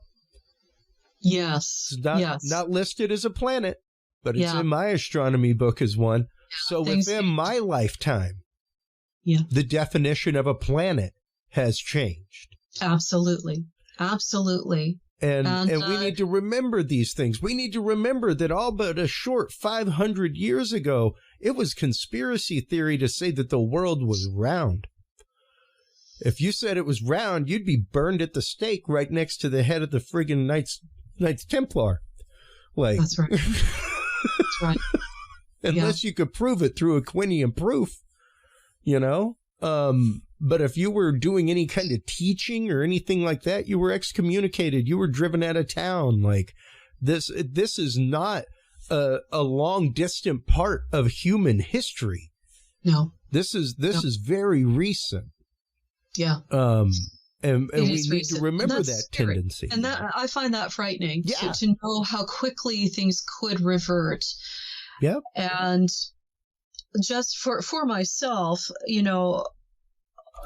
women were given the right to have a credit card in 1972, you were allowed to own your own property without a male cosigner in the USA. 1972 isn't that long ago. Yeah. So we do have to be careful that we don't backslide. Yeah. Well, I mean, hey, 1975, we got rid of breeding laws in America, where, like, literally, if you were under a certain IQ, that was the source of blood tests and marriage tests and things like that, was to make sure that you were not blood related to somebody. And if you were of a lower IQ, to assure the fact that you did not get a marriage license to be able to have a child. Or, in some states back in the way back, you were actively, snipped. Yes. So that is very recent history, and that is the mindset that we have of dealing with the situation. And it's no different when it comes to knowledge of the esoteric, when it comes to knowledge of lost histories and the things that you're digging up. Even the fact of finding images for your books, even if you're the one who took the image. Wow. Pretty wild. I wouldn't say it's a full-on suppression, but it's definitely one of those that it's different. I find that many places of historical significance that are open to the general public have very strict rules on photography. Yes. And they will never be anything other than neutral if it's a mystery site, because what they want is people to come and put their own impressions on it and walk away with their own impressions. The Margate Shell Grotto, for instance, I'm a member of the Friends group, the trust group for the Friends. So as a trustee of many years, the owner's done an incredible job of conserving, protecting a very delicate structure. And she has to stay open as a business. So people come in, they pay their entry fee, they go downstairs, they see something that's Phoenician, they see something medieval, Renaissance, they see something that's a garden folly of the Victorian era. So it's about, for the owners, it's about stepping back and being neutral and letting people see what they want to see. For myself, I will always honor that on behalf of whoever owns a particular structure, but I will certainly not be it's important to be gracious. Oh, so absolutely. I will certainly go out afterwards and in a fashion that is diplomatic and academic, write about what I saw. This is what I saw. This is what I think is happening. And you've actually, if you could stop for a moment and go back to the left, stop, don't do anything. Do you see those two men at the bottom of your screen? So those two gents are missing their legs. And it's a very distinct possibility that that's the Templar symbol right there, the two knights on horseback. Of course, there's no horse. He might have been lost over time. But this cave is overwhelming in content. But it's really hard to, they're standing next to each other. No other individuals in the cave look like they do. They're actually even carved to a higher standard than most of the carvings in the cave. Yeah. So anyway, I just wanted to share that, that is significant. And the, Trying to think of what else might be helpful. Richard the Lionheart is in there. You'll have to go out, everybody, to, the Royston Cave website and there's St. Christopher. Yep. And the over the top, do you see that hand? That's the long arm of God, which is on the Smith Cove cross. Oh. And it's literally on the Smith Cove cross. And the ore from the Smith Cove cross was found in Gard, France.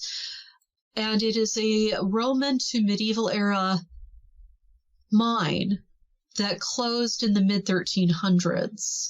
And that's why I was able to entice the Curse of Oak Island to film with me, because the crucifix there that you're looking at, you see the hand of God is releasing the dove of the Holy Spirit towards the crucifixion in preparation for the resurrection. That's what that's for. And all three of these design elements are on the Smith Cove cross. They cut that out of the episode, but it's very possible that they will introduce that film footage in season 10 goes on.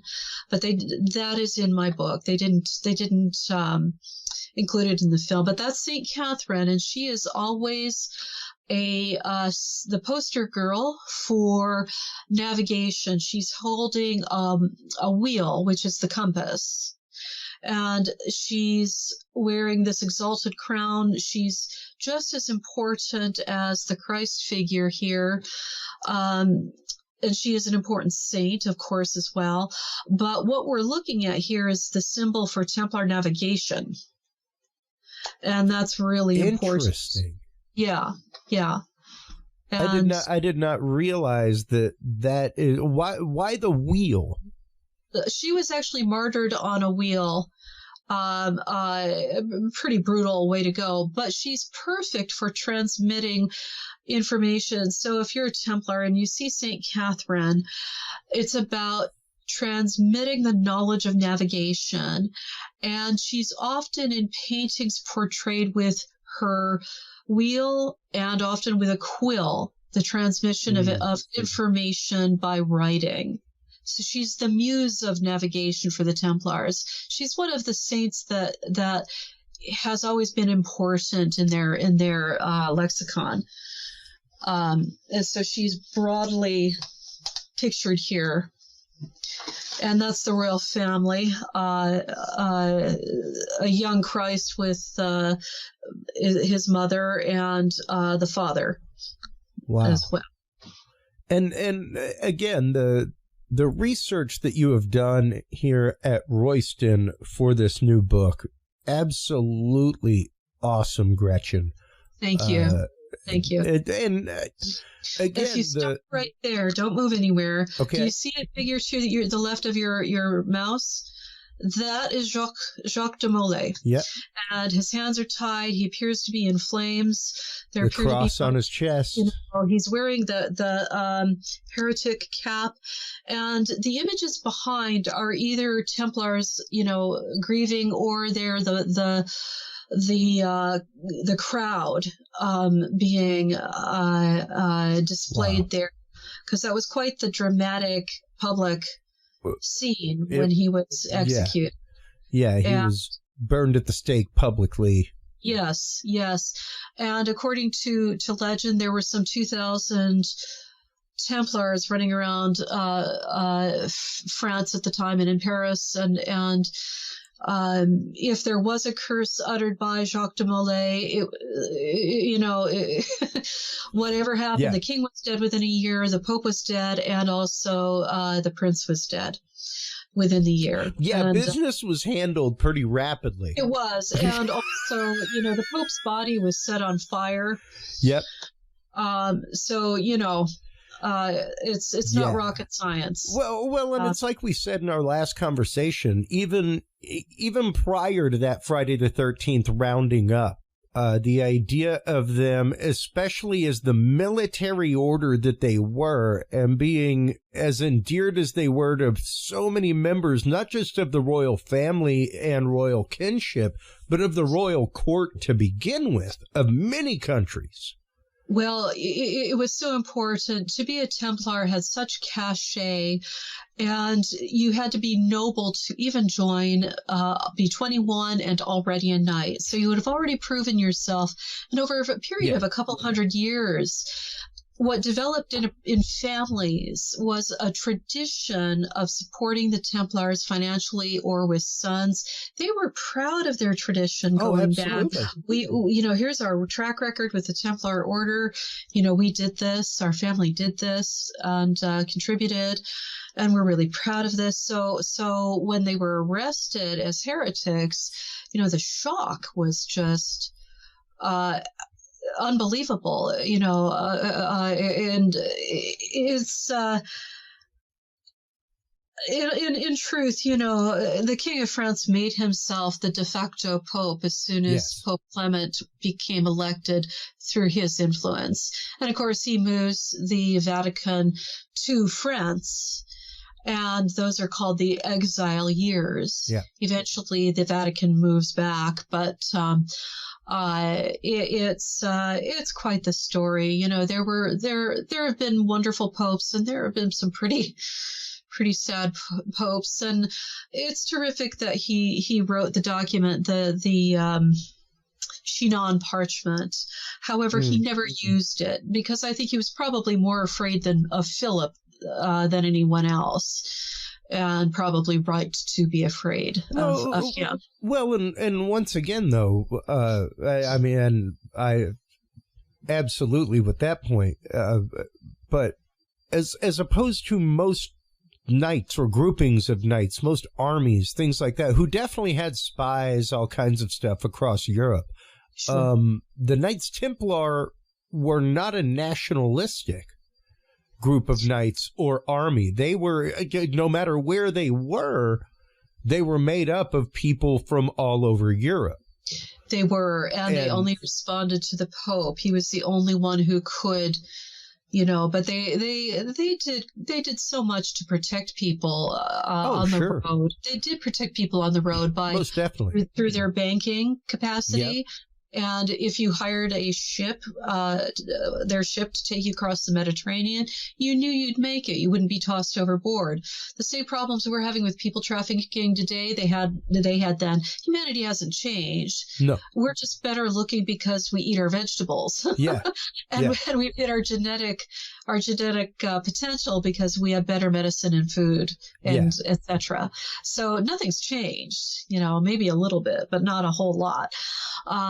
So the same issues keep repeating, the same cycles. And that's why we probably needed wise individuals from ancient Sumer and individuals to, that they all that is the great divine, the force, God, the energy that holds us all together, whoever you follow, whenever that force energy that holds us all together wants to, they're going to put somebody down where they want to. And to kick things along a bit. Yeah. Well, and once again, I think, just to echo back, I think that's where the Knights Templar became dangerous. I think that, and I'm not going to say that there is not, I'm not going to say it, folks. I'm not going to say that there is not a treasure buried on Oak Island. All right. I'm not going to say that the Knights Templar didn't stop at the place, camp, hey, bury some booty, what have you. However, it was their esoteric knowledge that they were about. That was their true treasure that they found in the Middle East. I don't know if they found the Holy Grail, the Spear of Destiny, the Ark of the Covenant. Who knows? They were definitely on the Temple Mount. But also on the Temple Mount were the high priests of Israel, as well as the Kabbalistic order of Melchizedek, things like that. So things like the breastplate and the means of connection through crystals, vibration, the idea of the Kabbalistic tree of life that's used in meditation all over the world. I think that is the treasure that they came back with. Absolutely. I will say this, that the stone wharf and road on Oak Island is quite interesting. It dates to 1200, and it is of a style that the Romans would have built and that Europeans refurbished as time went on. And those roads continued to be used. Yeah. So, so what is that stone wharf that's taller than a man? I mean, if you're standing in the trench next to this thing, it's huge. The effort to have built this thing was incredible. You would have had to have been incredibly driven, had a lot of men, and it was for a purpose. So I think Oak Island has been a treasure cache for different types of treasure by different groups over the centuries. Some of them have been discovered and have been taken away. Others have not.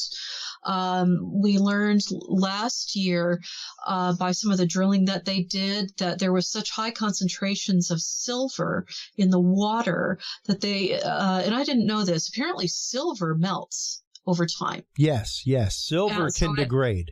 So I didn't know that. So that was interesting to find out. But so I want to get to the bottom of this as much as anybody else does. And I'm gripped by the story because they keep coming up with objects that are clearly European, and they've been dropped there in situ, according to Gary Drayton, like the Smith Cove Cross.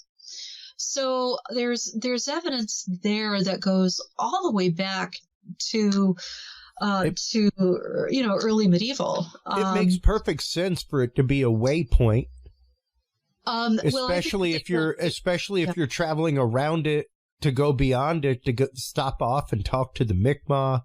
Yeah, it's and then you've got the Nolan's Cross, and the stones on the Nolan Cross are chiseled into a bell shape or a beehive. So is Royston Cave. Royston Cave is in the shape of a beehive.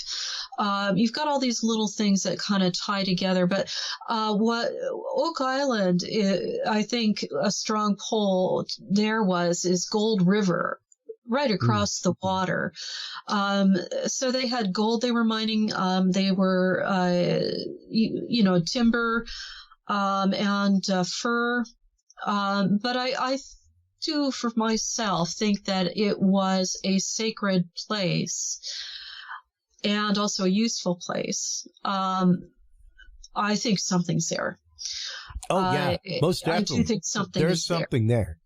And the energy readings are on the island. There was an episode, I can't give you the year or the name of the episode, but it was a drilling down special or a side special, and it was paranormal. And, you could see a couple of the guys talking about their experiences of the paranormal on the island that they were very uncomfortable talking about. Yeah. And the one thing that they talked about, too, were the energy readings that they got on their equipment. Oak Island energy readings are off the charts. It's as if something that is highly charged is there or was there, and it left its mark energetically on the island, which gives their equipment a lot of false positives, false negatives, don't work, it's just fascinating what happens there. And then there are the specters that have been seen over the centuries of a giant dog, getting into the supernatural side of it. But it's quite the strange place. And what I find amusing, the program is a phenomenon in itself. Why have we continually for 10 years, we keep turning on the TV? Some of us complain about it on in groups, and they've just found wood again. But next week, those same people are watching it again. What's up with that? So bless them. And but for me, I'm a detail person. I want to know about the button. I want to know about the little piece of broken brooch. I want to know about all of this because it tells us who, when, how, and where.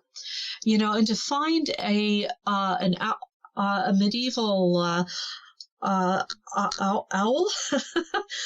Basically, it's a spike that you whack with a mallet to do fine carving. Yeah. Not basic building block. This is decorative work. Yeah, they found that. They found in decorative ads. All kinds of things. There's something happening there. And one of the beauties of Oak Island is that on one side, it's got a deep enough drop into the water that you can get a vessel up to it. Not right up to it. There's a wharf underwater that's 100 feet long, but you can get small craft up to it. Yep. So, and that's important when you're trying to navigate, where are we going to sleep? Is it a safe place to sleep? Where are we going to hide our Ark of the Covenant? If that's what it is. There's a lot of people that hold that it might be the buried original manuscripts of Shakespeare. It could be that too. There's no reason that because a lot of the wood coming out of the Money Pit area dates to that era. Yep. And it matches up with Francis Bacon's work. The other objects on the island, it's possible and this is where Bonnie's statue comes into play. And we need to do more work on this. She's talked at great length to myself privately where she believes there is another cache, and it's not in the Money Pit area. So, but translating tiny, teeny little things on the statue to a map with coordinates is another matter entirely. And I haven't had time to date to do that yet. So that's follow-up. And they are continuing to work in Lot 8, and we've seen that play out in the last few episodes. And that's where Bonnie Hinman would like to see action happen is in a triangle feature hinged to the bottom of Nolan's Cross. But I need another coordinate pin. So I've got 2 pins. But, you have to have at least 2 to make something happen. There he is. There's Henry. But I've never seen anything like him. Forgive Oak Island completely when it comes to Henry. I've never seen anything like him. Yeah, it's a pretty phenomenal piece. It is. And, that you can see he's outside in nature because the ground is sloped. He's leaning towards a felled tree. And, the invisible ink on the top of his helmet that's activated by bright sunlight and activation, and my continually drilling down with macro photography was what brought the Y out. And in the images that we have, you can faintly see that there might have been a phrase, but the only thing we can see is the letter Y for the sacred eye, that God sees everything. So it's been fascinating to have him in my hands. It truly is. And how has the exposure of things like Oak Island helped your research? Have you gotten more leads from other people, made contacts with other researchers through that? Yes, actually it has. And the final bit in the book, I actually wasn't really sure how to end the book, but somebody online helped me. The whole thing was synchronistic. I posted an article about the 9 worthies And it's a fascinating concept from a humanist movement of the medieval era, where you had three notables from the pagan world, Alexander the Great. You had three notables from the Judaic world and three notables from the Christian world. So the nine worthies. And so I posted that, and one of my Facebook friends or followers said, "Hey, that reminds me of the 9 levels in the money pit in Oak Island." And I went, "Oh my word, there's the number 9 again, the only number that can reference back to itself." And so that's how I chose to close the book out. And he was right, but I've run into things like that from Jake Roberts, who's heavy into the Francis Bacon thing, John Edwards, and also Jason Mercer. Just some fantastic things. Linda Lewick-Simpson has been amazing. She runs the Facebook group that I frequent on Oak Island. It's just amazing how people come to you and say, "Hey, I really appreciated that. Have you thought of this?" Yeah. And it's fantastic. Yeah. It truly is. It truly is. And you never know who you're going to meet. So these are all organic things that have just synchronistically come together in a pattern that we as human beings couldn't possibly construct ourselves. So it's when it happens, when something comes together organically, it's such an enjoyable research moment. I live for those moments, and it always feels as if there's a higher hand in these moments, which is just a joy. It is. With that in mind, especially the higher hand, with the Knights Templar and yourself and missions, what does this bring you to as far as your research, your beliefs? Do you feel like your work is a higher calling? I do. That might be too much for people to hear, but yes, and that's what keeps me going as well. It is what gets me up and out of bed. It is. And I am endlessly fascinated by all of the topics we've discussed. And I've got a few projects on a back burner for the last few years I've not been able to touch, because you have to go with what's happening at the moment and what's important at the moment. I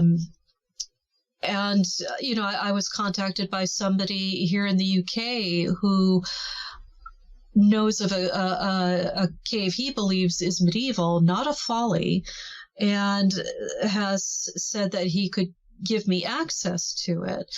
And I can't wait to go look at that. Apparently it's closed to the general public. It's not Cainton Cave. That's privately owned, and it's on a farm, privately owned, huge mansion on site. And basically the people that are able to get photographs of the interior are trespassing. So for me to go in there as an author, I would have to get permission. But it is Templar, and I know it is. A Crusader sword was found nearby. That's been publicized in the news. I also found Templar properties in the area, and Cistercian as well. Whenever you get the Cistercians, they're the cousins. They're the scholarship side. They're the contemplative. They're the monkish side of the Templar order. The Templars are the Cistercians with swords. But it's fascinating when someone tells you it's not Templar and that it's a folly. But a folly is created by a wealthy man who's built a mansion and wants to beautify the countryside and impress his friends. Cainton Cave is underground, and you have to get down in your stomach and crawl into it. Yeah. That's a secret. That's not beautifying the countryside and trying to show off to your friends. And you're certainly not going to get a lady down there in her expensive dress either. So these structures have to be thought of in a different way. And who's in the area? Are there Templars in the area with above ground structures? Are there Cistercians? Were there any artifacts found in the area? So those are the kinds of questions you have to ask. What is the architect of the structure? The architecture of the structure, its compositions. Now, the confusing thing about the Templars is that Templarism continued into Rosicrucian, into alchemy, into Freemasonry. So that's where things get confusing. Do Templars ride around on horses anymore in armor? No, of course they don't, because it's foolish to do so when arms and war have outstripped the man on the horse. Yeah. That doesn't mean people aren't practicing the meditation through either above ground orders or underground orders. And do I think people are being sacrificed? No. No. No. I don't think that people were being sacrificed to begin with.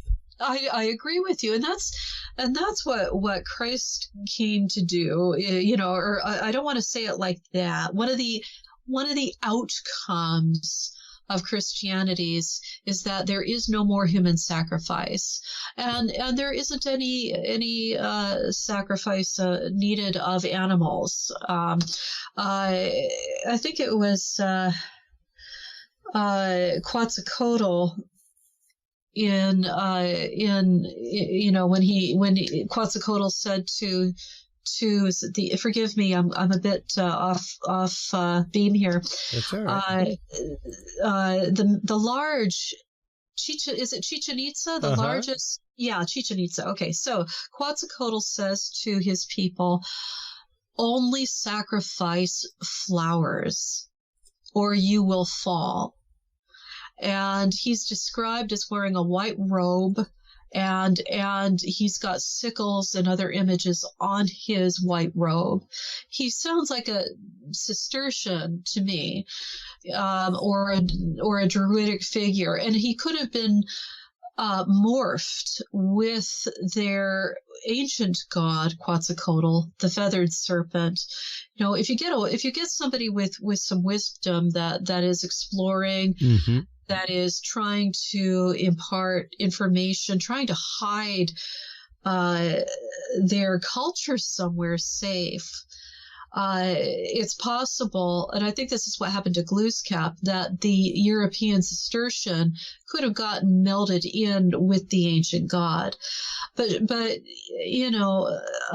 they unfortunately they did continue with human sacrifice, child sacrifice. Yep. And this is where science comes in. It's been found out in recent years that their water supplies were drying out. Their wells were drying out. So they would chuck people into the wells, these big, huge, deep water sources, natural water wells, and caves. And it didn't work. Because they didn't understand that the climate had changed and they needed it to draw water from somewhere else. Yeah. And I give all credit to the Cistercians. There's a Cistercian abbey in France where they directed water from 2.5 miles away. That's a huge engineering feat. Yeah. So, so we have to have science, we have to have engineering, we need to understand what's happening in the climate so that we can be prepared and either move or bring resources in. So, but, Glooskap, do I think Glooskap is Earl Henry Sinclair?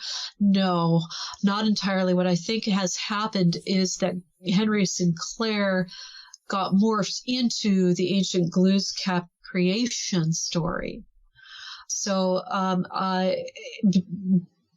religion always transforms. Yep. The Christian religion of 33 BC or 33 AD isn't the same religion we have now. No. And there are 35,000 different branches of Christianity in the world today. Yeah. And a lot of people do not understand that. No. That the Christianity prior to the Council of Nicaea, things like that, was 180 degrees different. And even after that, with the Christianity in the catacombs is different than the Christianity we have now. Vatican I was different than Vatican II. And even the teachings of Vatican II are in the midst of change. And Ethiopia, they've got, I believe, 88 books in their Bible, including Enoch, which is the story of the flood, and perhaps more. And there are some 66 Bibles in the, the Western Bible. So it's human beings change religion. Yep. Well, and once again, I think that was the gold. Because by that point, that was plenty of time for people to have forgotten these other texts. Absolutely. For these texts to have not migrated their way to England, to France, to Europe, to the Western world as we know it, from Africa and the Middle East. And, I felt so sad when I visited Rochefoucauld Castle and also Talmont Castle. And Talmont is on the lower right-hand corner of Zena's map. But what I will say is that, when the Huguenots swept in wanting change from the Catholic Church, which had become, there are a lot of...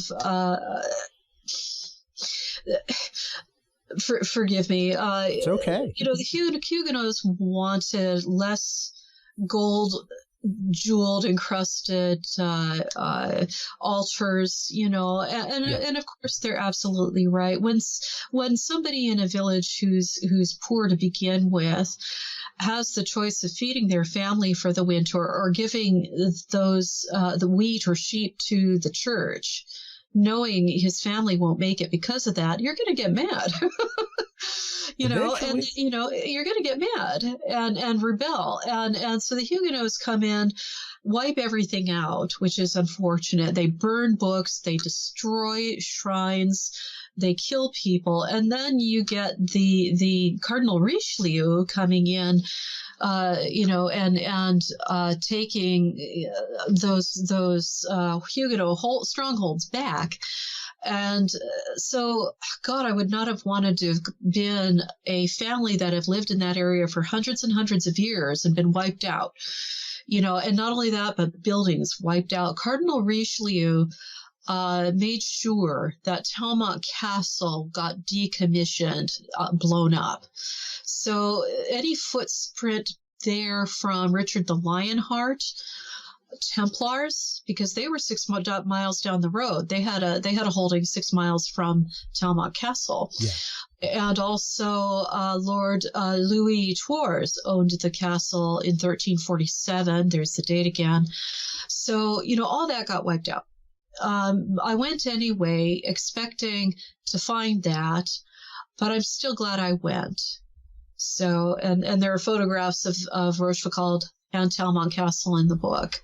But, human beings are so good at saying, I'm right, you're wrong, I'm going to blow you up. And it's just so sad because it takes longer to train an artisan, train a scribe, train a computer engineer, a doctor, and only seconds to destroy it. Well, and we all lose. I was having that conversation all of a few episodes ago with Stephen Myers, who just came back from Egypt.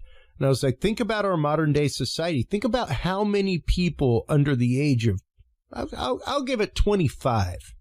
How many people under the age of 25 do not know how to read or write script? Exactly. And that's within my lifetime. Poof, gone. Yeah, exactly. And same thing with, like you were saying, things like master woodworkers. The chance of you going out and finding somebody who will hand carve you a wooden pillar in Corinthian style, pretty hard pressed to find nowadays. Yes. Very, very hard to find. You can find tons of people making them out of poured concrete. Yeah.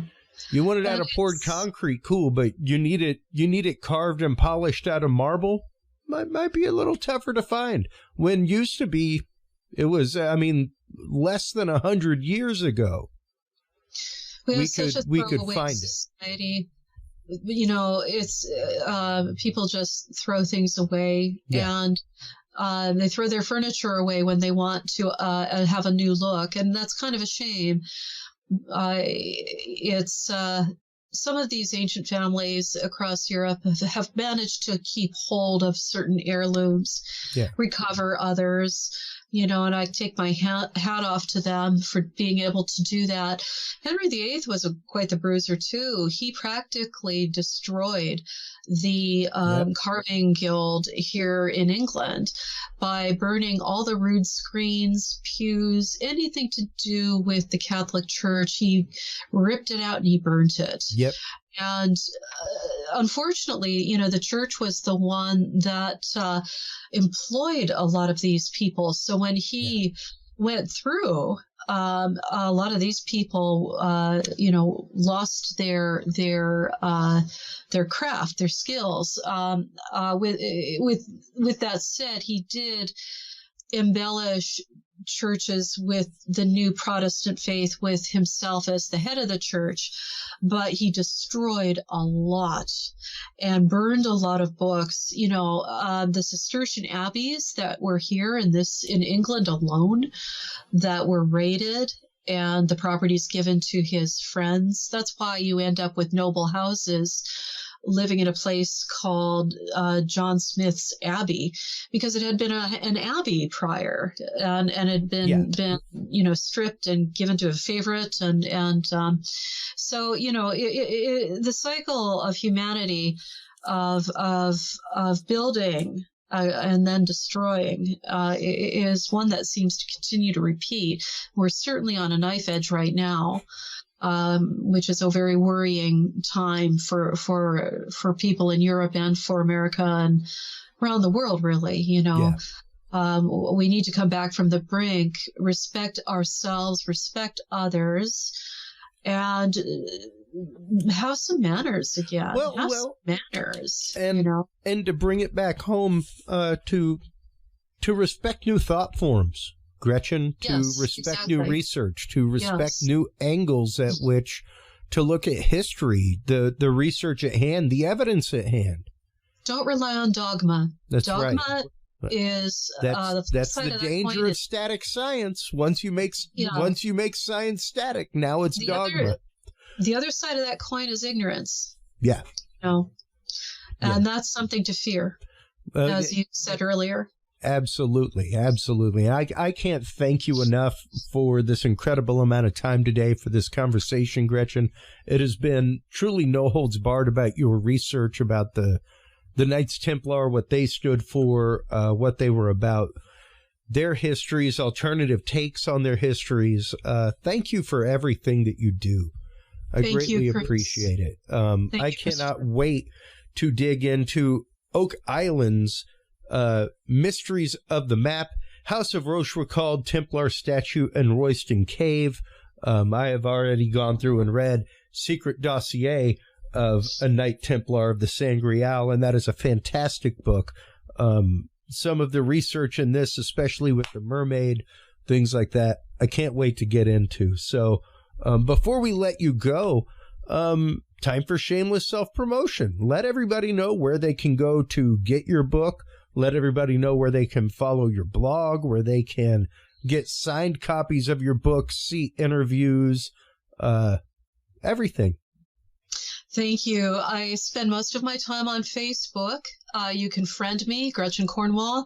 I do have a Facebook page. I don't use it that much. I find it's more fun to interact with people and chat with people on my profile.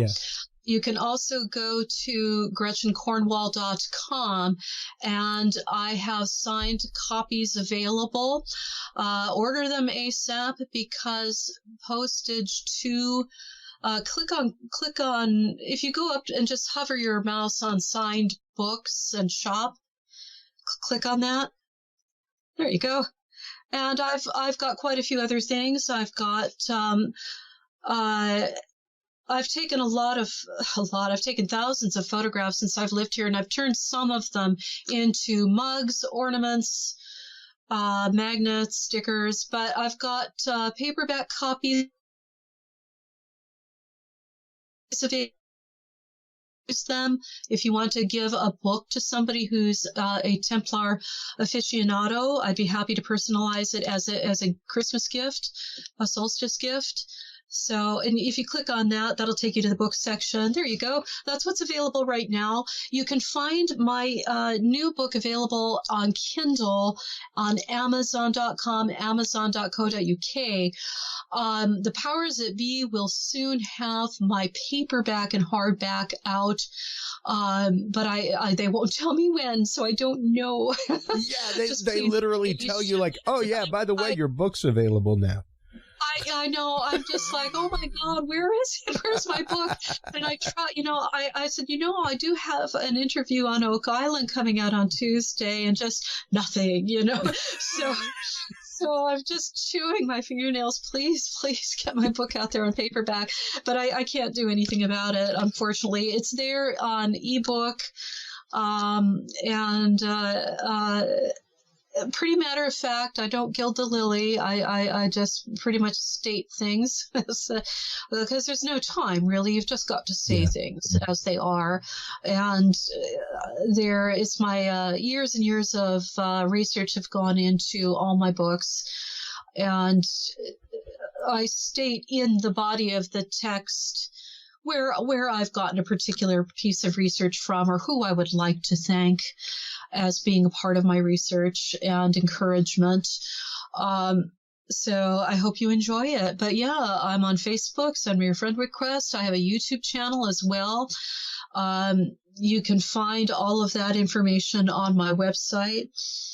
And message me through the site if you'd like to communicate something privately, or on Facebook. So what a great conversation. I've truly enjoyed myself today here. Same here. I love having you on. I love our private conversations on Facebook. Thank you so much for the connection to your friend. I cannot wait to have her on to talk about the Templar connection to Brazil. That was hard for me to take on board. I thought, no. I spent a little bit of my time over the holiday on my tablet looking through some of that stuff. I cannot wait to have her on. I really had to bend my head to get, and that's saying something for me. But if you think I'm out there, Dr. Kathleen Anball, I do count her one of my friends. We met on Facebook, never in person, but that's what happens to the wonders of the internet is you meet people. I've met you, I've met Michelle Freed. Absolutely. It's just all the, these I'm glad you two got along. Oh, great. And I have yet to put out my edited half an hour of the session on Henry from butterflieseffects.com. But that's only due to a lack of time on my part. But I will get it out there. So, but Dr. Kathleen Ball, get out there on Gaia.com and watch Brazilian Templars. I think I got the name wrong, but she's someone who listens to the push, the invisible hand, the push, and as a result, she has found magnificent evidence of Templarism, and I can't wait. I can't wait to see. It's going to be a fun interview. I can't wait for it. We are in the midst of hammering that out right now. So I want to thank you for that connection. I want to thank you for your time always. It's always a great conversation whenever we have you on, and I want to have you on as I said last time, again and again and again, Gretchen. I look forward to it. I look forward to it, anytime, Christopher. And thank you for listening, everyone who can hear my voice right now. Thank you for being here with us.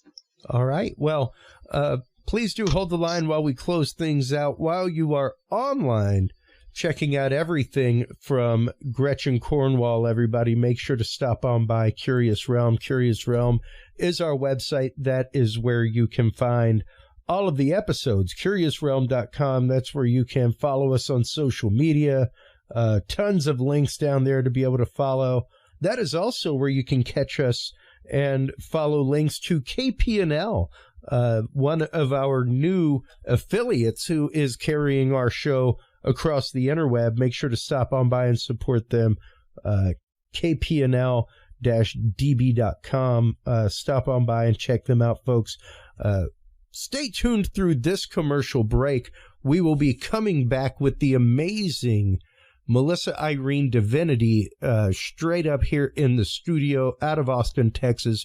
We will be talking about herbology, herbal healing, frequency healing, things like that right after this, folks. We'll be right back.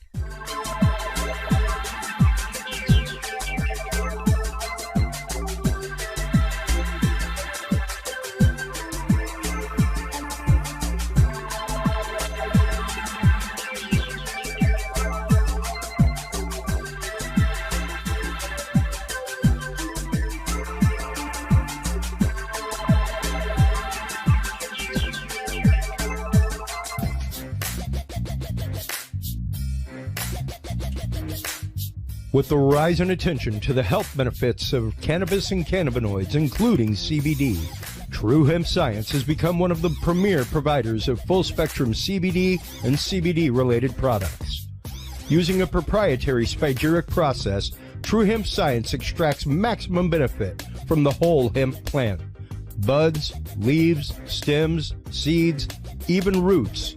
Every part of the plant is used and then reused to formulate a rich, complex profile of CBD, CBD derivatives, and terpenes guaranteed to provide the relief and benefits you need daily. Visit TrueHempScience.com to experience the best CBD oils, edibles, and topicals on the market today.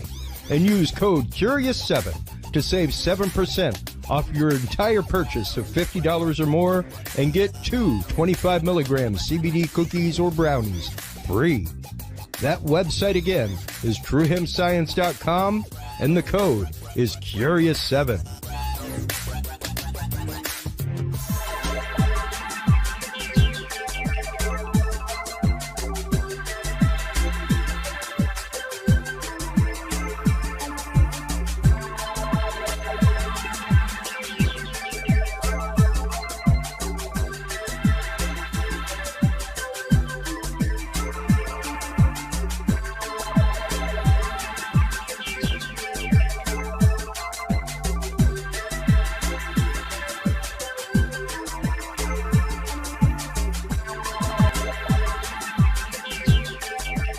The Curious Realm Podcast is your source for the latest and greatest news and events in the world of the paranormal, esoteric, and forbidden knowledge.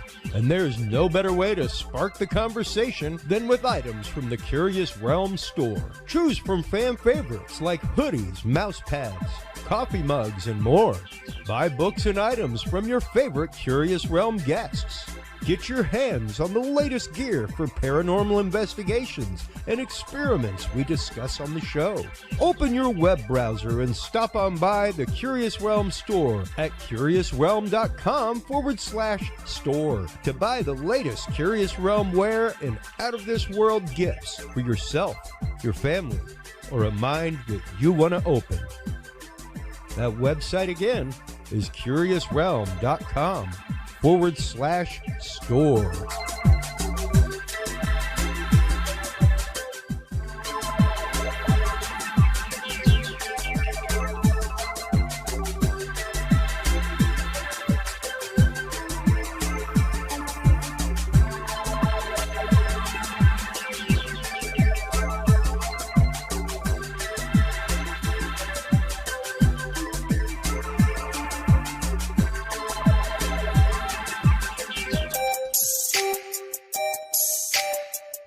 Have you considered starting a podcast?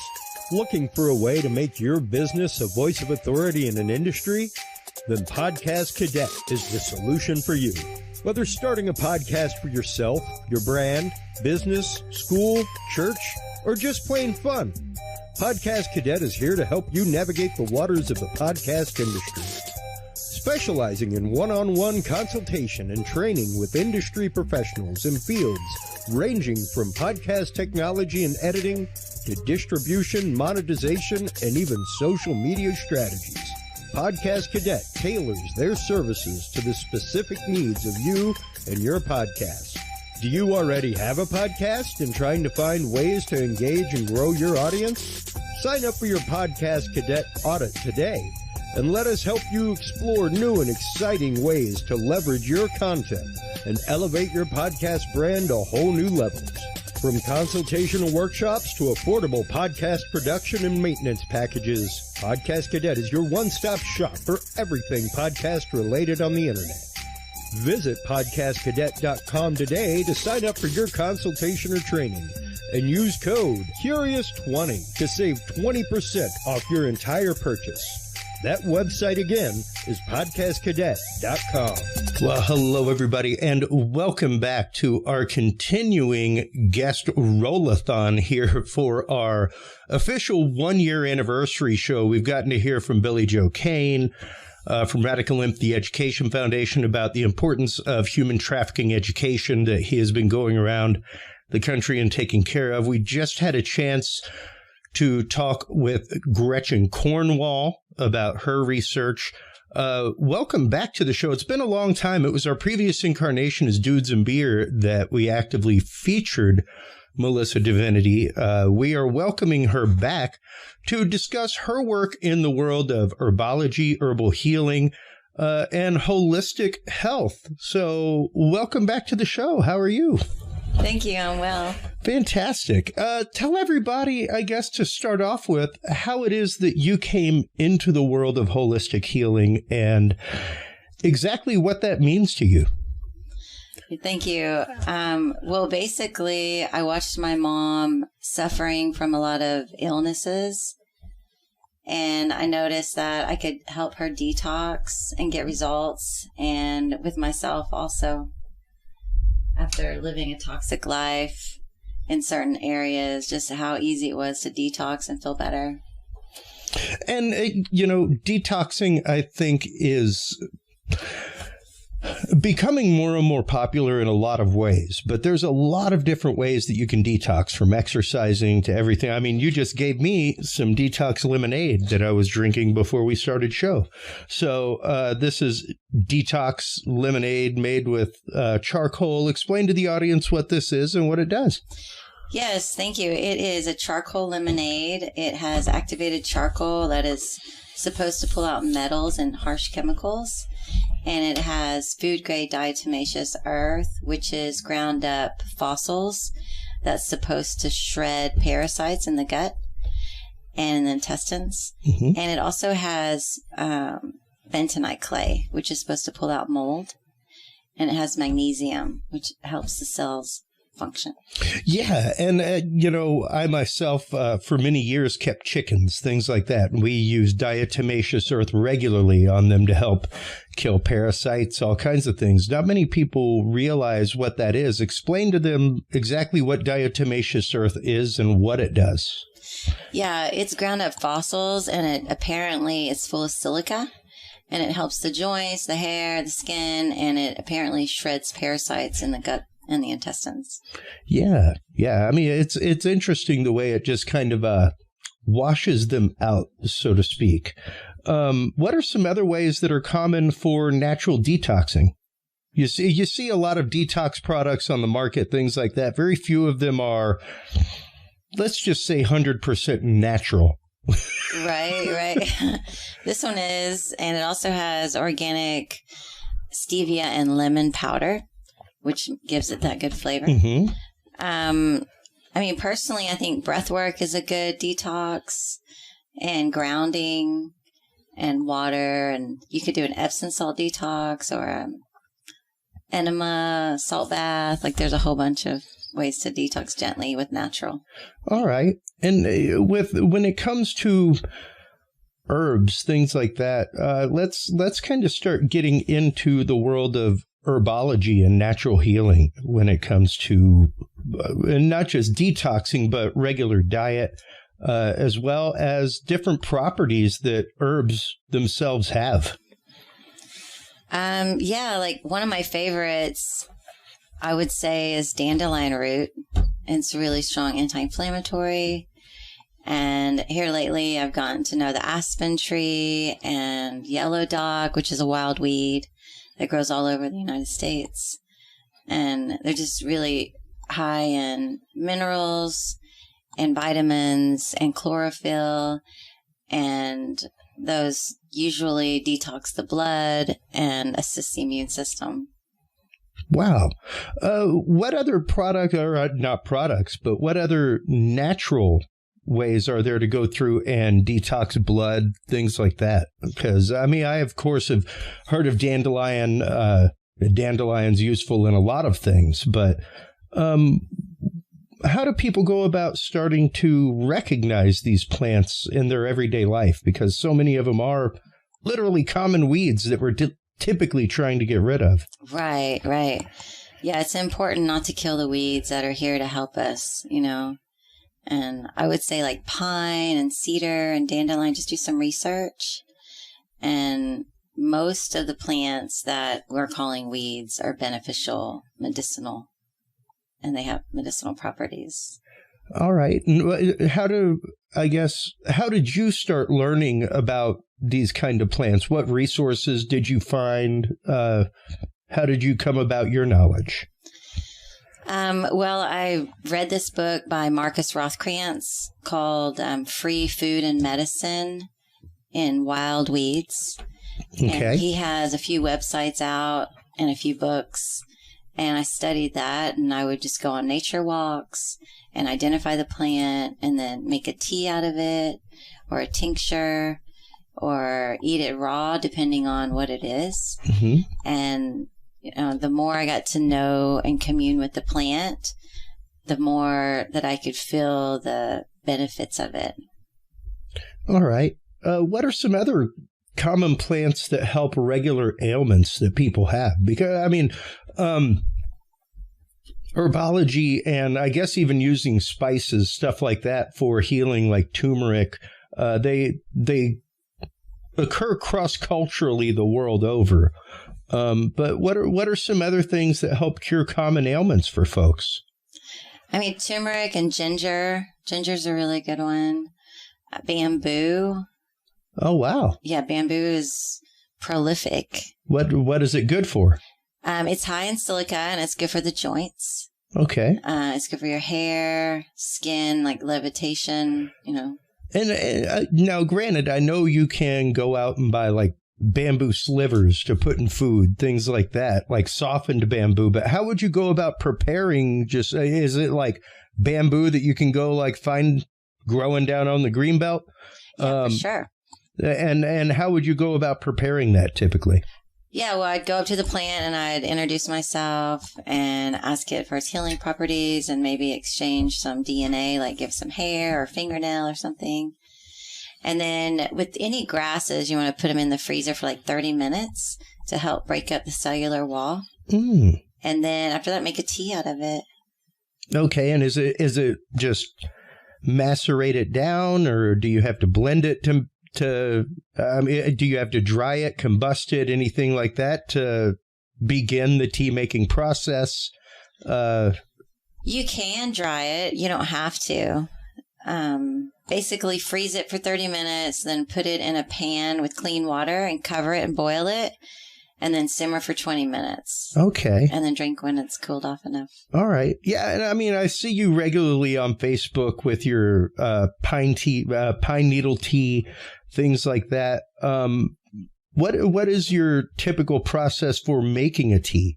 Do you have herbs that you use on the regular with stuff? Yes, I love rosemary and sage. They're like a cure-all. Basically, in the book from Marcus Rothkrantz, he refers them as herbs that can cure any virus. And I know that they're both really good for helping memory, like reversing Alzheimer's. And my favorite is probably the pine needle and the pine bark. Okay. And I'll just go around and see what's local and wild and in a clean area and talk to it and exchange energy and collect it and then make a tea daily.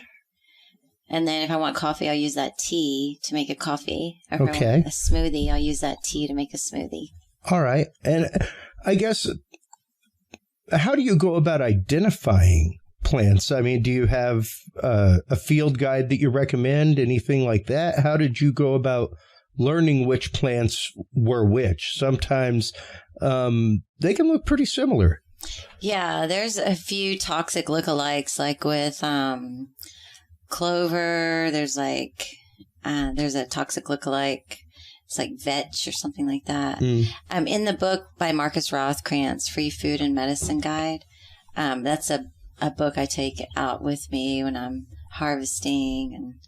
And mushrooms, I'll harvest them and usually do like art with them or something, and I'll order organic mushrooms online because I know for sure. Yep.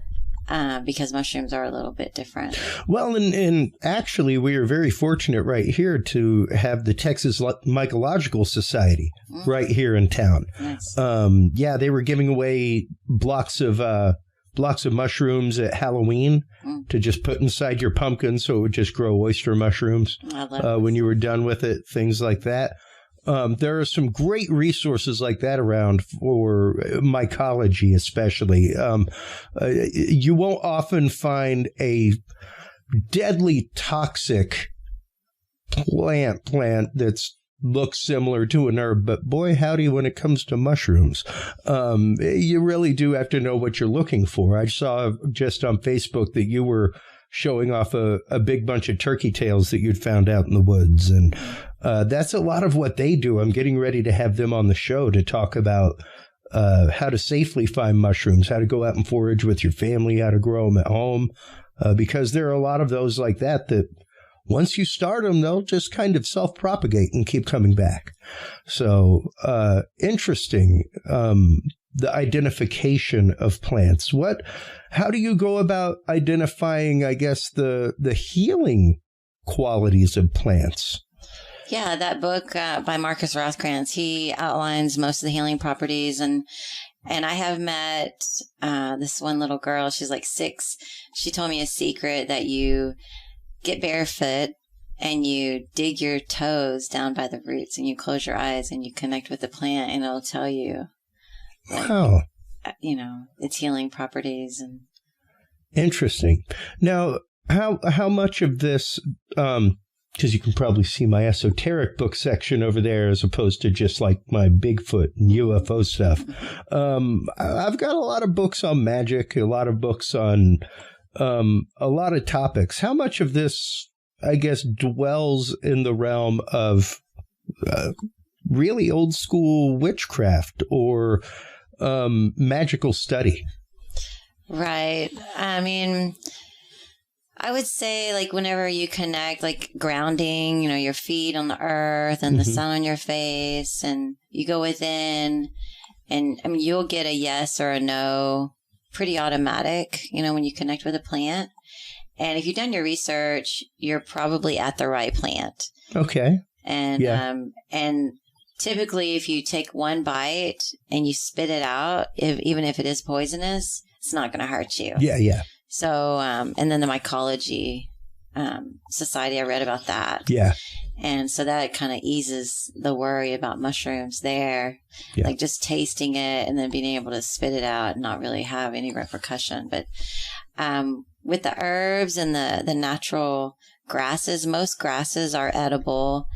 And just with your studies, you feel more confident and take one plant at a time so that if you do have a reaction, then you can identify. Now, it's interesting, especially that you say one plant at a time. Do you ascribe to the fact that somebody should try to study one plant at a time for an extended period of time, not only for its qualities, but for its effects? Yeah, For sure. Yeah, and connect with it. And then whenever you know that you have a good relationship and you're harmonious with that one plant, you can start to add other plants that you have the same relationship with. All individually. right. All right. And are there plants that share traits? How do you go about knowing what to mix with what? Yeah, I mean, depending on what your ailments are. And also, like, I like to get like root from one plant and a flower from another and a stem, or a leaf from different ones, like to try to make a complete whole plant. Sure. It's just fun to work with each aspect of the plant. Sorry. It's okay. And seeds, for sure. Well, and it's interesting that you mentioned that, because we have a sponsor that produce. Sorry. I'll make sure to edit that. We have a sponsor here locally, a CBD sponsor who uses a spagyric process, basically the same process that alchemists used, where they use every part of the plant as opposed to most CBD suppliers who use flower only. He uses flower, stems, seeds, leaves, root, everything, extracts all he can, and then takes what's left, combusts it down, extracts from that, and keeps going and going and going until he is able to literally extract everything out of every part of the plant.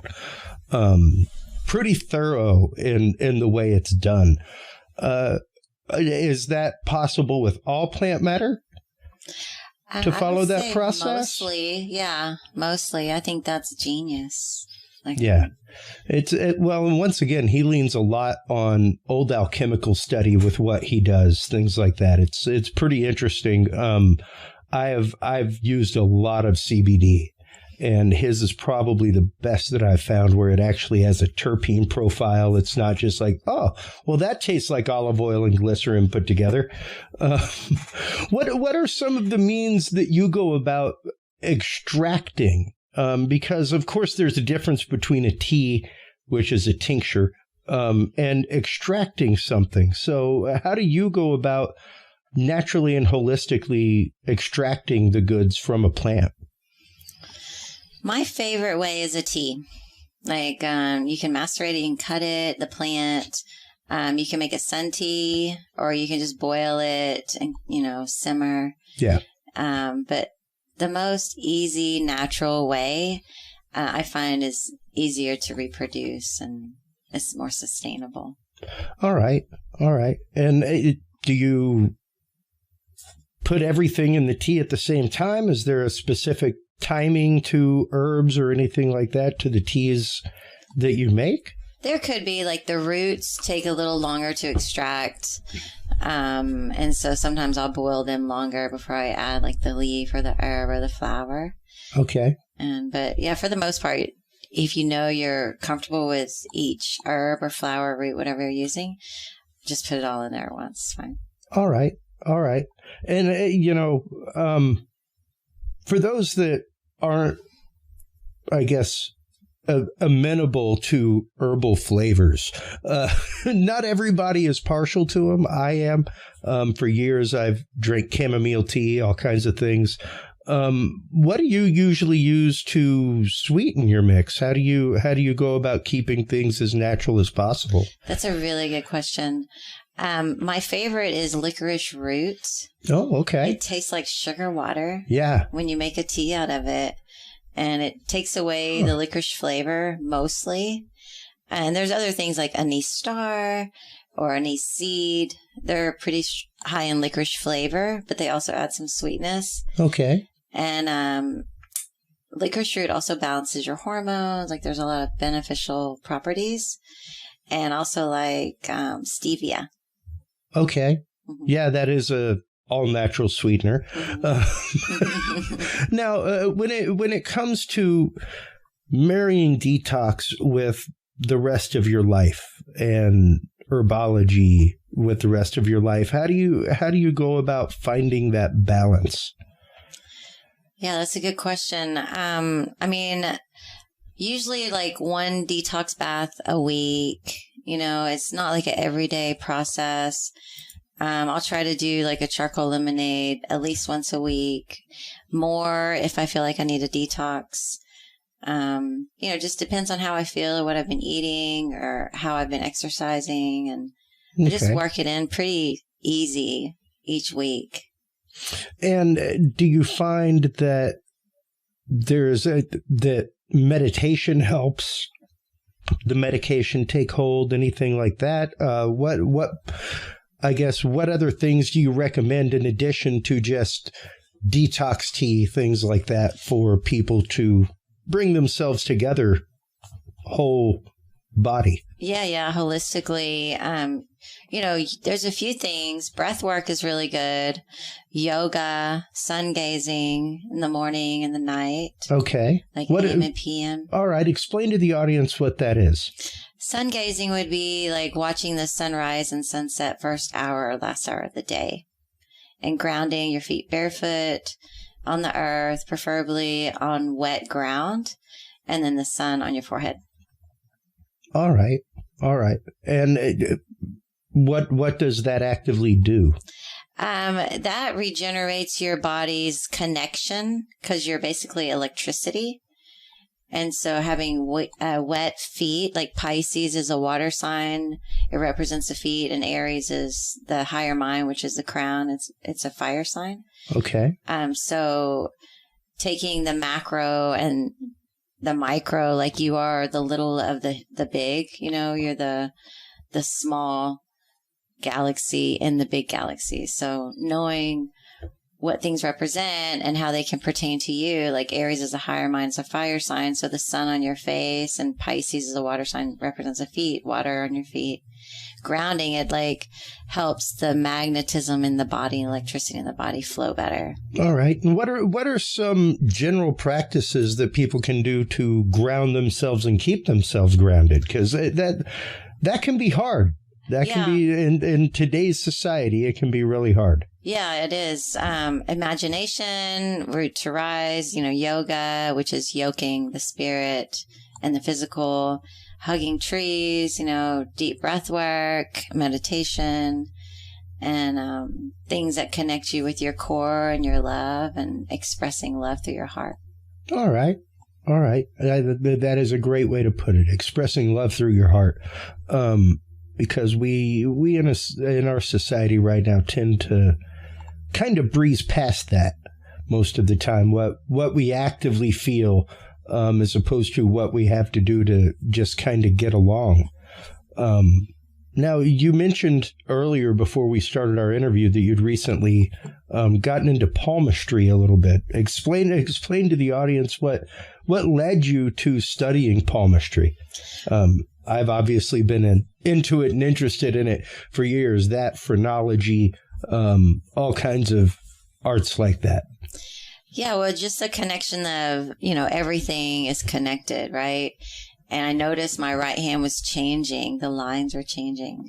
And I have a friend who's in palmistry, and I sent him some photos, and he showed me where each planet was represented on the hand. And I'm really into astrology. And, he has remedies that he recommends if he can see a weak planet in your palm. And it just really intrigued me, just the connection between everything and your body and the planets. Well, sure, absolutely. That was one of the last things that we had you on about, was the astrology book that you'd come out with for children. Mm-hmm. But not a lot of people realize that astrology and herbology go hand in hand. Like I am a big user of rocks and minerals in my meditative studies. Those as well have association with planets and certain signs of the zodiac. So explain to the audience some of the connections between herbs, the plants around them, and how they even influence zodiacal signs, things like that. Oh, yeah, for sure. The planets are connected to the plants, and colors and tones and chakras, and like everything's connected. So if you have like a planet that's in detriment in your natal chart, right, for instance, or it's transiting an opposition in your natal chart, like you can find out which plant goes with that planet, or even the color, the tone. You can try to harmonize with that or introduce it to your, to your system. Wow. And I know right now we're getting ready to experience Mars opposition. We will soon be the closest to Mars that will be in, I want to say 63 years, something like that. I know Jupiter is coming as well, or just left. Can't remember. But that also was at its closest that it's been for the longest time. What kind of things astrologically do you see lining up in the future for us?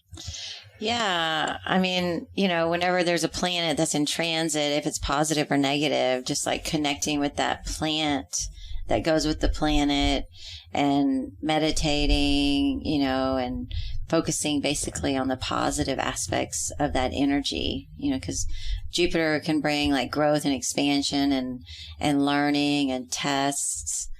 And Mars can be like passion or war or desire or focus, like, focusing on the positive aspect of how that relates to you.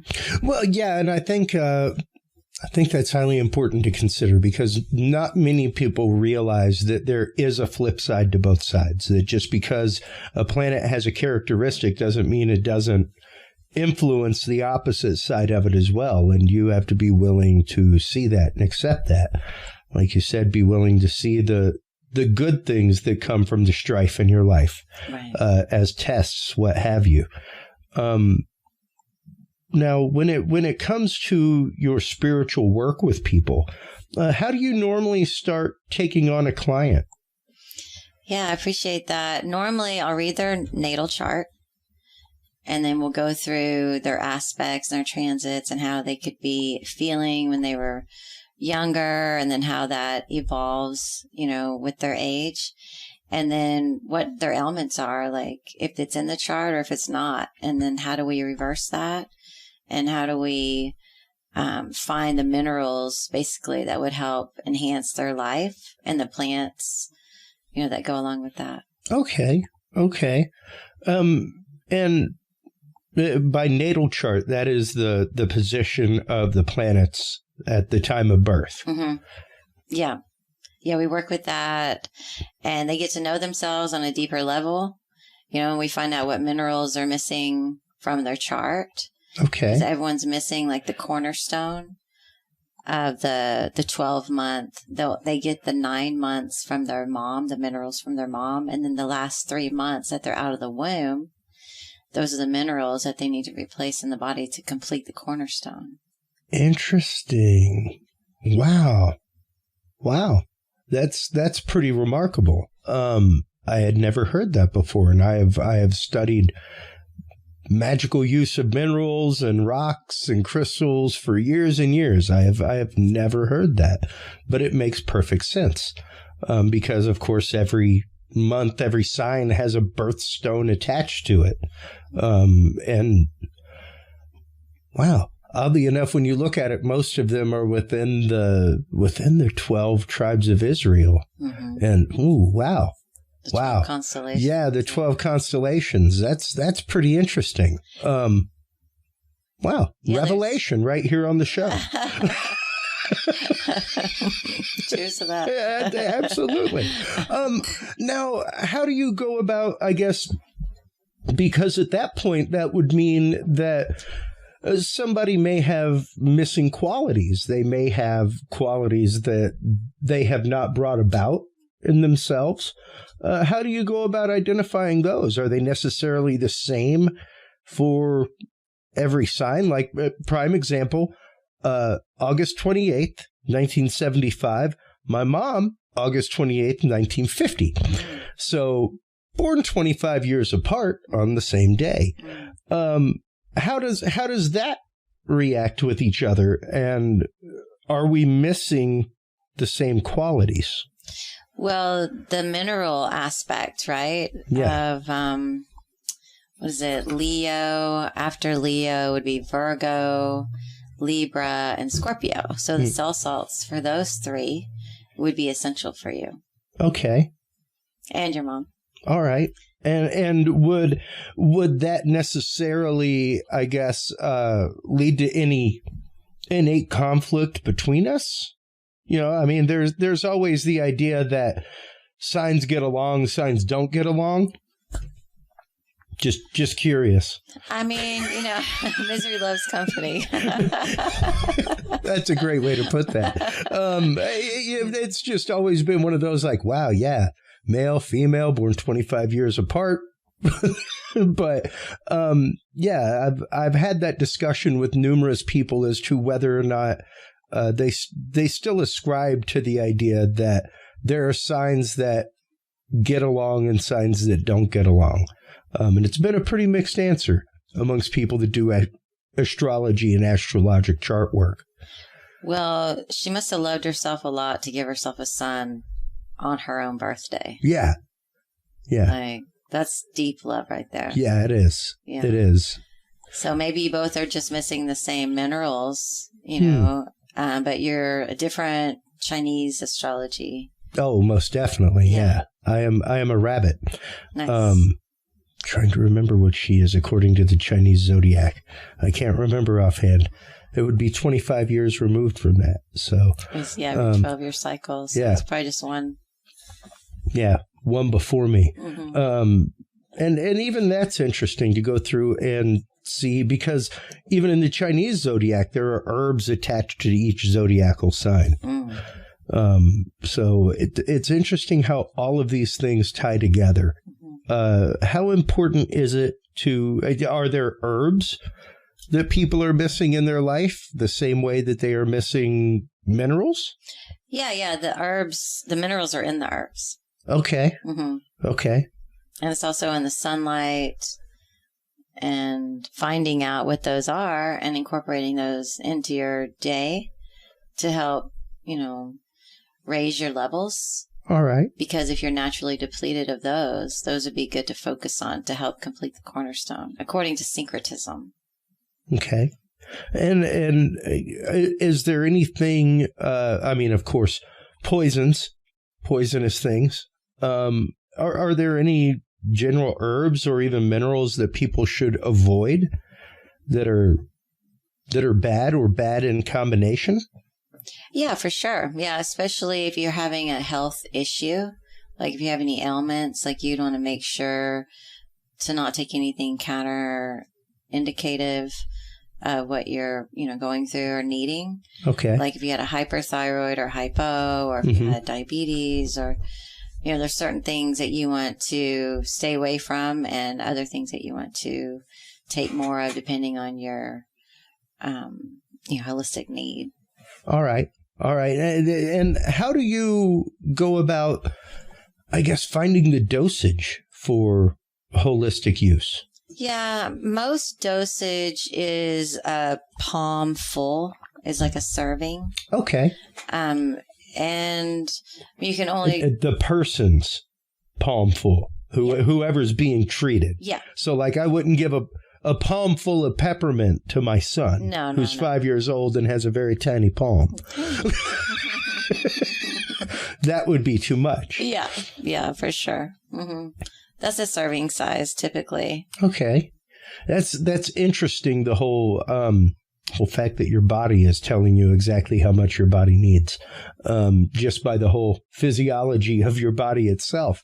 What other things like that are there that coincide between your body and recognizing what is good for you, either mineral or plant? Yeah, mostly whatever you have access to, whatever you're needing, finding it in the environment, is probably the first, access point, right? And so if you didn't find it, maybe finding the cell salt, purchase the cell salt. Okay. Or find out what food it's in. It's not just in herbs, but it's also in food. And all right. And your sessions that you have on your website, I guess, how do you go about what are the steps behind a healing session, and what kind of healing sessions can people get? Yeah, we do a natal chart, and then we'll do, if you're on medication, we'll talk about that and find out what minerals you might be lacking that you might be needing. I do sound therapy, and I do Reiki, and I have a light program. Ooh. And then a detox program. Like, we can detox your home, your body care products, your food. We can alter your recipes, and basically align your awareness to what your chakras are and how to harmonize the body and the chakras for your health. It's not just about what you eat, but it's also about what you do and think and say, your virtues. The think is so entirely important. That is something that we covered a lot over the pandemic. I won't use the C word because it'll ring up on algorithms and content will be muted for a few minutes. That's how that works. But during the pandemic time, that was something that we focused on regularly, was the idea of mental vibration and what you actively allow to enter into your head, whether it be from somebody else or from within your own head, even your own echo chamber, and the importance of keeping a good mental outlook. It's okay if things go wrong. Things go wrong all the time. That's why it's called an accident. You didn't mean for it to go wrong. Unless you're a self-sabotaging type, which absolutely exists. We tend to self-sabotage ourselves psychologically when we are afraid of the success that we may experience. So how often do you see that start kicking in when people start this journey of self-discovery really with you? Yeah, going with the flow is really important, not needing like a specific recipe or a certain amount, like for the detox bath, and just eyeballing, being okay with like adding a cup or 2 cups or 3 cups of Epsom salt. Okay. Not getting stuck on, I need a certain recipe or, I need a measurement, that's usually the first, jumping through the hoop that people have, to get used to, because they're used to recipes and exacts, and it's more intuitive. It's like, how much borax do you want to put in your bath? How much baking soda does it feel like you should add, and just going through the different salts, and there's no real wrong answer to a detox bath, and then just putting the blessings and the herbs and even crystals. And it's like, just being intuitive is usually the first step. No, and once again, to go back to the idea of positive vibration and positive thought, how important is the blessing upon any of this? I'm one of those folks that I love cooking. And I thoroughly believe that my love of cooking is a lot of what makes my cooking taste good. It's not the fact that I'm like some amazingly trained chef. Even this weekend at our Friendsgiving for Thanksgiving, a friend of mine put off the banana cream pie for the fact that somebody else was helping her with it. And more hands in the kitchen means more love in the food. How important is it to maintain that good thought process when I guess imbuing either your tea, your bath, your crystals, your minerals, whatever? Yeah, I think it makes a huge difference. It's like reading the benefits of what the plant does, and then while you're making the tea, just thanking the tea for, the cleaning the lungs or cleaning the blood, or what it is, and just maintaining that intention of gratitude and knowing what's happening. And I think it enhances the process. Oh, absolutely. And for me, I guess I have a process that I go through to prepare myself for meditation. What process do you give your students to prepare themselves? Yeah. Self-discovery for sure. And we can also do journaling and forgiveness practice and gratitude practice. and then we talk about what they're going through and what plants might be able to help harmonize their health and back to the state of health that they're looking for. And I think that holistic concept of healing has become more and more in the center thoroughfare of healthcare. We have really seen a growth of it, and a growth of acceptance of the holistic industry. At one point, I remember when I first found holistic medicine, using herbs, things like that, herbs, oils, I was probably in about 7th or 8th grade. Easily 13 or 14. I'm almost 15, or almost 50 now, not 15.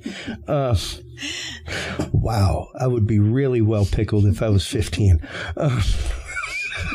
No, it's one of those that even to this point in my life has been a journey, and has been a growth journey, to find the things that work right for me for the reasons that I use them, and to find the point of balance between life and work life. And it's not easy. It's not easy. It's especially not easy in the society that we are brought up in this country. Right. When you're working with a student and trying to get them to open themselves up to experience, what are the first steps that you give them? Basically, a gentle detox, self-awareness, self-forgiveness, meditation, growing your intuition, and then discussing like what you're going through and what you would prefer and how we get there. All right. Fantastic. Where can everybody go? What services do you provide? How frequently do you provide them? Is it something that it's like we start people off in the first week of every month just so that you can cycle them on a growth pattern? How does it work to come study under you, to come take classes from you, or learn your detox methods? Where can people go to schedule appointments, everything else? Yeah, thank you. I do have a website, melissadivinity.com, and you can schedule a free consultant call with me, and then we can go from there. We'll usually set up your natal chart reading, and then go through your chakras and how to align them and the information there. And I am teaching a class on that December 3rd through the 9th, 7 days in a row. And then they sign up for my detox program, which is a 12-week detox. And we meet on the phone once a week, and we go through their questions and their processes and what we can do to enhance their life to live in harmony with nature. Wow. And the harmony with nature is what I love. I once again have watched you over the last couple of years on social media, and the way that you take people out to the river, everything else, to go out and actively get into nature, to go out, because it's one thing to sit in a yoga studio or to sit in somebody's backyard, but to actively go out and get out in it is a different story. And I appreciate you for, A, coming on the show today, coming out here and getting out, but B, also growing the way that you have, to have seen you grow as an instructor over the last many years, to see you grow in the communities that you've grown in. It's been really fantastic to kind of watch from afar and see you come into things. So thank you so much for taking the time. I really appreciate it. Before we let you go, what's the first step that somebody can do aside from a detox before they go to your website, order the detox tea, or lemonade? What is one of the first things that they can do to take a step in their journey? I appreciate that question. I would say the first thing would be to connect the light in your heart with the sun, and go outside and bow deeply with reverence to the sun, and a deep breath, a cleansing breath, and like self-acceptance and self-forgiveness. And then like, where is it that you want to be? And let's make the steps to get you there. Awesome. Well, thank you so much for the time. I greatly appreciate it. And look forward to having you on again to talk more about healing, herbology, how to take care of yourself, how to bring yourself to more of a spiritual center in life. Thank you. Absolutely. While you are online checking out everything from Melissa Divinity, everybody, make sure to stop on by Curious Realm. That is where you can find all of our episodes. That's where you can find all of our content. That's where you can find guest bios. That's also where you can go to share your paranormal story. If you have had a paranormal experience, if you are a targeted individual, you can stop by, fill out our experiencer form, leave your evidence if you like, and we can keep it anonymous. We can use your name, but we will bring up your story to our experts, our authors, our researchers here on our show. So stay tuned, everybody. When we come back from this commercial break, we will have more amazing guests right here on the Curious Realm 1-year guest extravaganza. We'll be right back after these messages.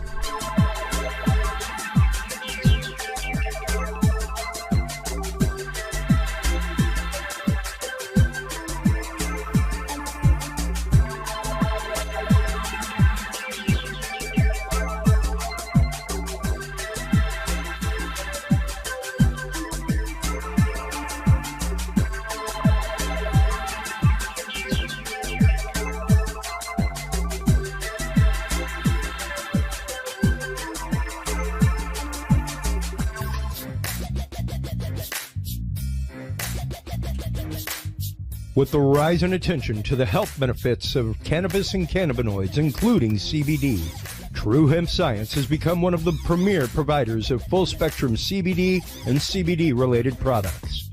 Using a proprietary spagyric process, True Hemp Science extracts maximum benefit from the whole hemp plant. Buds, leaves, stems, seeds, even roots. Every part of the plant is used and then reused to formulate a rich, complex profile of CBD, CBD derivatives, and terpenes guaranteed to provide the relief and benefits you need daily. Visit TrueHempScience.com to experience the best CBD oils, edibles, and topicals on the market today. And use code CURIOUS7 to save 7% off your entire purchase of $50 or more and get 2 25 milligram CBD cookies or brownies free. That website again is TrueHempScience.com and the code is CURIOUS7.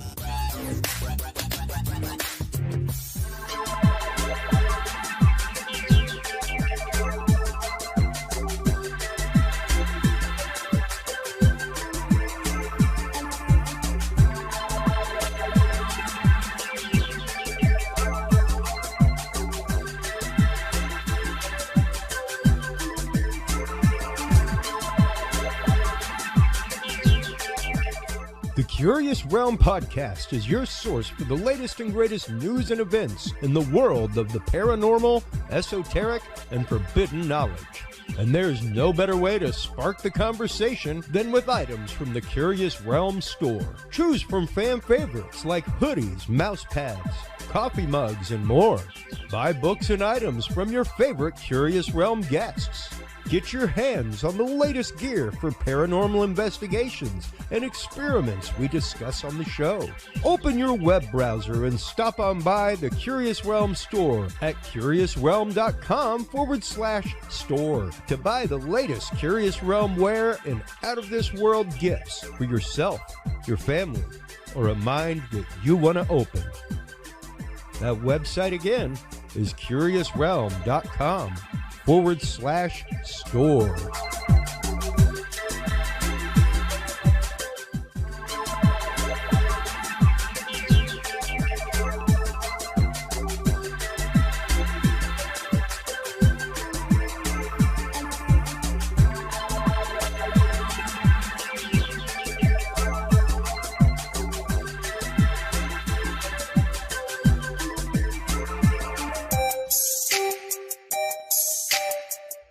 Have you considered starting a podcast? Looking for a way to make your business a voice of authority in an industry? Then Podcast Cadet is the solution for you. Whether starting a podcast for yourself, your brand, business, school, church, or just plain fun, Podcast Cadet is here to help you navigate the waters of the podcast industry. Specializing in one-on-one consultation and training with industry professionals in fields ranging from podcast technology and editing to distribution, monetization, and even social media strategies. Podcast Cadet tailors their services to the specific needs of you and your podcast. Do you already have a podcast and trying to find ways to engage and grow your audience? Sign up for your Podcast Cadet audit today and let us help you explore new and exciting ways to leverage your content and elevate your podcast brand to whole new levels. From consultational workshops to affordable podcast production and maintenance packages, Podcast Cadet is your one-stop shop for everything podcast related on the internet. Visit podcastcadet.com today to sign up for your consultation or training and use code CURIOUS20 to save 20% off your entire purchase. That website again is podcastcadet.com. And welcome back, everybody, to this final bit of coverage for our incredible first year extravaganza. I cannot thank everybody enough for this past year, for the years before that, especially our upcoming guest. Our final guest for the evening is good friend of the show, amazing researcher and author of the book Guinea Pigs, Technologies of Control, as well as Satellite Weapons, A New Breed. The amazing Dr. John Hall is here to talk about Havana Syndrome updates, laws that have been put into effect, all kinds of things. Welcome back to the show, John Hall. How are you, my friend?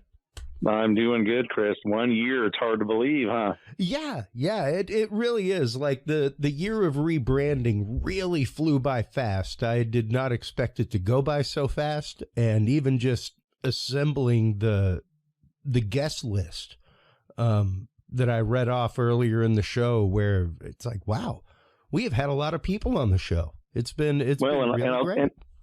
And I'll tell you what, just for your listeners, I mean, obviously I've been on your show a lot, and you and I have become really good personal friends. And one thing I will say about your show, it started as under a different moniker, started as Dudes and Beer, and was a really pretty informal show, very enjoyable to do when it was Dudes and Beer. But I mean, it was kind of, by the seat of the pants kind of thing. But what it has morphed into over the last year especially is just incredible. And I know for a fact that you have a lot of really loyal listeners, including myself. I mean, I tune into a lot of the shows that I find really interesting, and just, I guess, kind of the direction you've gone and being willing to cover a ton of stuff that just, the big box network shows and stuff that are, on AM radio, and even most of the other podcasters just absolutely are scared to kind of cover. So, I would like to commend you on that, because that's, I think, a big reason of why you have the following that you have is, I mean, you're willing to go that extra mile and kind of walk right up to that edge. Well, thank you, man. I appreciate that. Truly. It is something that I love. The show is a true mission for me, and I just love sharing information with people, and it blows my mind, especially with things like targeted individuals, targeting technology, that people have literally called this entire group of thousands of people across the globe crazy for decades.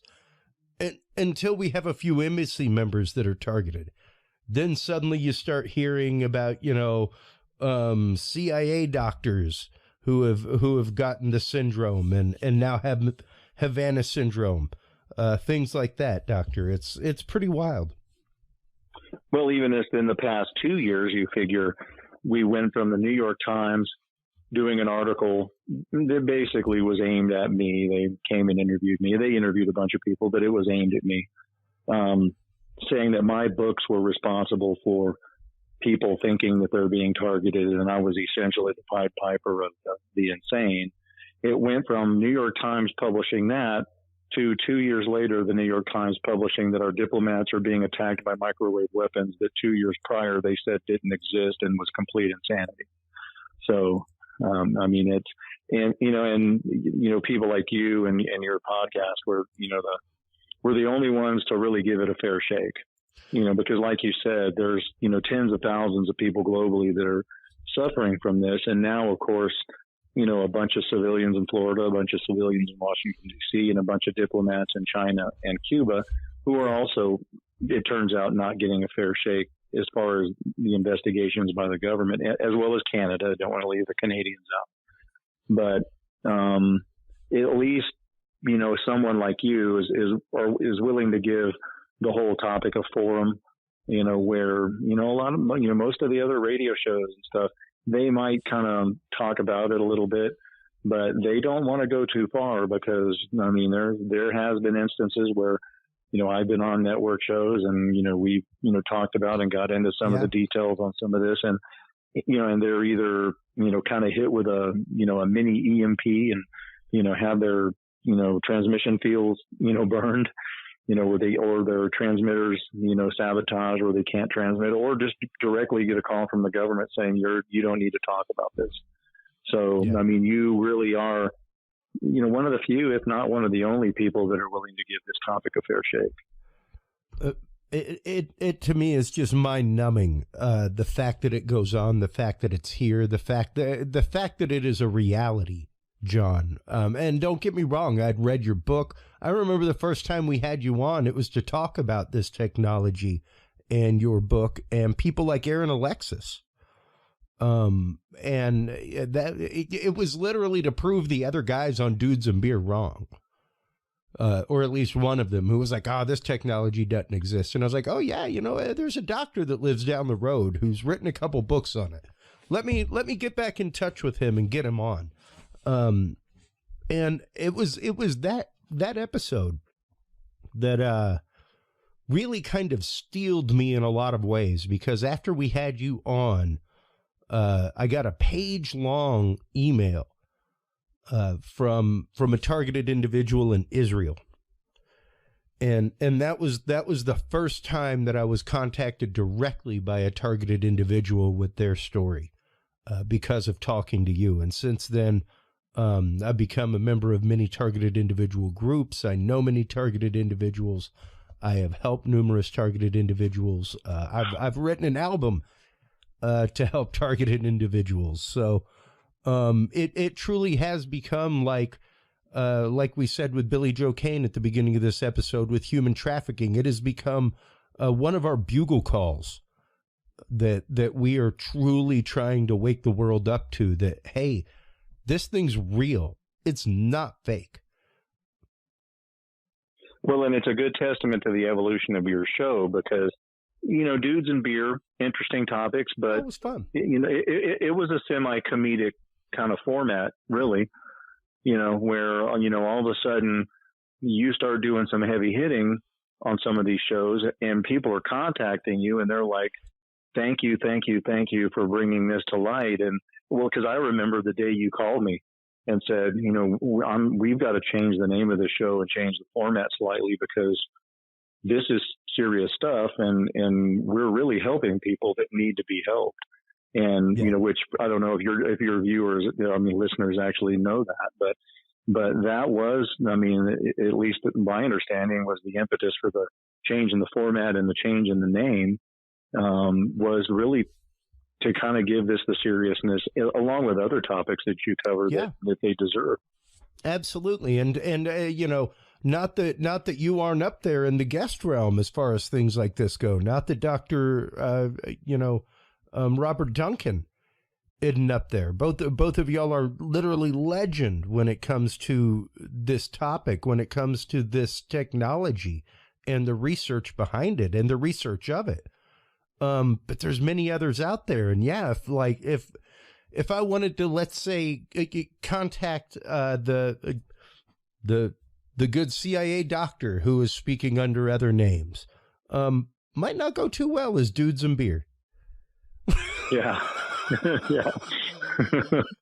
You know, and don't get me like, we had some amazing stuff happen. We had we had Anonymous contact us, mainly because of the things that you're talking about right now, John, where we gave credence and we gave room for conversations that were not happening. And those were true testaments to what we were doing. And yes, as you said, a large impetus for me changing the name and rebranding the show into what it is now, because we have come to a point, as I say on the show so many times, we have come to a whole new point of conversation and understanding. And even if it took some unofficially declassified videos to make that conversation, we've opened a big can of worms as far as conversation goes. And since that time, we've seen, since shortly after that time, it was only 6 months after the December incident in 2017 or before the December incident of 2017, that we had Havana syndrome pop up on radar. It was and when that 2017. And when that happened, I mean, I knew immediately when these people described what was happening, and the government was trying to say that it was acoustic weapons. And because I remember us having that show, and me telling you, this is not acoustic weapons. This is going to be microwave-based weaponry. And sure enough, what they're describing, the clicking and popping in the head, the immediate headaches, the nausea and vertigo and vomiting, those are all symptoms of microwave attack, especially the clicking and popping in the head. That was described initially with, people working with radar installations when they first discovered that humans could hear, microwave energy bombarding them. And it's, you'll get the same effect when you're, in a microwave. I mean, in a magnetic resonance imaging center. As the magnetic field is around your brain, you'll hear popping and clicking. You can close your eyes. You'll see, what looks like lightning strikes or a fireworks show with your eyes closed, magnetophosphenes, from, magnetic stimulation of the optic nerve and the auditory system. And as soon as I heard that these people were having popping and clicking, and for your listeners that are wondering about that, I was talking to a government official today. I to this day get people that come by the office that want to talk about these things. And, some of them are victims, some of them are, more official. But this is one of those technologies that it's become so pervasive and widespread now that just about everybody knows somebody or has a family member that has been victimized or is at least partially being victimized by this. Because anymore, you talk to anybody about this. Now, 15 years ago when my first book came out, there wasn't much out there on this. Yeah. But now just about everybody you talk to goes, oh yeah, I know a guy, or I have a daughter, or I have a cousin, or, my son was talking about, being victimized by technology like this. So it is, the hand of this technology is already circumferentially touching just about everyone. Now, not everyone is victimized, but, one of the things I talked to Robert Duncan about is, well, what if everyone is kind of semi being controlled by this technology, but the people that are voicing the complaints as victims are the ones that are semi-resistant to the control measures? And it really kind of seems to be pointing down that direction, because when you look at some of the decision making that's being made in, by communities or by groups, it seems so, counterintuitive to and it seems so opposite to the decisions that anyone with common sense would make. So, and again, if you've noticed, we've been having mass shootings again. And, this last mass shooting at the Walmart, that guy mentioned that he felt like he was being semi-targeted by some of his fellow employees, and he had a manifesto. And it sure seemed like he was probably a targeted individual. And not everyone that's targeted is just harassed. Some people are controlled, and they can be controlled to do these things. In the government sphere, they call that a controlled assassin. And, you know, right now the branch or the wing of the government that wants gun control is who's in power. So, and the way you do that is you keep having controlled assassins. You have shootings like you had in Uvalde or in, you know, the Walmart in Virginia or wherever, until eventually you hope that people will clamor toward passing laws for gun control. And if you notice, the Biden State Department came out immediately after that Walmart shooting, and no longer are they satisfied with just wanting to ban AR-15s. They want to ban all semi-automatic weapons, which means pistols as well, and shotguns that are semi-automatic. So, I mean, don't ever just blindly accept the crazy explanation, because, I mean, sure, there's mentally ill people out there, but when you keep having one after another of these shooters, and they all kind of have the same MO, they all seem maybe like they're a little crazy, but they're all complaining somewhere along their line that they're being targeted or they're under some type of mind manipulation. Well, eventually you've got to look at it from that angle and not just write them off as crazy. You know, you have to delve deeper and say, well, was this person being manipulated? You know, and if you remember, you know, 5 or 6 years ago, we had a guy in Alaska, former Iraq veteran, went to the FBI in Alaska and said, somebody's in my head. They're talking to me in a voice that I can respond to with thought. And they're wanting me to do these dastardly things, and I think I'm being controlled. And the FBI said, well, we don't know what to tell you. So, just go back out in the world and make the best of it. And he showed up in Florida and, shot up the airport until he was shot dead by police. So, I mean, some of the people that are being targeted with this technology know damn well they're being controlled. And eventually the control does work. And then you have these controlled assassins that there's a larger agenda for why they're being controlled to do that. Oh, absolutely. And even the gentleman that we played probably about a year and a half ago now, who was into monster trucks, everything else, fully functional, normal human being, until one day he just flipped on his social media and started talking about the voices in his head. And this is a guy that had no mental illness history, like that in his family. Just flipped, went missing, and ended up in a police shootout where he was literally talking about the voices that he was hearing that were coming out of his phone. Well, and my favorite part of that is you can hear the sheriff that's on scene tell him before the shooting starts.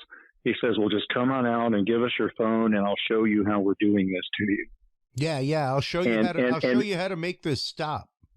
Yeah. And none of the press mentioned anything about those comments.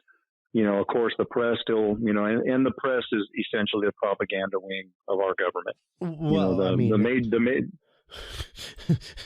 It's hard to deny that when we actively fund offices of anti-propaganda propaganda. Yeah. but when that's actually on the tape that they rolled and nobody questioned it, and the story still came out that, well, we guess he just went crazy. I guess it's another case of a mentally ill person somehow getting a gun. It's there's more to it. So.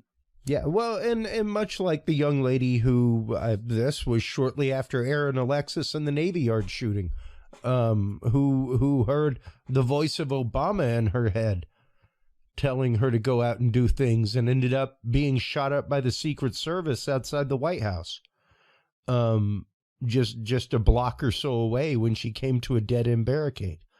There is more than one case of this, and, sonic weaponry that can do so. There are, 2008, here's the Pentagon paper about Pentagon reported to be investigating lasers that put voices in your head.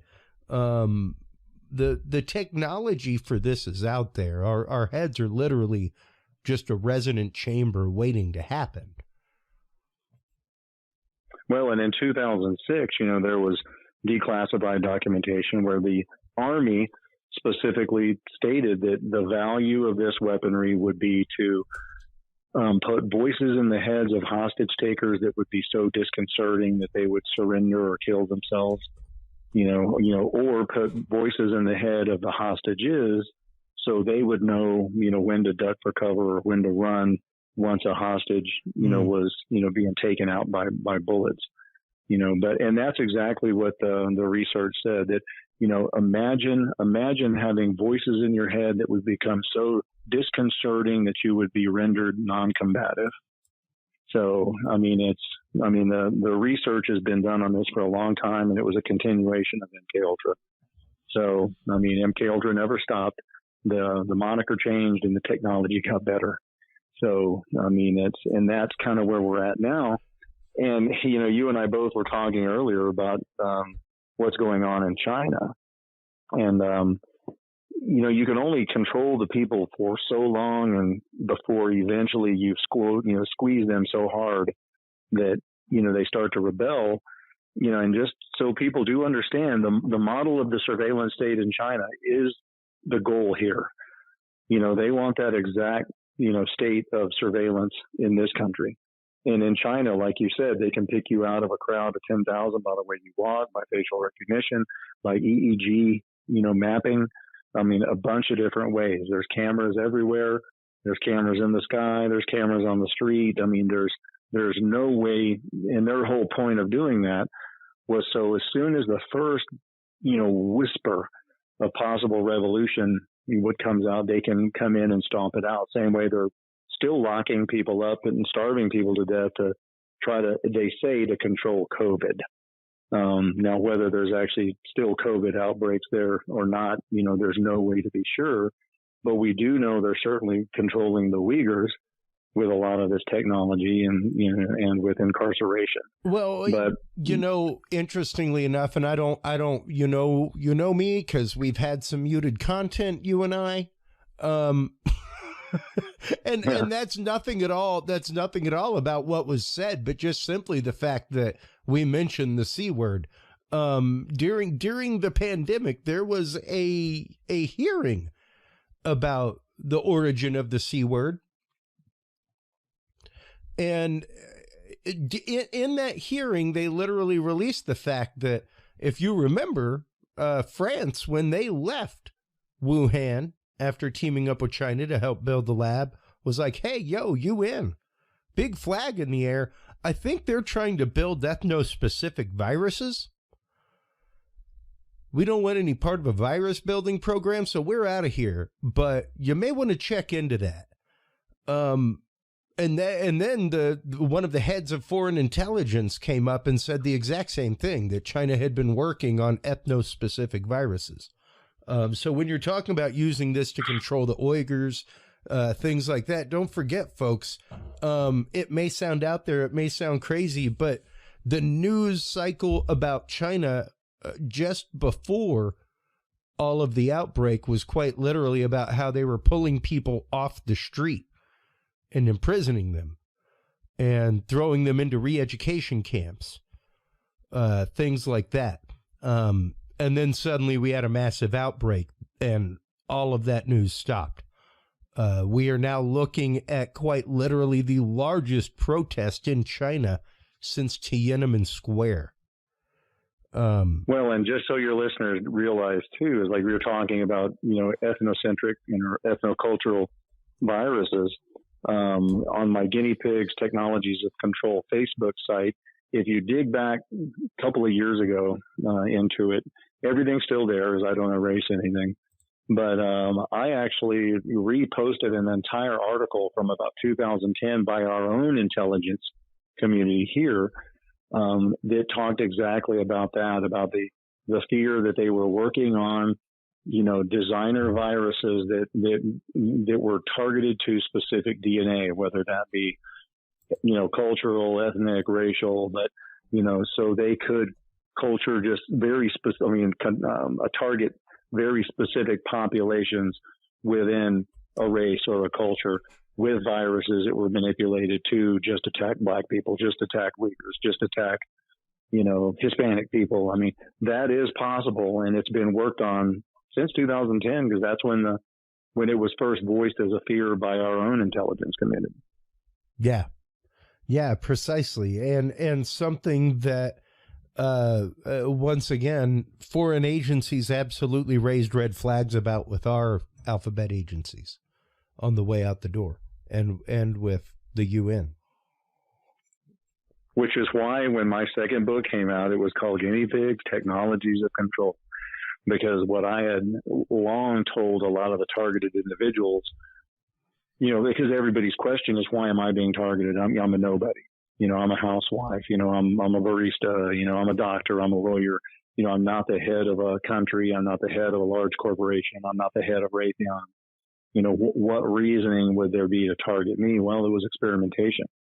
So, when our government experiments on people non-consensually, and they have before in a lot of different fields, you target the people that are going to have the least likely ability to combat it, that are, the least financially capable to bring lawsuit, the least politically apt to find a way to garner evidence that can take into court.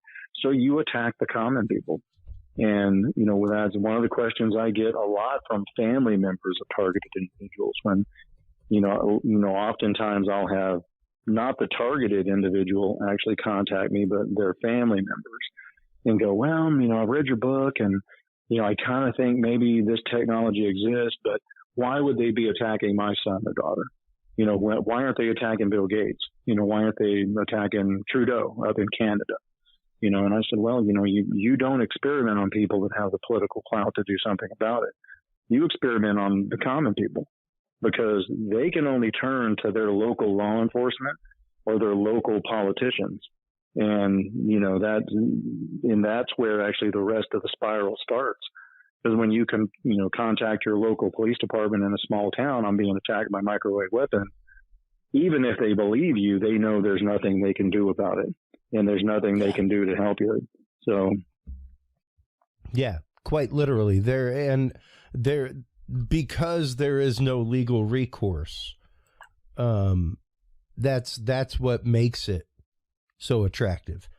As a means by which, like you said, basically public experimentation and proof of concept. You've got to be able to, and no different than what I've said regarding all of the leaked videos for UFOs, UAPs. I'm not saying that we don't have visitors from another world, that we haven't met them, that we don't have recovered technology, that our government hadn't even been in contact. I'm not saying any of that.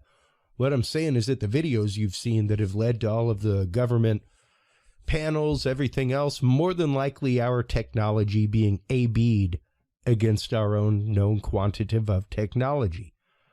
It explains quite a few circumstances around it, and much the same with targeted individuals. It sounds much more like associated black bag contractors testing technology against a known quantitative, against somebody who, I remember when I moved to Austin, 2009, 2010, about a year and a half before I got married. And I worked a white hat programming conference. And at that conference, one of the former heads of FBI cybersecurity spoke. And at that point, he said 5 years ago, now this was like 2010, so he's talking 2005. Now, remember your cell phone technology, folks. Remember what kind of cell phones we were talking about. All right, we were not talking about Facebook to the way it exists today. The internet didn't even exist the way it does today. It was slightly different. So these algorithms have been built, and he was like, 5 years ago, we could accurately predict where you would be in 5 hours with an 85% accuracy. Predict where you would be in 5 hours. Now, that's simply through location data on your phone, people that you call regularly, text messages you make, everything else that they could swath gather through programs like Stingray, things like that, without your knowledge. So, yeah, that's simply what they could do with a phone that didn't have the camera that we have, that doesn't have the location services that we have, without the social media algorithms existing the way they do now. You know, there has been a lot of infrastructure put into the background of all these systems talking together. And for good reason. And that's why my book was called Technologies of Control, because I saw kind of where this direction was coming with the people being experimented on. There was only one reason, and that's to open this technology worldwide and try to control everyone. And then when you see how far it actually went in China, and now the people are resisting it, you know, Godspeed to them. I mean, I hope they find some success in the resistance, because the plan is to bring it here in its entirety, just like it's done in China, and it's happening at a pretty high rate of speed.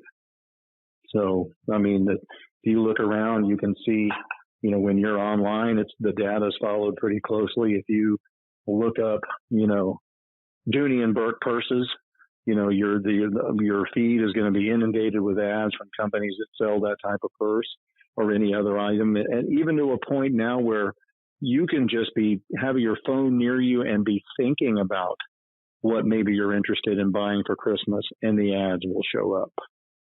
So, I mean, it's, you know, that's just one form of control. The other form of control is having media platforms that are so tightly controlled by the government that you're only fed what they want you to know. I mean, you just about have to listen to podcasts like yours to really get the other side of any story, because what you're going to get at Yahoo News or Facebook News or CBS or ABC or, you know, CNN or Fox is still going to be pretty much a controlled outlet. So, I mean, you know, even outside of microwave technology, like the diplomats are being attacked with, we're being controlled from every avenue. And the goal for that is eventually to create hive mind, you know, within a global population. I mean, because the globalists at heart want a one world government, and they want a one world economy. And, you know, you either have to have a global boogeyman for that to happen, or a combination of a global boogeyman and control to get that to happen. Well, and you know, one of the, and not to stop you, because the main reason I am is because a lot of people tend to say that, like, Dr. John Hall gets very political. Number one, like we're saying, this ties directly to politics, and without a law to protect people from experimentation, period, by the government, this will continue. Now, the other reason is because we need to remember the extremes through which we are living right now. And the same people that follow the political extremes tend to follow religious extremes. And it's very easy to confuse the two and intertwine the two, John. And I think that that is an issue that we are dealing with more and more in this country, and that has really obfuscated issues like this, where we have gotten to a point of wondering where the control actively comes from.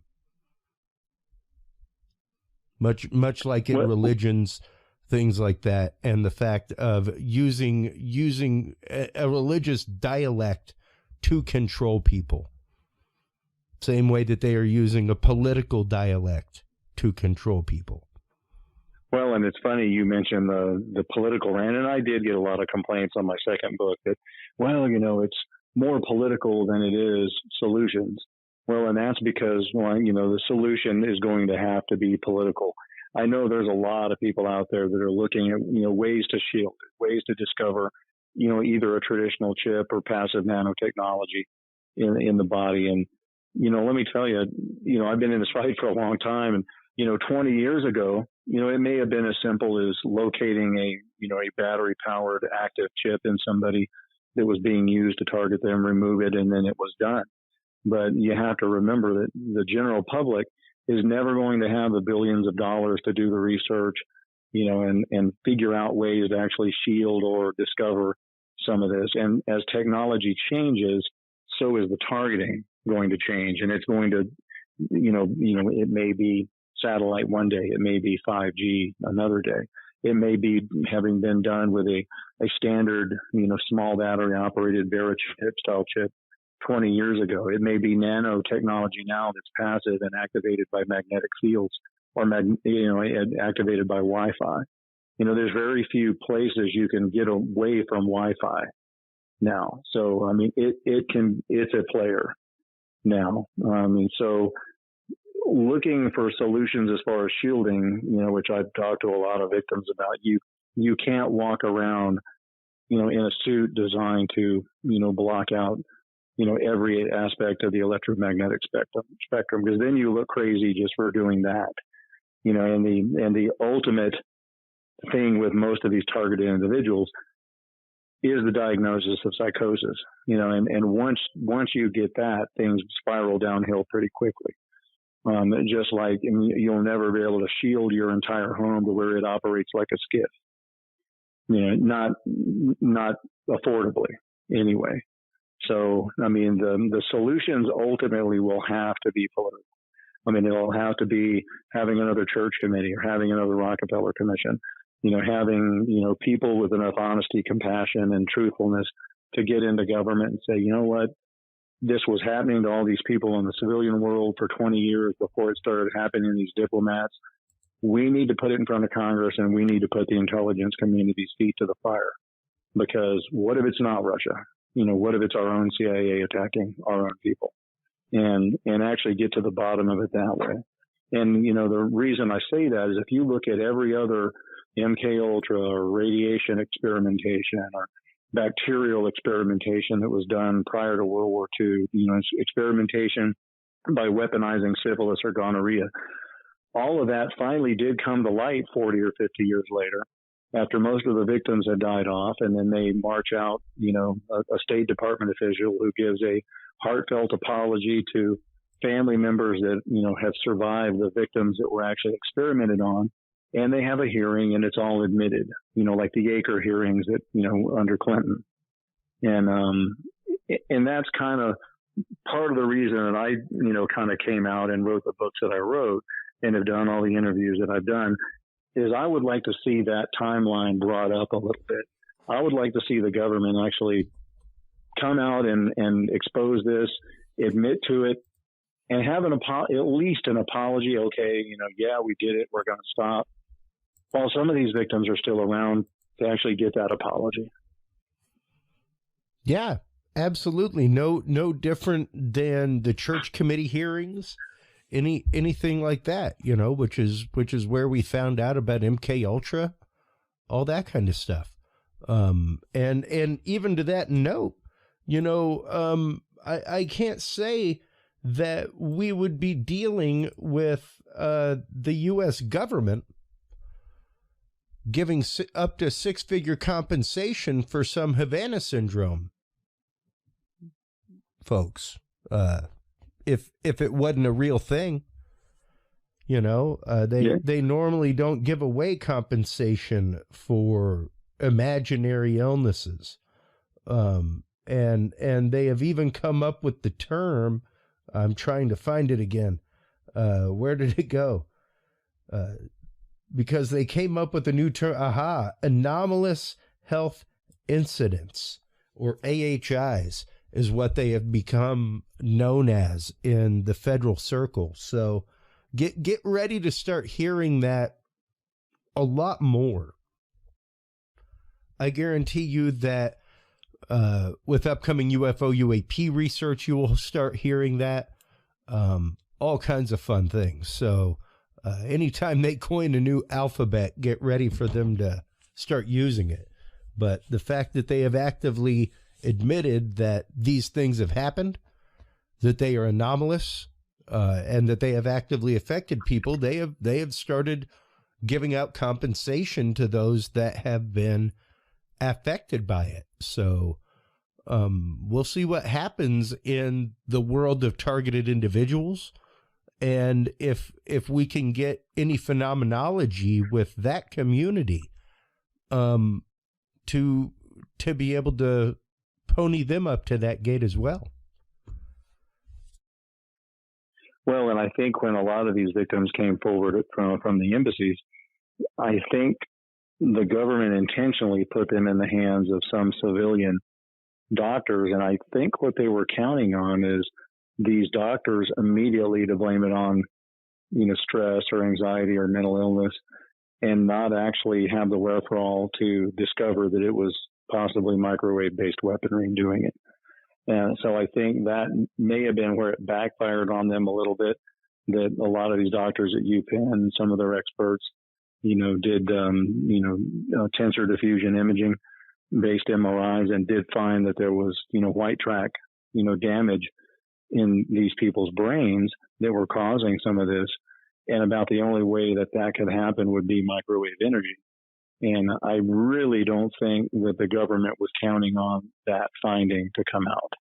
I think they were, counting on those doctors to examine all these people, say, we can't figure it out. It's idiopathic. That in medical terms, that means we don't know.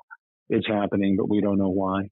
And I don't think the government was ever necessarily planning on having to disclose anything except saying, well, these people have been examined and the doctors can't find anything. So when the reports came out that it was possibly microwave weapons, I don't think they were counting on that. So that's why they've had to scramble and, create a discovery community or committee to actually deal with this and come up with a name for it and come up with restitution for it, because I think they were caught a little bit with their pants down as far as civilian doctors actually discovering it. And and some of that too, some of those victims actually spoke out to me when they were still under gag order. And I think some of that is these people showed up to their appointments with the doctors that were investigating it. Well, why don't you know what it is if this guy does? So yeah. Well, and, I've got the article up right now from 60 Minutes from CBS News from June of 2022. 20 children whose parents say they have been affected by unexplained neurological ailments after incidents that occurred while their parents were serving abroad. In one case confirmed by 60 Minutes, a mother and her infant were affected while the baby was breastfeeding. Both have been diagnosed with traumatic brain injury.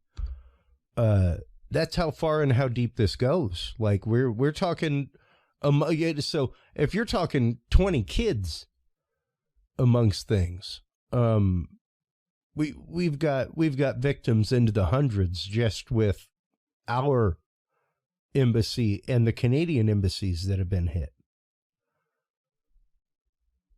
And the Canadians have been irritated for a while. I mean, they feel like neither their government or our government has actually taken this seriously. Mm. And according to their own victims, they've kind of been hung out to dry. And there was even, a lot of stuff coming out about our victims that was being intentionally posted through Psychology Today and other outlets that were, very obvious, counter information that was coming out that was, saying, well, it's permethrin, it's an insecticide that caused it, or it's mass hysteria. There was one Australian psychologist who's well known to do his research in government circles that came out and said, oh, this was classic mass hysteria, but mass hysteria, that's a hard one when then you had victims come out of DC, victims come out of Florida, victims come out of China, not to mention trying to explain it along with the civilian victims over the last 20 years here in the United States. Because if you look at the sample size of targeted individuals in the U.S. that have been complaining about this for years, it doesn't fit a sample. I mean, it's random. I mean, it's men, it's women, it's it's all races, it's all religions. I mean, now there have been pockets, like there was a pocket of gay men in San Francisco that were being targeted. It seemed like it was only gay men being targeted there. There were other cities where it seemed like it was being used mainly, for sexual targeting of women, including in San Antonio. The group that was working out of San Antonio was mostly using, this type of control to sexually traffic people or to rape women once they had them drugged. But if you look at the broad numbers of all the victims and you start talking to people and making a list of who all is targeted, holy smokes, it really looks like it's a pretty good random sample for experimentation. Yeah. And that's exactly how this has been done in this country. It's been done by government contractors, usually masquerading as private investigative services, or former NSA or former FBI that have access to the technology and who are allowed to basically randomly target whoever they want to target as long as the data goes back to the appropriate agencies that are measuring to see how effective it is. And I've even talked to some people who say, well, why experiment on the public when there's plenty of GIs and people who would volunteer for the experimentation? When here's why. If I brought you in and said, okay, Chris, we're doing this experiment, I need to see if you can hear these voices in your head and if you can respond telepathically by thought only back to these voices. Well, once you hear the voices, you go, yep, I hear them. And I go, yep, well, I can hear your thoughts coming back in return to the questions that you're being answered. Well, it tells me whether the technology works or not. They already know the technology works. What they needed to know was how well it worked to degrade someone to joblessness, homelessness, and despair, as quick as they could do it. Yeah. And you can't do that test with someone who knows what the technology is and is expecting to hear voices in their head. You can only do that on the unwitting. Yeah, exactly. And, it's mind-blowing to me to see the fact that this technology is out there and so readily available. The laser technology is becoming better and better for such things. We're talking about infrared being able to be used in close proximity for stuff. It's pretty remarkable, Doctor. And what do you think the chances are of this going to a larger audience? I mean, of course, shortly after, about a year or so after the announcement of Havana syndrome and the first cases, that kind of stuff, we got the release of the Dr. John Hall story, a case imputative haunted people syndrome, quote. And haunted people syndrome is, people who are claiming gang stalking, stuff like that, surveillance and stalking. Now, a lot of the symptoms that have been claimed by targeted individuals are claimed by the same thing with Havana syndrome. So it's interesting to me to see the ties between the two, and I am hoping for the fact that we will have some sort of vindication over the next few years to show the fact that, targeted individuals as well are suffering from anomalous health issues, AHIs, so to speak, from technologies, be they radio wave, microwave, what have you. And not being targeted by the Hall effect, huh? Yeah, not the Hall effect. Although you gotta love the fact that you have an effect named after you. Well, it would have been nice. It would have been nice if that, and for people who don't know, that was a psychological study, and the psychological group that came up with that. They used my name. They used my book. They used the activism that I've been involved in as far as fighting this technology. Named it after me. Never once called me to interview me. All of it was based on reading my books alone. Now you would think, even if you look at where this was filed, ResearchGate, stuff like that, but under the heading of mental health, religion, and culture. Once again, note that religion thrown into there, because what a means of control. when used properly, when utilized properly, it can truly be a way to drive an individual. And yeah, to be able to put voices in somebody's head, it was called the voice of God weapon when they used it in the Gulf War. And if you remember, they were trying to use it as the voice of God weapon at the Waco debacle too, the David Koresh and the Branch Davidians. And if people don't believe me, look that up. That was in Newsweek.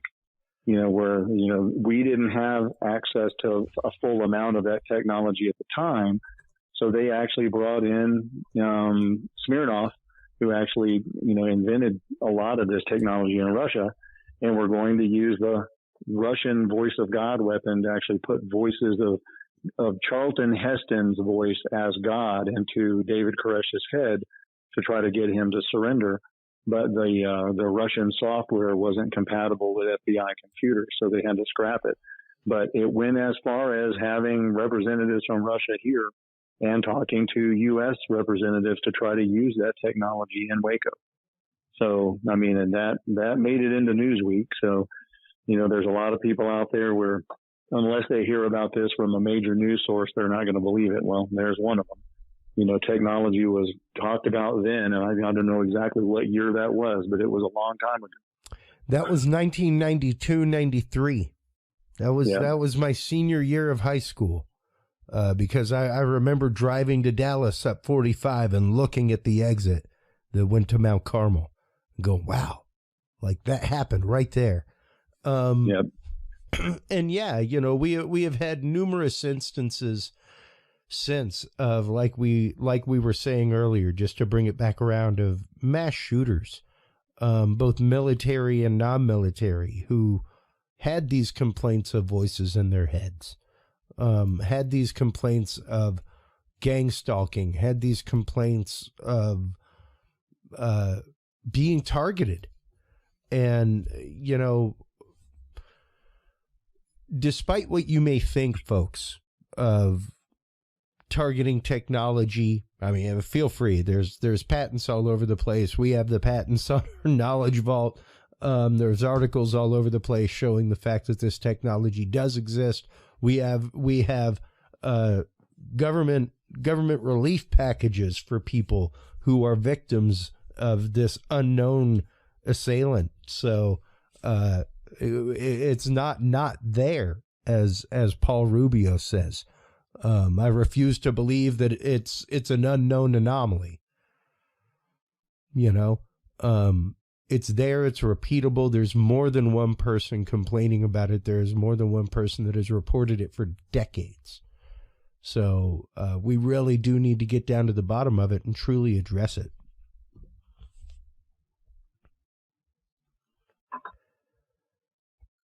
And that was the reasoning for the books. And since you went full circle, I'll go full circle. And we kind of started off talking about aliens a little bit.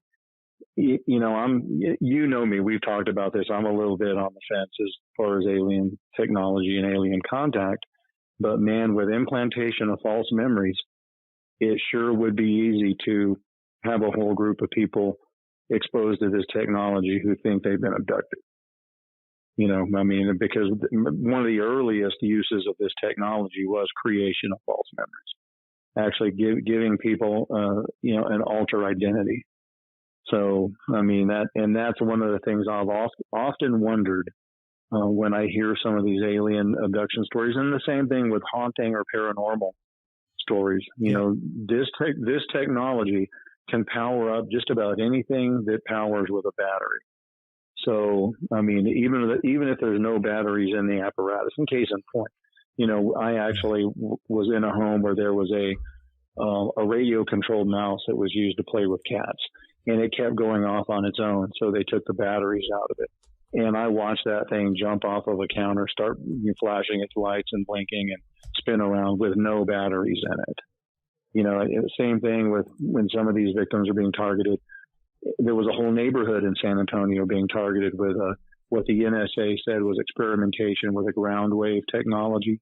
Their garage doors were opening and closing. Their house wiring was getting fried. Their doorbells were going off on their own, kind of like yours did the other night. Dude, that wasn't that was today. Oh, that well, was that's literally right. this afternoon. I was standing in my wife's office right next to the front door, and I was taken aback. Like my eyes fluttered, and I jerked, and I put my hand on my head, and my wife was like, "What the hell's wrong with you?" I was like, "You don't hear that?" And don't get me wrong, I've got super sharp hearing. I spent more than half my life as an audio engineer live. Like I am tuned, let's just say. So I hear things that most people do not hear. However, this was a sharp, driving frequency that was extraordinarily high pitched and painful. And I was like, "You don't hear that?" She was like, "No, I hear nothing."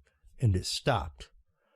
And I was like, "All right, that was weird." And I told her what happened. She's like, "All right." I went to leave her office to go to my studio, just 10 steps away, and the doorbell rings. And when it rings, it just keeps buzzing. It's like, ding, der.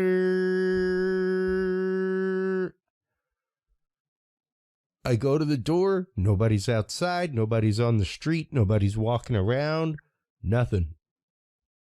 And I had my wife come out and like, come here, check out the doorbell, listen to what it's doing. And I pushed the button and it stopped.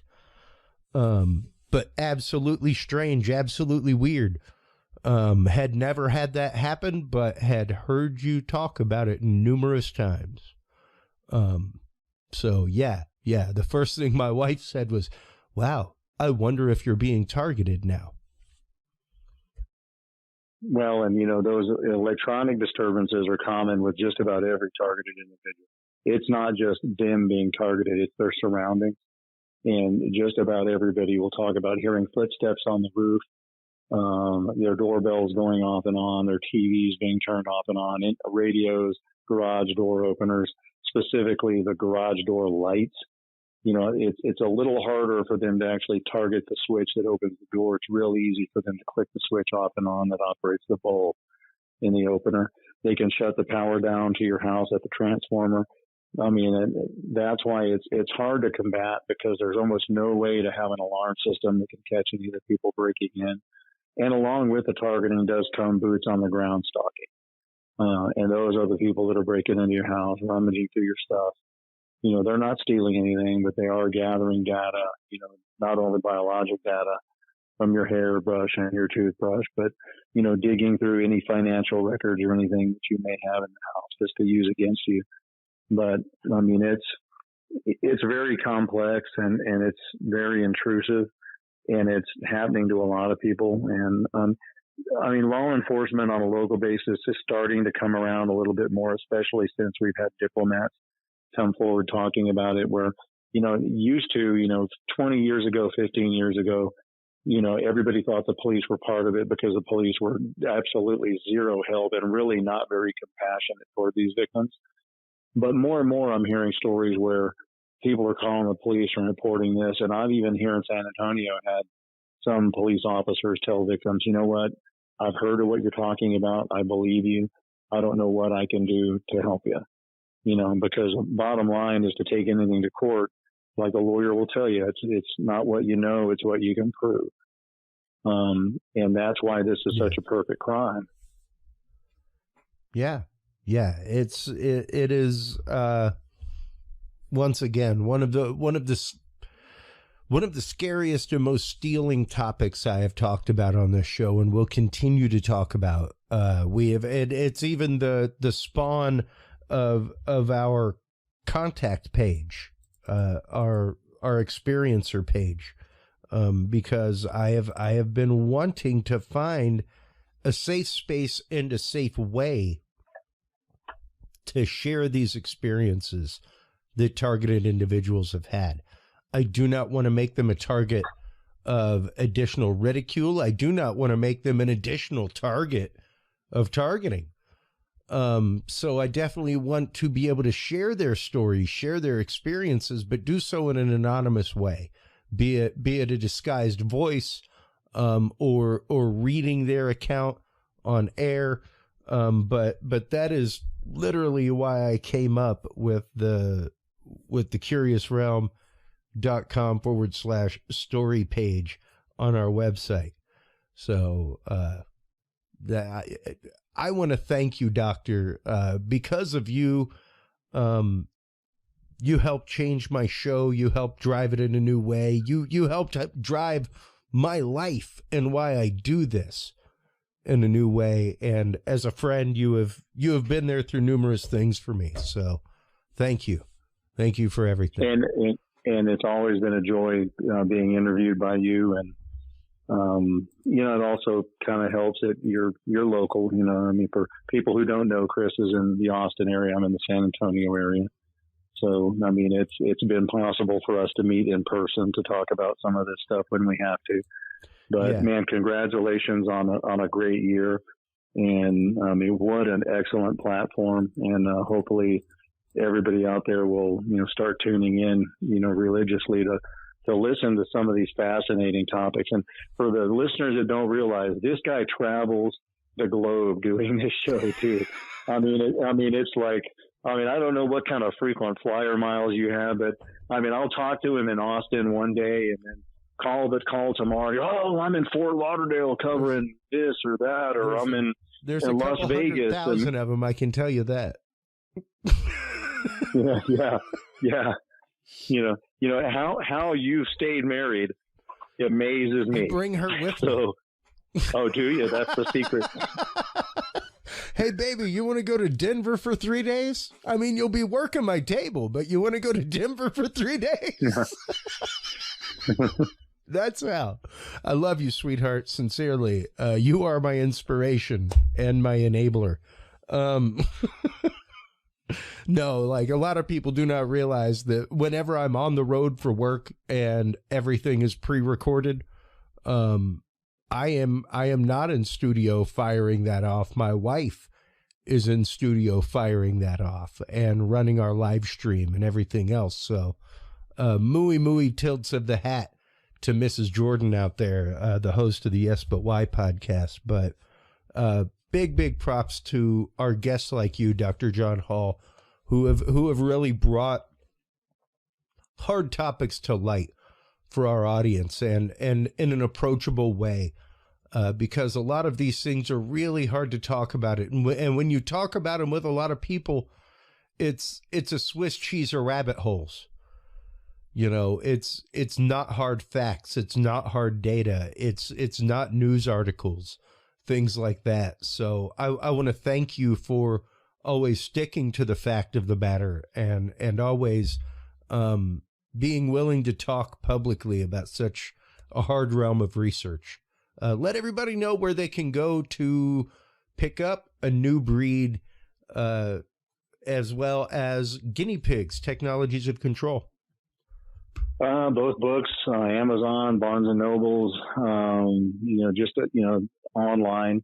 There's a lot of secondary sellers now. There's a third book that I'm working on now called The Fourth Branch that kind of sums up both of the first ones together, along with some other new findings coming out.